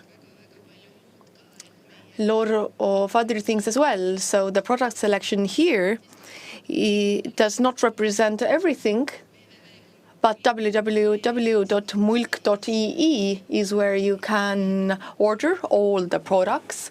In Viljandimaa, we also deliver the goods free of charge. And Our signature is the Mulgi Värk shelf display, and these displays are all over Estonia. So we are in Järvamaa County, Viljandimaa, in Lääne-Viru County, Harju County, Tartu County, and we will be setting up these displays in very many shops. So I believe that there are many wonderful local products displayed here. Can you tell us how being the capital of culture has affected the products? Yes, of course, the Fenno-Ugric year has brought a lot of attention to the producers and entrepreneurs, because our entrepreneurs produce Fenno-Ugric products.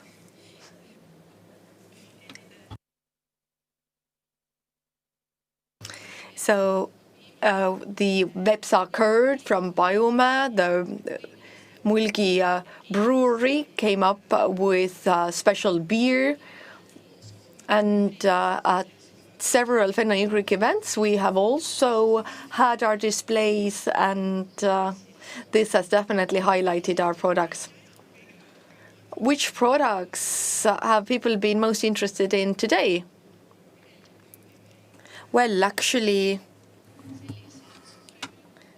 we have these bigger entrepreneurs who do their own marketing very successfully, and their products are much more visible on the display as well. We have the chaga elixirs, body food powders, beer, cider crisps.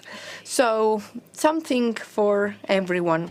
Thank you very much, and let's hope that soon all the Mulgi products will reach our Fenno-Ugric tribal kin as well. But now on to the crafts. Please tell us, what do we have here? We have Tarvastu Crafts Center, where we have been learning about local patterns and teaching others, and some of them are with us today, but I believe, as we heard during the conference today, there's still a lot we can learn about this, and if you don't have the entire national costume together, at least you have the shawl. How much crafts is taught, local crafts is taught? Well, in Tarvastu, we have taken different courses, but at Viljandi Academy of Culture, at Olustvere, and in Tallinn as well, which provides broader crafts education. But you can learn, you just need to find the masters who command traditional crafts. And now we have Kristi, who maintains Mulgi culture and language. What are these patterns and what makes them special? Well, these here are Murese farm craft products, socks, mittens, and they are special because they have archaic Mulgi patterns embroidered on them, and they really stand out, and the patterns are very memorable. It's a very good example of how old patterns can be used on contemporary products, and how to bring Mulgi patterns into entrepreneurship. Do you know how the year of Fenno-Ugric Culture Capital has helped with selling crafts? Yes, Murese mittens were given as gifts to people at the opening event, and beautiful photos were taken, and now they're very popular. Thank you. Ja nüüd küsiks paar sõna. And now Boili Research Center, Horticulture Research Center. Well, what has been most popular today? Well, sea buckthorn and apples. Estonian apples in the supermarkets don't always look the best, but here we have good ones. So these apples are from Polli, and these are our own breeds that we grow. Thank you. And now Upruse farm. What do you make? I sell raw milk, and I make dairy products from raw milk. And what kind of dairy products? Why don't you tell us?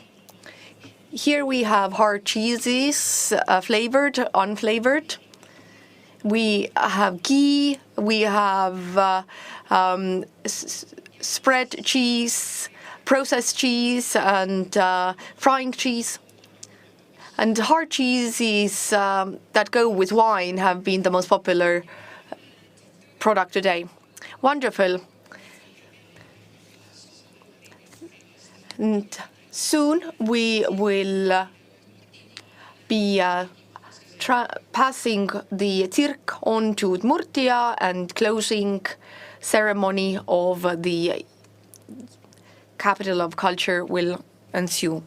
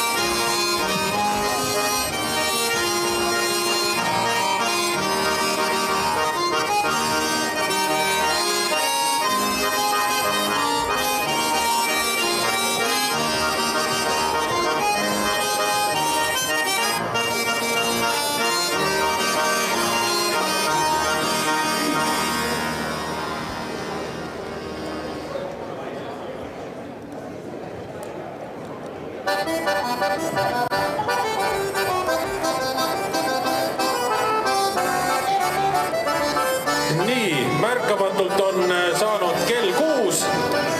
Olete kõik oodatud siia tagasi, sest algab tänase õhtu pidulikum osa. Et pidulikum osa ilusti käima. Now, to start with the festive part, I would like to pass the floor to the Mulgi mixed choir, and the conductor is Kristjan Õmblus.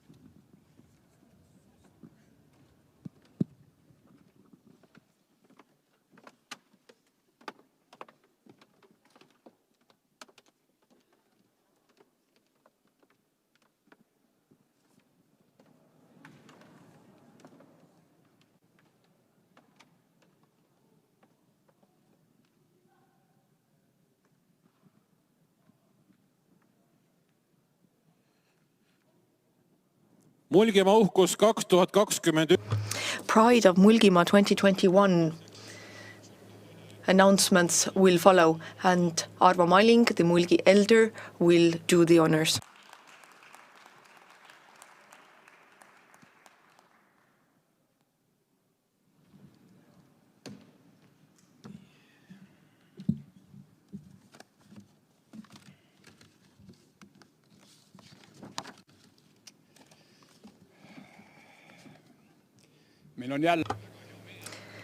Once again, we are extremely happy to issue the Pride of Mulgimaa 2021.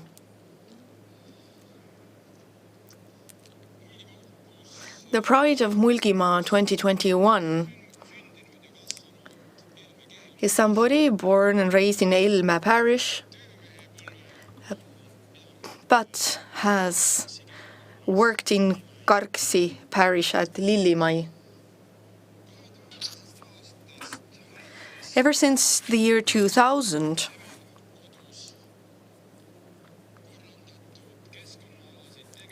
environmental activities have been organized at his home, first for the villagers and village children, but ever since 2006, Lilli Looduskeskus non-profit was established, and activities became much more intensified. At first, in 2007, they started organizing different winter activities in a winterland in Mulgi language, showing how farm work used to be done in the past, how people raised animals, etc., etc. In 2011, the daughter who had graduated nature tourism became engaged in these activities, and ever since, this family's main income has been these very same activities. And during this time, many projects have been carried out, and most importantly, they have done this for the children in the region, all Estonian people, and they have done it in Mulgi language. This is their contribution to maintaining the Mulgi language and identity.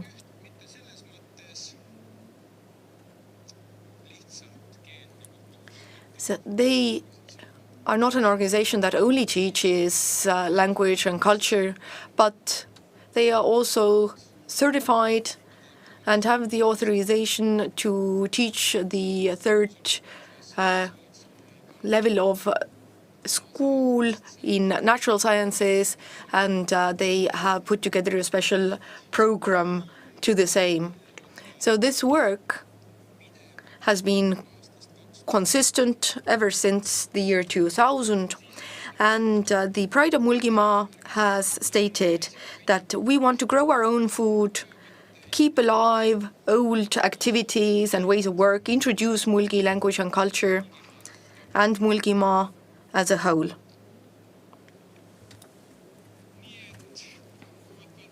So all in all,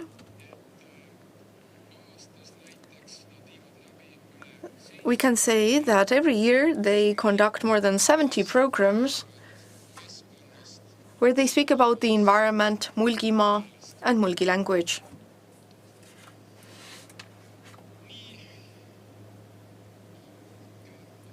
So I am proud to hand over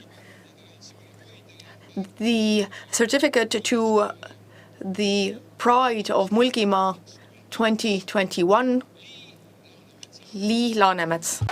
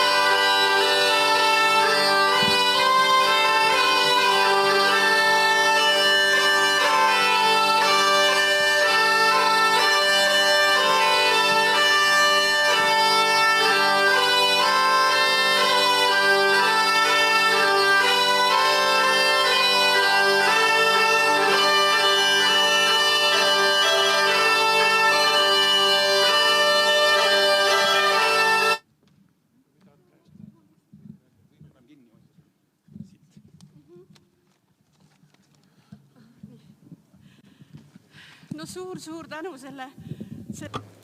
Thank you very much for this recognition. This is a true surprise.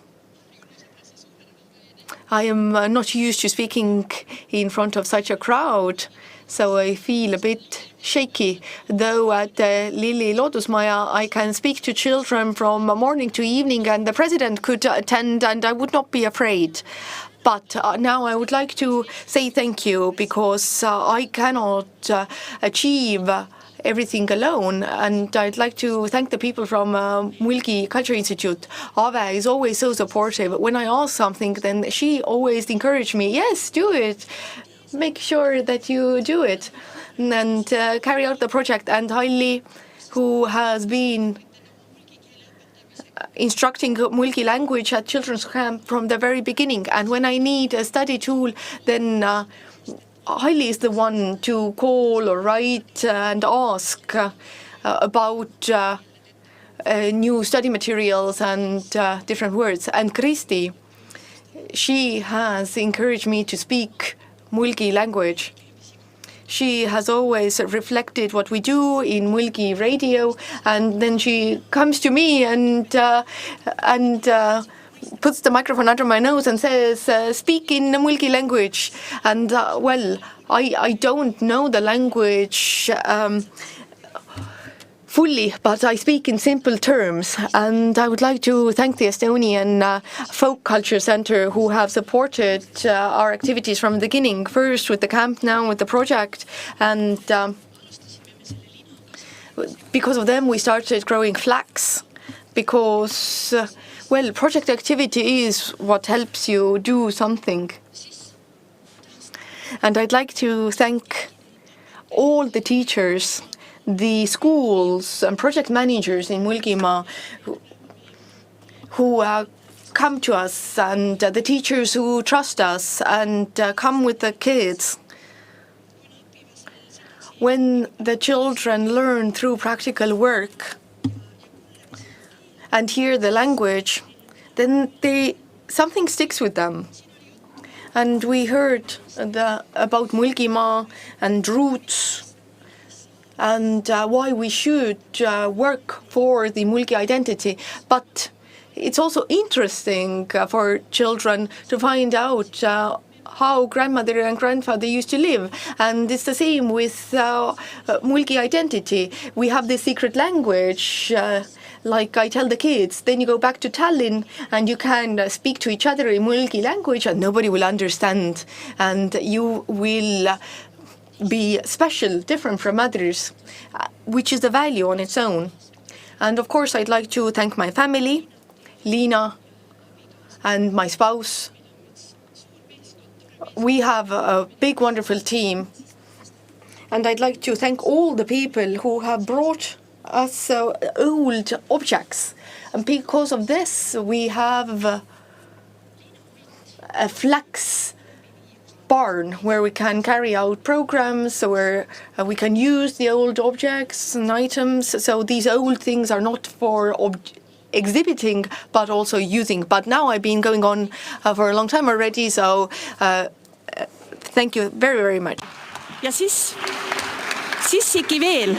But still, it's the Institute's anniversary, and I grow flax, but flax has already bloomed.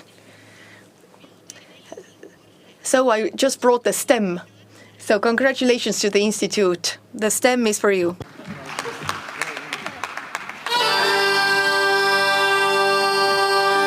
daamid ja härrad, Lii Laanemets.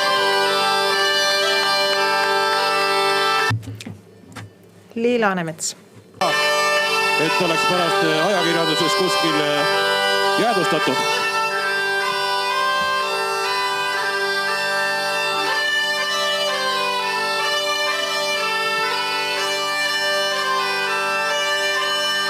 Ja nii palun nüüd siis Mulgi vanem ja MKI esindaja Ave Grenberg ja Mulgi vallavanem Imre Jogomäe.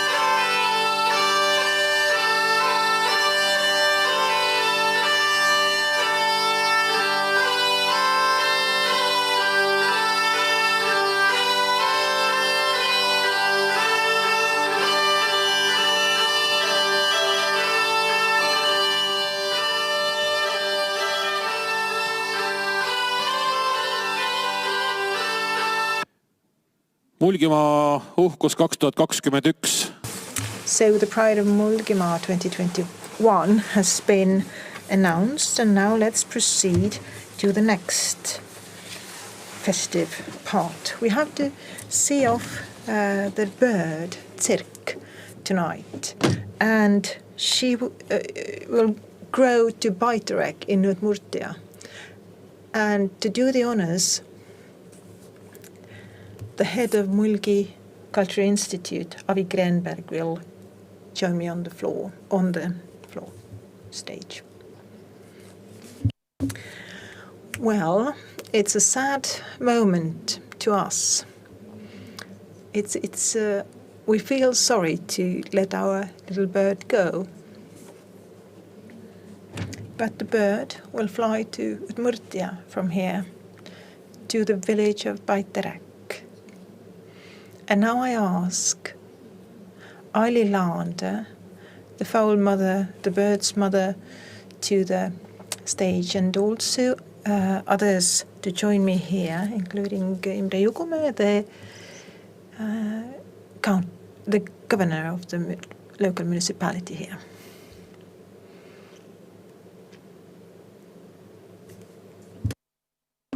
I also invite Udmurtia representatives to join us here.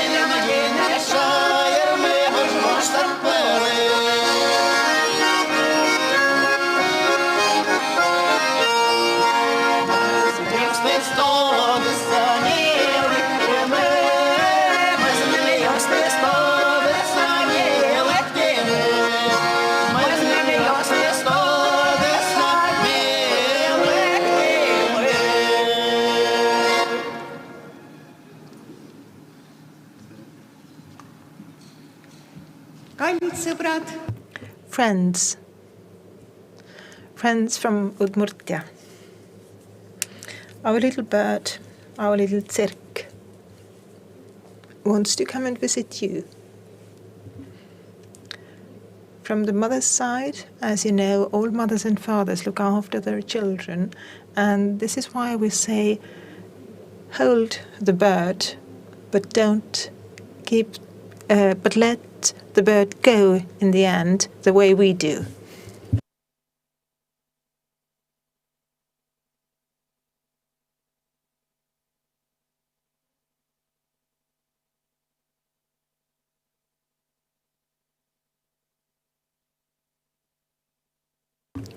Shortly, we will see a greeting from the village of Baitarek, a video greeting, and a few words from me as well. So it's a bittersweet moment, mostly sweet now.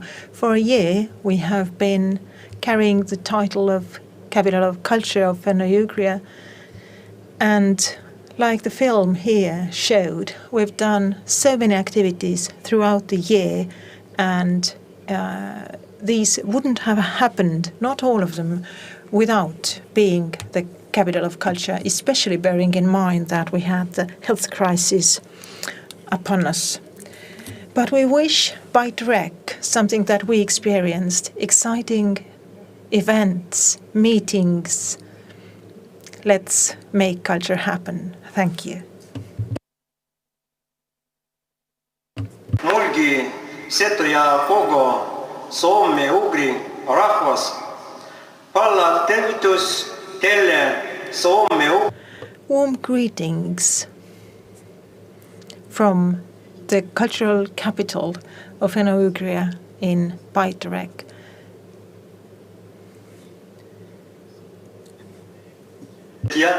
Finno-ugor kalıklan şorkarıştız.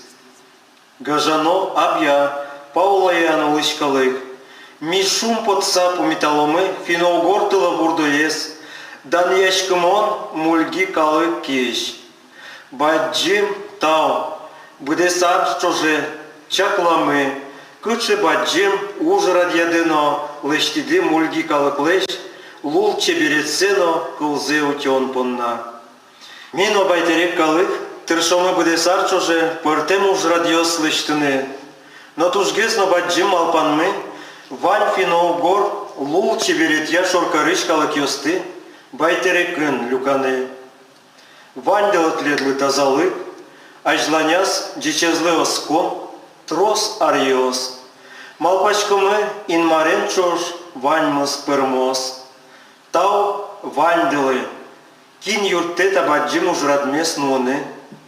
Чебер финно-ugor кылйосмы, трос ариос чоже, меду озыно, чуздяшкозы дунневылы.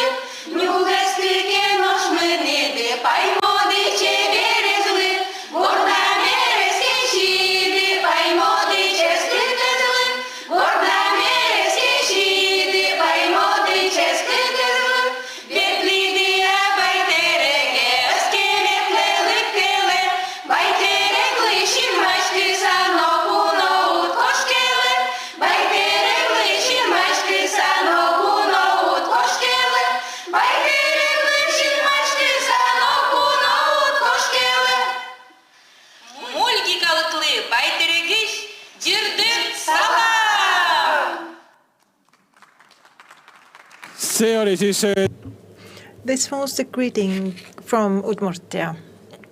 So Tsirk has been passed on to Udmurtia, and we will let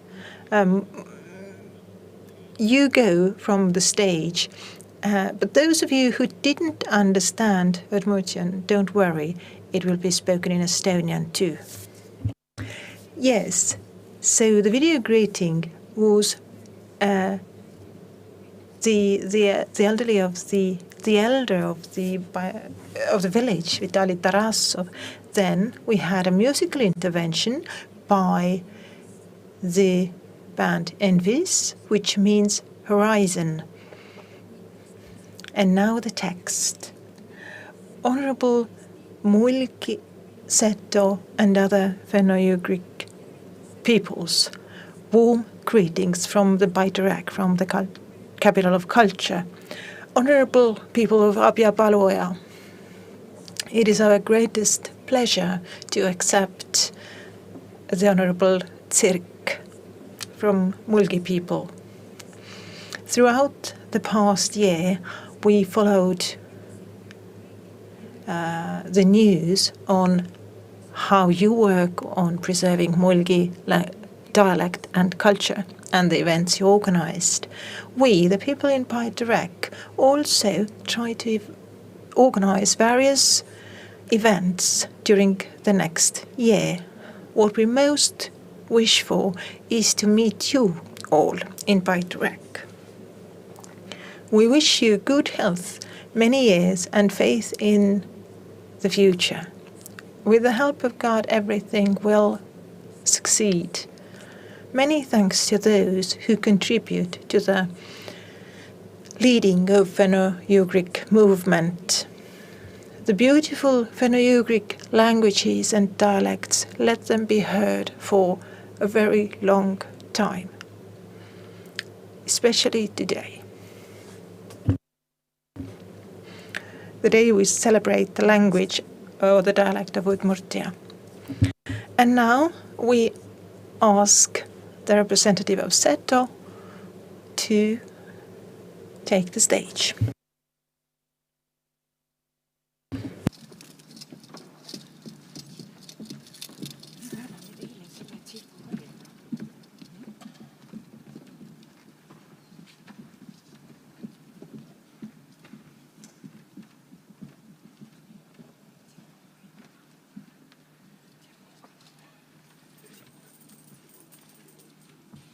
ja nüüd sellel hetkel. And now, at this moment, Udmurtia will give the tsirk to Setos to hold.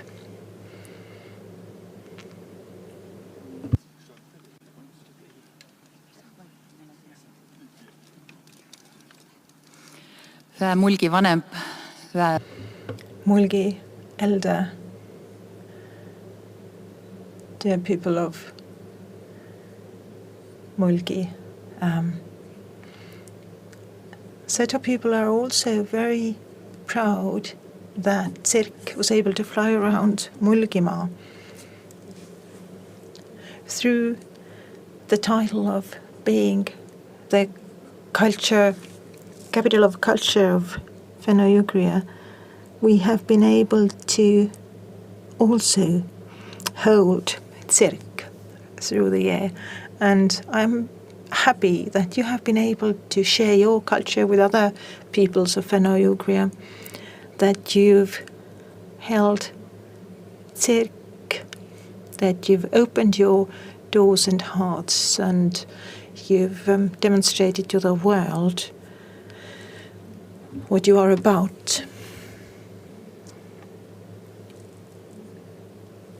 And that you've allowed others to see all that, and that you've taken good care of your villages and this area, this locality.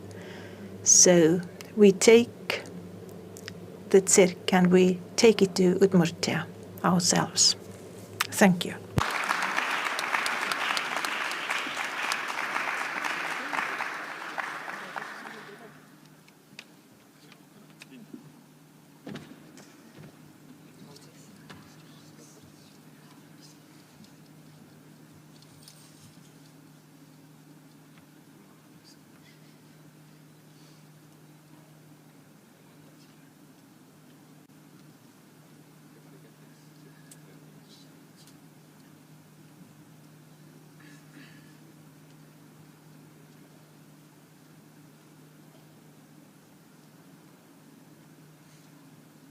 Tere tsirgukene.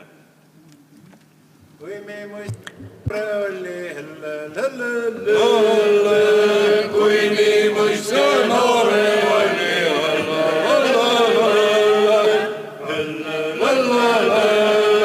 tsirk siselli obinitsa helle, tsirk siselli obinitsa helle,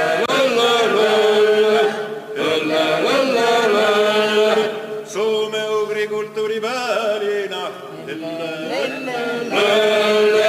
Soome kultuuripäälina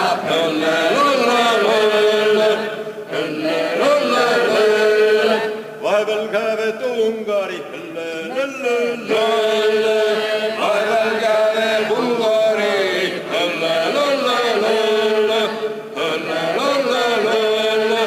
Marimaal ja Karjalaski Marimaal ja Karjalaski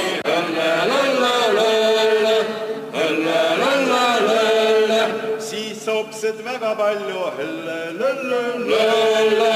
siis opsed väga palju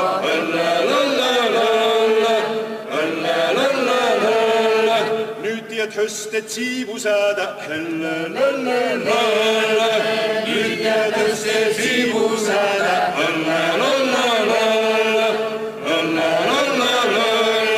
lindu hästi plaaniiri lindu hästi plaaniiri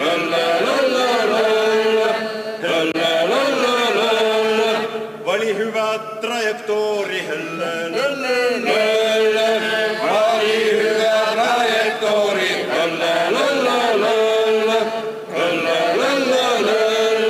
Mulgimaalt saad jõvujuuki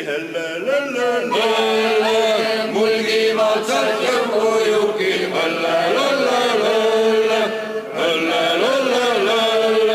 Toda kuulsad Tšagaliotist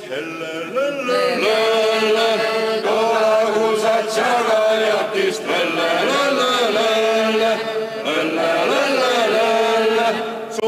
rahval jõudu vaia, helle, lelle, lelle. Soome-Ugri jõudu vaia, helle, lelle, lelle, lelle, lelle, lelle. Et noid katke ületada, helle, lelle, lelle. Et noid katke ületada, helle, lelle, lelle, lelle, lelle, lelle. Hyvä juukjana päällikköl, helle, lelle, lelle. Hyvä juuki päällikköl, helle, lelle, lelle, lelle, lelle, lelle. Meid ei ole õnne miljon, helle, lelle, lelle. Meid ei ole õnne miljon, helle, lelle, lelle, lelle, lelle, lelle. Meid on minepu 25 miljonit, helle, lelle, lelle. Meid on minepu 25 miljonit, helle, lelle, lelle, lelle, lelle, lelle. Tšaka juukjana maast madalast, helle, lelle, lelle. Tšaka juuki maast madalast, helle, lelle, lelle, lelle, lelle, lelle. Siis mi hõimusava väega vaprast, helle, lelle, lelle. Siis mi hõimusava väega vaprast, helle, lelle, lelle, lelle, lelle, lelle. Sa oled tavaline tsirku, helle, lelle, lelle. Sa oled tavaline tsirku, helle, lelle, lelle, lelle, lelle, lelle. Oled Soome-Ugri muinast tsirku, helle, lelle, lelle. Oled Soome-Ugri muinast tsirku, helle, lelle, lelle, lelle, lelle, lelle. Mõistad kõiki ugri kiili, helle, lelle, lelle. Mõistad kõiki ugri kiili, helle, lelle, lelle, lelle, lelle, lelle. Tervise viisa paiterjakki, helle, lelle, lelle. Tervise viisa paiterjakki, helle, lelle, lelle, lelle, lelle, lelle. No nii, aitüma. Thank you very much. So the song was, and a couple of years ago, I went to Baitarek village and the nearby places. There was an old lady there, and I asked them, teach me Udmurti language, and we now try to say it out loud.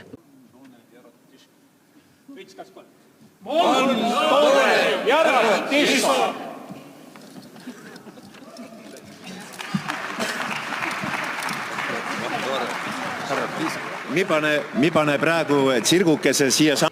So we will put the tsirk up here when we travel to Setomaa. Then we take her along, and we also take her then to Udmurtia. And the song was about where the tsirk has been traveling, and that she should become strong and choose the route wisely. So,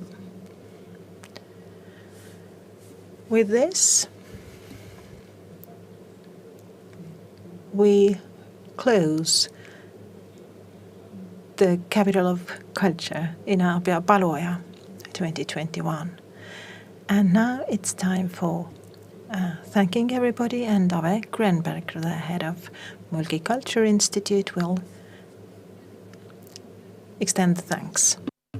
We have been talking a lot today about teamwork, and the most important in this are the people that you work with, that you appreciate them, you value them, and I invite here on the stage members of the Fenno-Ugri Capital of Culture team members. Imre Jukomäe will give out the letters of thanks. Reimani Marko. Bergmani Taavi. Killi Kaia.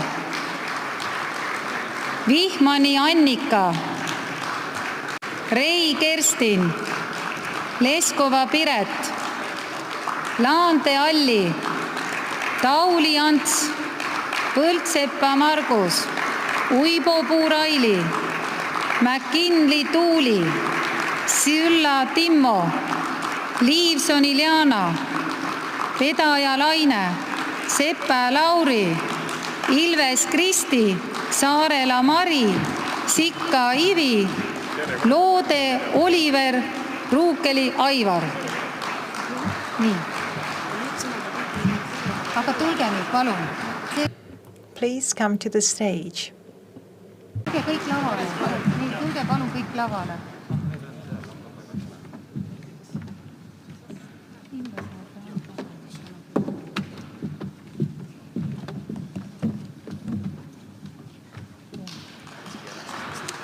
Anna.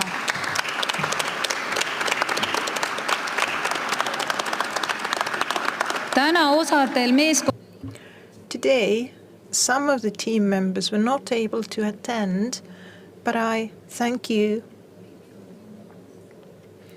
from the bottom of my heart, the team members, each and every one of them, because without you, it hadn't happened, because during the year of being the capital of culture, we have been there for one another through difficult times and joyful times. So again, from the bottom of my heart, I thank you all, and I ask the Fenno-Ugri Asutus representative Kadi Raudaisen to join us on the stage as well.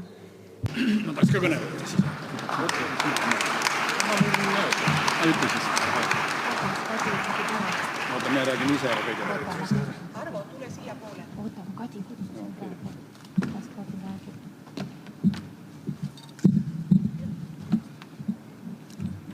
Hea soome-ugri kultuuripäev. The organizing team of the Fenno-Ugric Capital of Culture, dear Ave, I thank you on behalf of Fenno-Ugria Asutus. It's an umbrella organization that brings together almost all Fenno-Ugric societies, organizations, memory institutions, creative associations, all of them who consider it important to work together with Fenno-Ugric communities. They all have contributed to your activities, and if they haven't contributed as organizers, they have participated. And from what I've heard, the events that you organized have been simply wonderful. For some reason, I was thinking about Andrus Kivirähk's story about how easily a nation can be wiped off the crust of the earth, how easy it is to destroy a country, especially if it's a small one, but if we tirelessly draw it on a daily basis, it becomes stronger, and it's not as easy to forget or to make disappear. So capturing on your painting people and landscapes, you make them more visible and you save them. Oskar Kallis was an artist who drew Kalevipoeg stories. You, as the team of the Fenno-Ugric Capital of Culture, you have drawn a variety of mulgi patterns, but also many things that we hadn't seen before. Folk costumes, drawings, paintings, tastes, everything that has helped the other members of the Fenno-Ugric family, that has highlighted the importance of our cultures. Thank you for that. This is one of the key ideas behind being the capital of culture. But what's even more important, I think, is the carpets here in front of us, because these were weaved by hundreds of people, and these are extremely long carpets, unusually long carpets. And as in this carpet, I would say that you managed to weave together the hearts of our people, and the carpets are strong and they will last for years and years to come. And they make visible the entire family of Fenno-Ugric peoples. So thank you for that.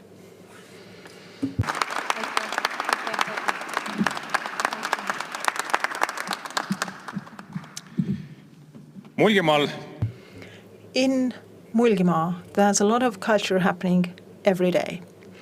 And today we have part of the team who organized the Abja being the capital of culture. But let's make a big round of applause to those who create culture here in Mulgimaa and in Estonia.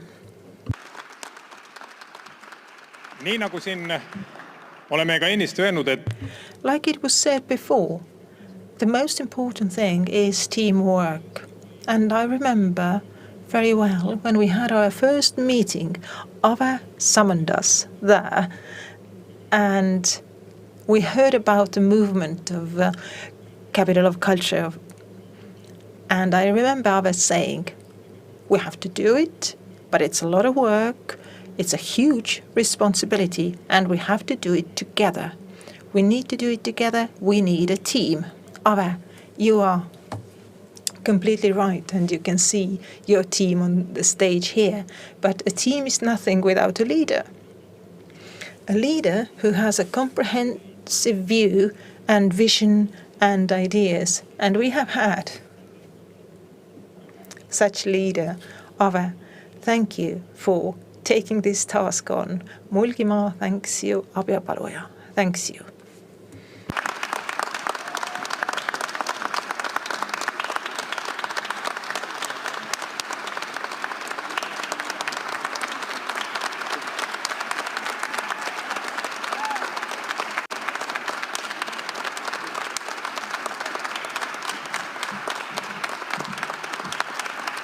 Ma tänan. Thank you, thank you, thank you. But I ask Anneli Reimaa, the representative of the Ministry of Culture, to come to the stage.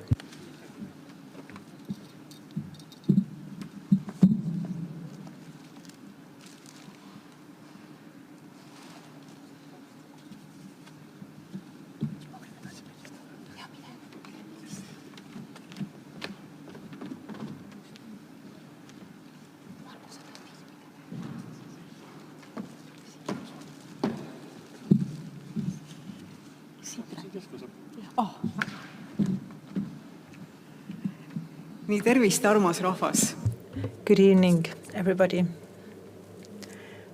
And the family of the capital of culture and people from Mulgimaa, from Setumaa, from near and far, friends, supporters. I'm sincerely grateful for the chance of being here and extending my thanks because we have also followed very keenly what you are doing here. Under the framework of the Capital of Culture, we have been long talks with Ave discussing the cultural matters, and I'm very happy that Abjapaluja was the Capital of Culture the same year that we held the Fenno-Ugric Congress in Tartu. One of our objectives is to keep the Fenno-Ugric culture alive. It's a priority, and all the cooperation agreements that we have with other countries such as Finland and Hungary, we always emphasize keeping and preserving the Fenno-Ugric culture. Greetings to Baitarek, and thank you here in Mulgimaa for holding our flags up high. And Mulgimaa is a place that we are always pleased to visit, to see the wonderful handicrafts, the landscape, and I believe that this kind of event really highlighted you. The Minister for Culture, Tiit Terik, took the floor in the morning But now he has delegated me, authorized me, to hand out the letters, the thank you letters, to Ove and her team, and I will read out what it says. Letter of thank you to Ove Greenberg. Thank you for a long time work and in developing Mulgi dialect and promoting Fenno-Ugric culture. Thank you for organizing the events of Capital of Culture successfully, and it's signed by the Minister for Culture, Tiit Terik. Congratulations.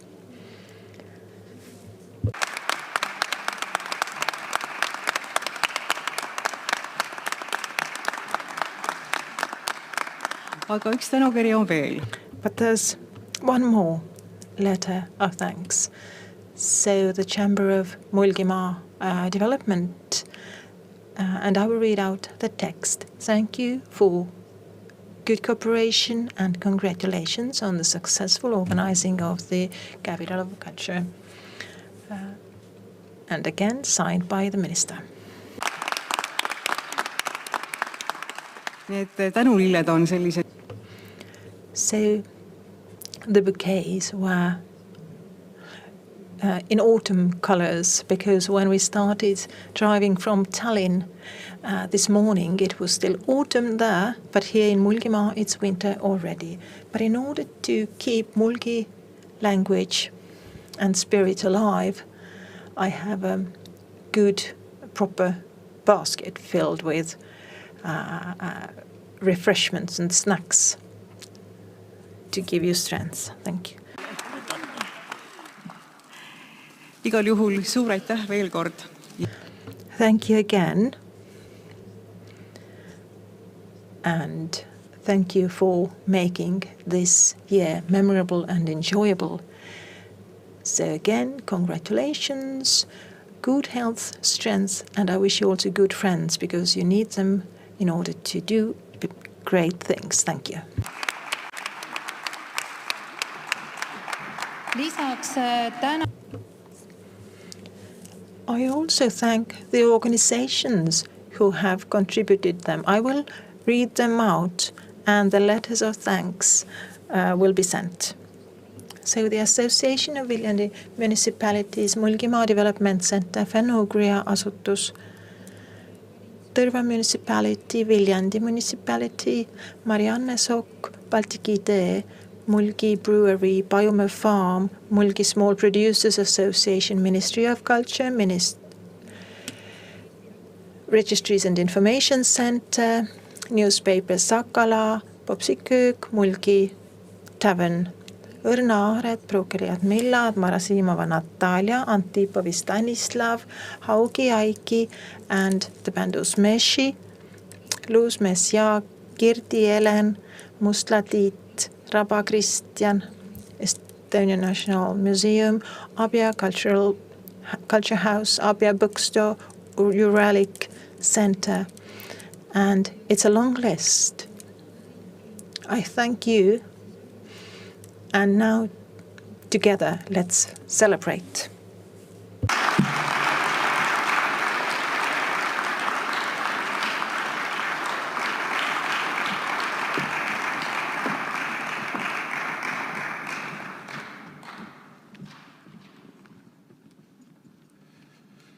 Ja hakkab läbi saama siis Now the festive part is also about to end, and the mixed choir of Mulgi will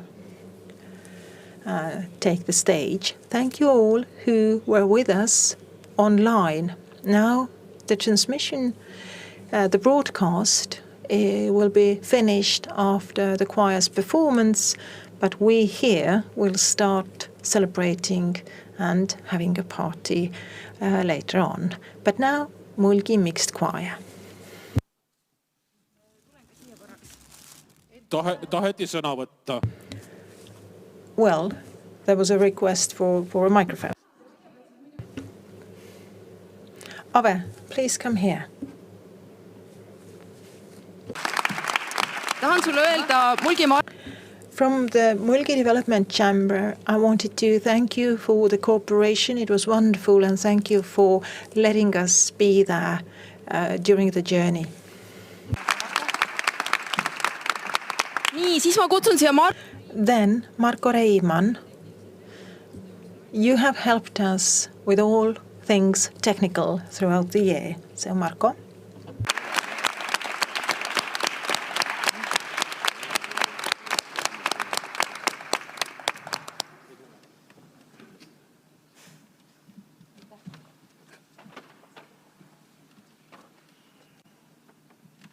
Nii, siis kutsun siia David Media and Davi, who has been there for us as a photographer and whose photos are brilliant.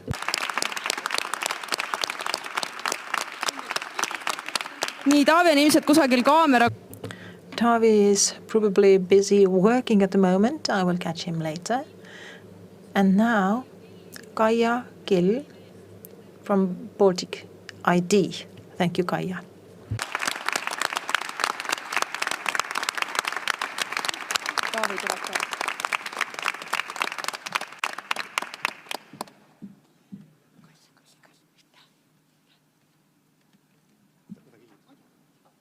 Nii, ja Taavi tuli. And Taavi came too.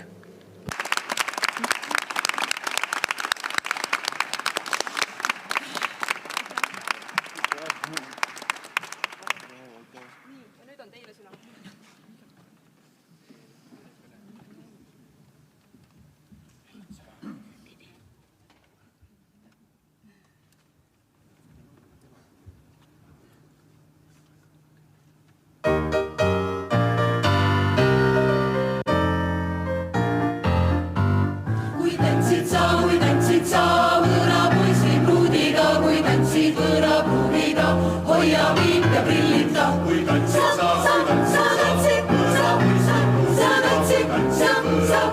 tantsid, hoia viib ja prillita, tantsid sa, mulgi polkad, tantsid sa, mulgi polkad, tantsid sa. Kui ägedamas tantsuhoos hoivad maailmad seisvad koos, siis põrandasse tekib auk, iga vene käib siis pakk.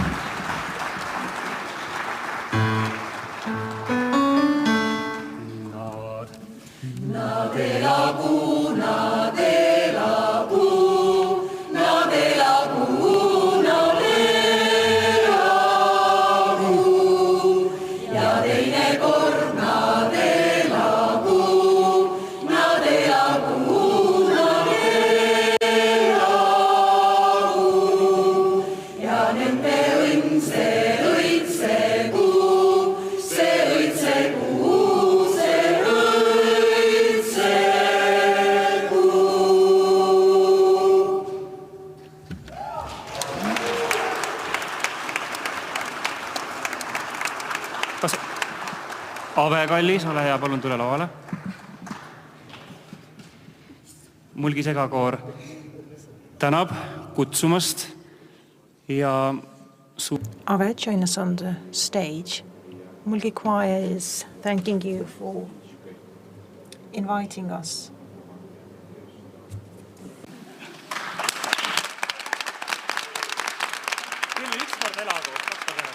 Ükskord elagu. Elagu! 2 korda. Elagu! Elagu! 3 korda. Elagu! Elagu! Elagu!